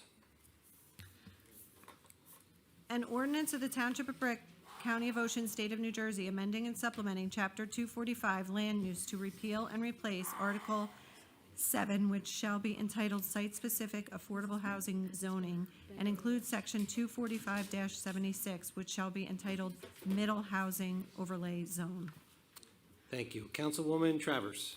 Thank you, Council President. Again, this has been discussed this evening, but I'll just go ahead and read this. The explanation is, so the Middle Income Housing Overlay Zone, consisting of approximately 72 acres of land spread among 50 parcels of land, primarily consists of sites along major thoroughfares in Brick Township.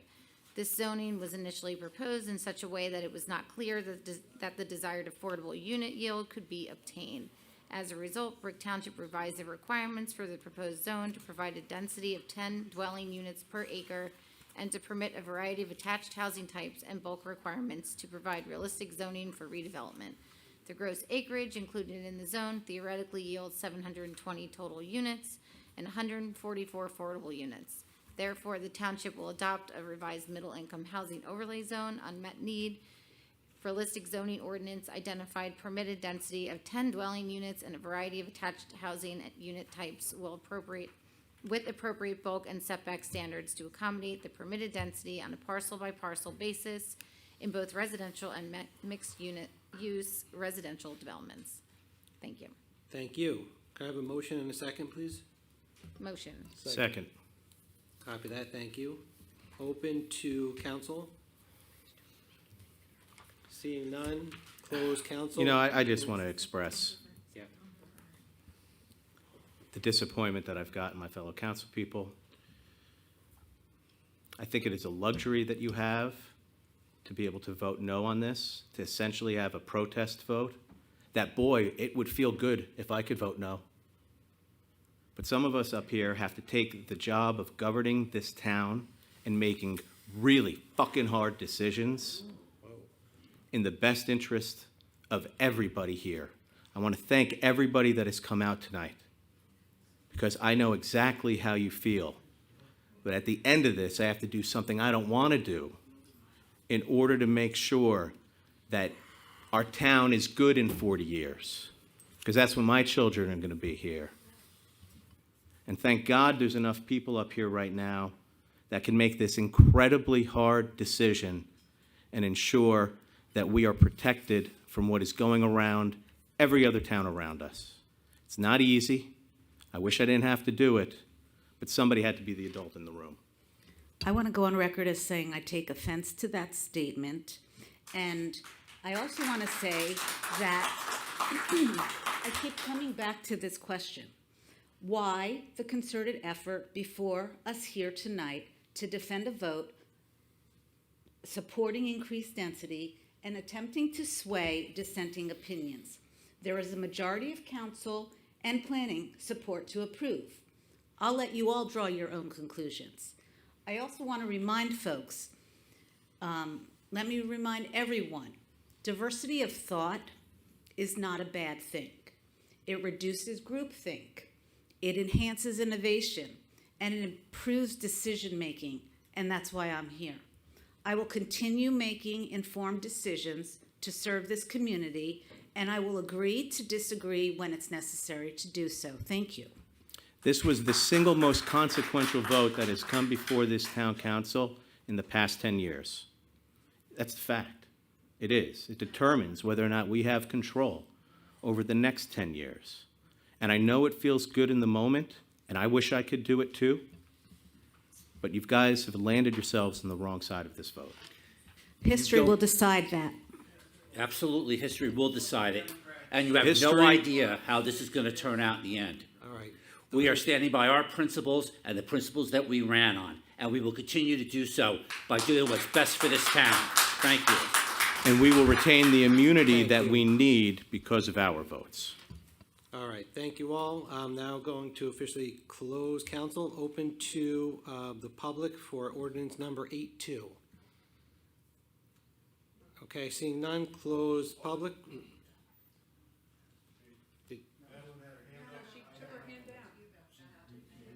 Yeah, I saw the hand go down. Okay.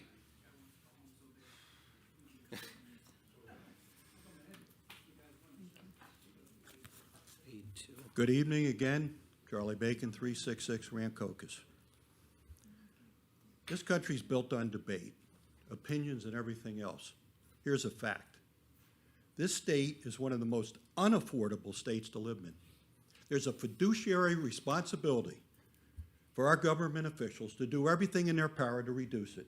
Our property taxes are in the top 5, and everything else goes along with that. This state has failed to do anything, any movement with the high utility cost, the cost of housing and everything else. This is unfair to every municipality that has to take this burden on because of the laziness in Trenton and other government officials. I'm extremely disappointed. I'm sorry I didn't get my hand up quick enough. I would have said this should be a no for those reasons. Until the state proves that they can reduce our property taxes and everything else that costs to go on in this state, they have done nothing in the last 10 years, period. Thank you, Mr. Bacon. Do you have a comment to come up here, miss? Okay. All right, so seeing none, no other public comments, I'm going to close public. Roll call. Councilman Albanese. No. Councilman Menachino. Yes. Councilwoman Reyna. No. Councilman Cohen. No. Councilwoman Travers. Yes. Vice President Ambrosino. I have to vote yes. President Feynman. Yes. Thank you. Moving on to item number 8.3, please. An ordinance of the Township of Brick, State of New Jersey, amending and supplementing Chapter 245 Land Use so as to add Section 245-77, which shall be entitled Burnt Tavern Multifamily Zone. Thank you. Councilman Menachino. Thank you. This ordinance adds Burnt Tavern Zone to our existing site-specific affordable housing zone. Brick Township and the owners of 975 Burnt Tavern Road have agreed to Brick Townships with adopting zoning to permit the construction of an inclusionary residential development with 264 total residential units, with 53 units set aside. That's 20%. As affordable, very low, low or moderate income individuals and families, including a limited mixed-use residential commercial component oriented to Burnt Tavern Road. 975 Burnt Tavern objections was primarily centered on reaching an agreement with Brick Township to provide inclusionary zoning for the site. The owners of 975 Burnt Tavern challenged Brick Township's exclusionary of a part of the site, the Township Round 4 vacancy land adjustment. Brick remedied this claim by revisiting the Round 4 vacant land adjustment to include 975 Burnt Tavern Road tract in the Township revised Round 4 RDP of 106. Thank you. Thank you. Can I get a motion in a second? Motion. Second. Copy that. Thank you. Open to council. Seeing none, close council. Open to public on ordinance number 8.3. Seeing none, close public. Oh, yes, sir. Mr. Bacon. Thank you.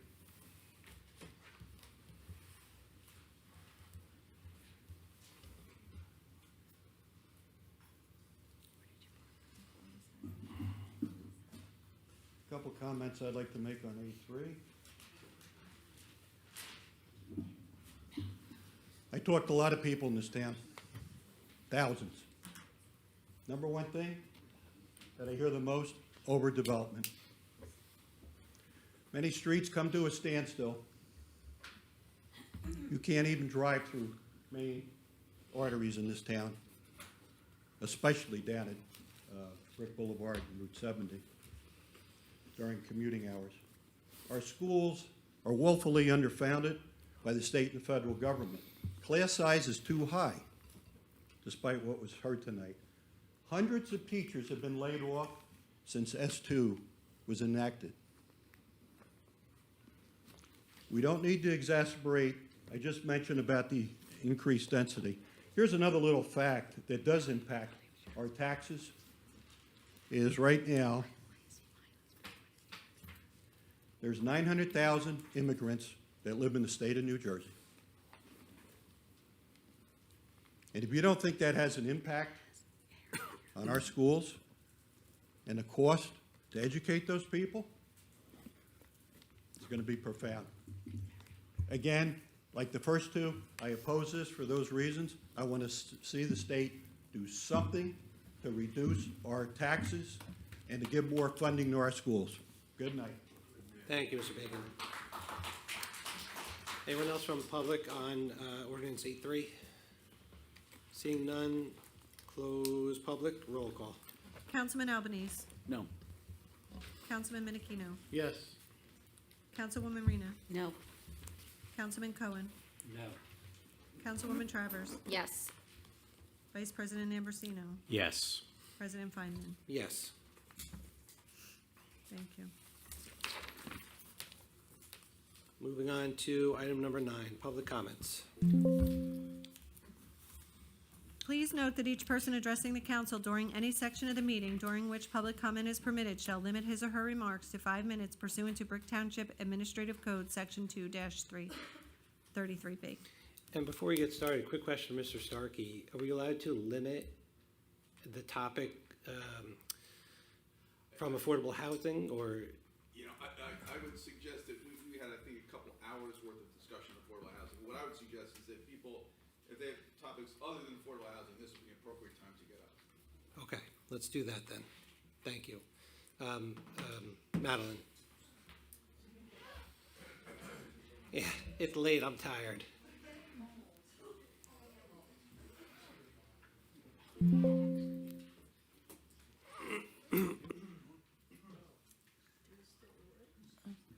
Madeline Colagiovanni, Iannarone, 333 Hudson Drive, Brick, New Jersey.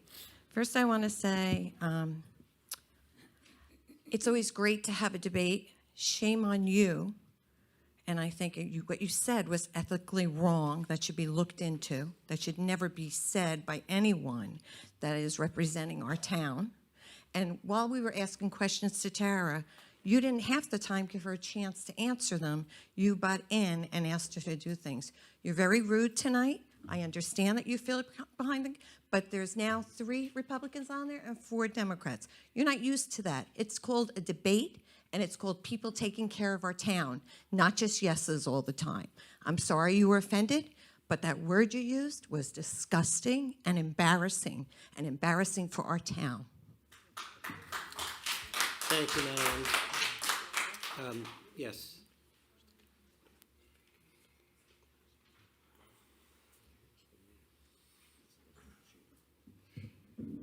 I just want to say, I agree with Madeline 100%, and I'd like to welcome the new council members, since this is the first meeting I met with new members.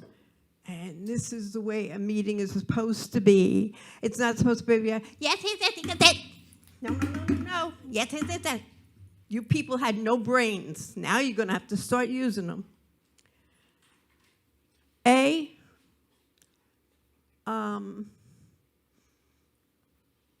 Is there going to be a pilot tax exemption for any place in the near future?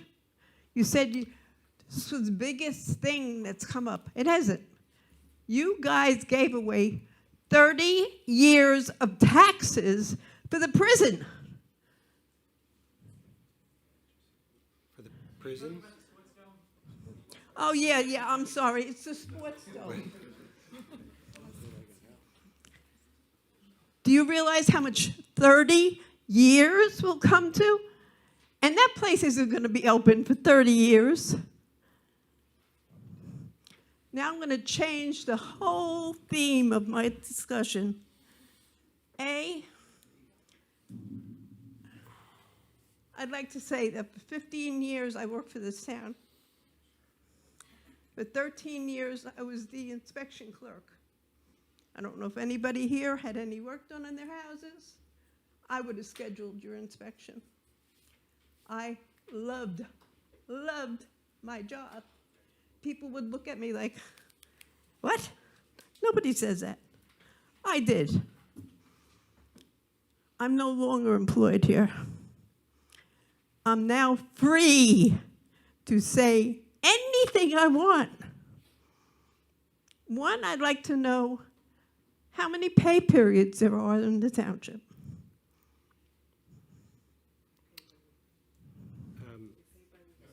Bi-weekly, 26, is standard, 26. Okay, because I had to get some paperwork regarding, and I only got 15, so I guess maybe I didn't even count for that. Second of all, there's an employee handbook.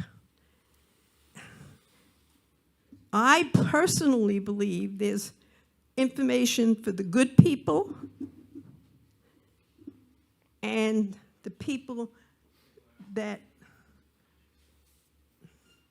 do whatever they can for the bad people. I'd like to know if there's a different rule for employees, such as I was, low level, and the directors of departments. I don't, or go ahead, Mr. Starkey. All employees in the township are governed by the same personnel handbook, same employee rules, across the board, whether you're a department head or a clerk. Say it again. Every employee is subject to the same rules, regulations in a personnel handbook. They're set by state law, by township ordinance, whether you are a department head or a clerk or anywhere in between. So everybody understands that if the rule says, I can't wear green, you can't wear green. Well, Debbie can't wear green. On St. Patrick's Day, she can. I had to find somebody that works here. I'm not going to continue my thought pattern tonight because it might go longer. But I just want to say that I want it on the record, and that's why I'm here, to say that I was treated unfairly. I was treated different than any other employee. I work with approximately 15, 20 people who said to me, would you stop talking because you know they're out to get you? Do I look like the type that listens to anybody? No.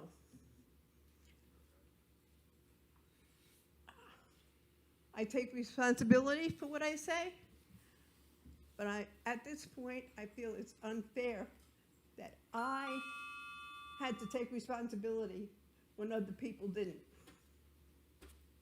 Thank you for your comments tonight. Thank you. Yes, Mr. Finelli.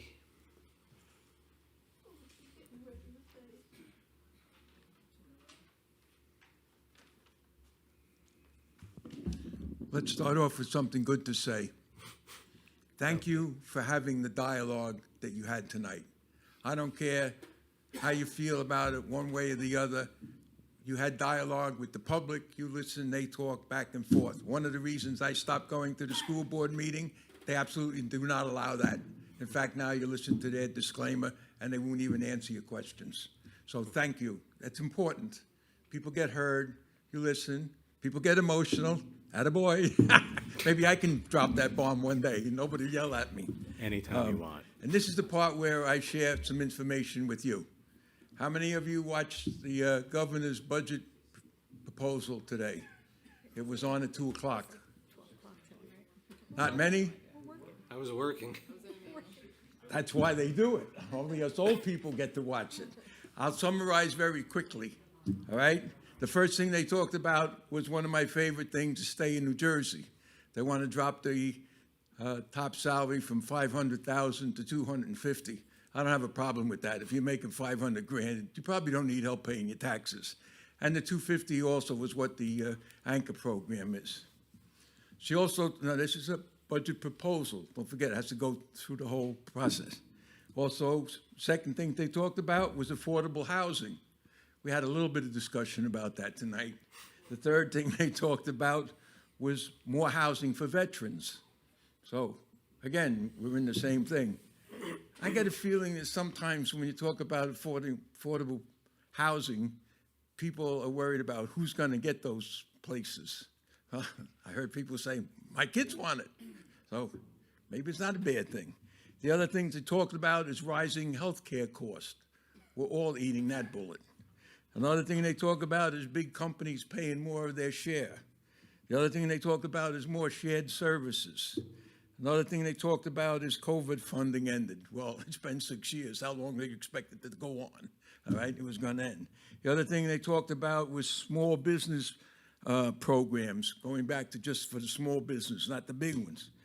But then they dropped the bomb. Oh, by the way, this year's budget's $2 billion more than last year's budget. Now, what did they not talk about? That's more important than what she did. What did they not talk about? I would love to have known, but I was at work. I was going to watch it when I got home. No mention at all about school funding. Nothing. Not one mention about school funding.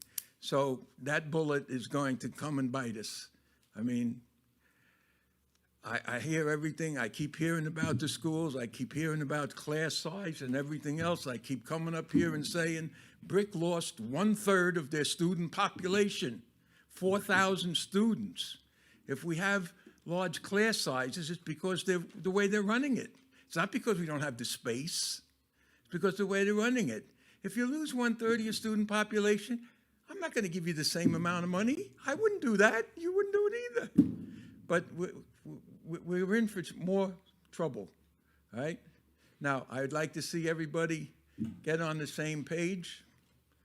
If you don't, you don't, okay? I mean, but the dialogue is important. It's a people thing. Now, the other last comment I want to make is things ain't going to stay the same. If anybody thinks they are, give me some of that stuff you're smoking, all right? I mean, I used to live over in East Windsor. Used to be all farms over there, East Windsor and West Windsor. Drive from Hightstown down to Bordentown on Route 130, and what do you see? You see everything. There's no undeveloped land anymore. It's built up everywhere. So to have the hope that everything is going to stay the same as it was 20 years ago, that's not realistic, right? Now, anybody's unhappy? My daughter's a real estate agent down in the Raleigh-Durham area. I'll gladly give you a phone number, and you can move. But it's unrealistic to say, I want it to stay exactly the way it was. It's not going to happen. It's going to grow, and it's going to grow. So thank you for your time and your effort, and this is the longest meeting we've had in a long time, but every once in a while, that's needed. Appreciate it. Thank you, Mr. Finelli. Any other comments from public? Seeing none, going to close public. Madam Clerk. I don't have anything to say tonight. Thank you.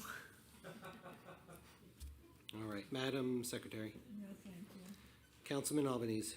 Yeah, thank you to the girls softball team, everybody who came out, excellent presentations. Appreciate your hard work, and most of all, the public. Thank you.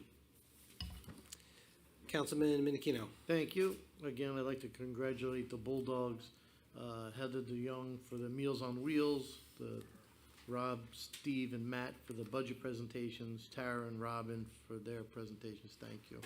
And that's all I got. Thank you. Thank you. Councilwoman Reyna. Yes, I want to congratulate the softball team as well, and also appreciate all the hard work that's gone into this evening. Appreciate the public coming out in force and sharing their concerns. I did want to also mention that March is Developmental Disabilities Awareness Month. I was pleased to have joined the lunch break on March 5th with Mayor Crate and Council President Feynman.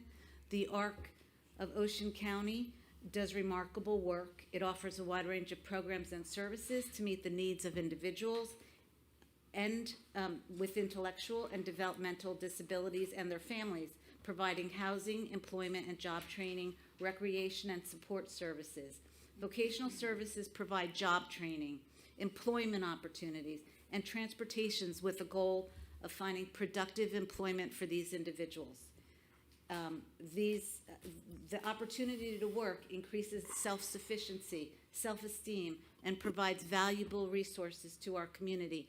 I urge any small business owners to reach out to this organization if you think you may have an opportunity for one of these individuals in your organization. Thank you. Thank you. Councilman Cohen. Again, I can't thank Tara enough for the presentation that she put together to Public Works, Parks Department, and Recreation. Appreciate them and their presentation. They do an amazing job. Overcrowding in the schools. There is absolutely overcrowding in our schools. We're not talking about how many children we can fit in the building. We're talking about how many children they can fit in a classroom. And because of the funding issues coming from Trenton, we have an absolute issue in Brick Township schools. The quality of the education that our children are getting is not what it was. That's not because our teachers don't care. It's not because our administration doesn't care. It's because Trenton doesn't care. On to the rest of my statements. Let me start with this because it needs to be said loudly and clearly. My vote was not against low-income housing.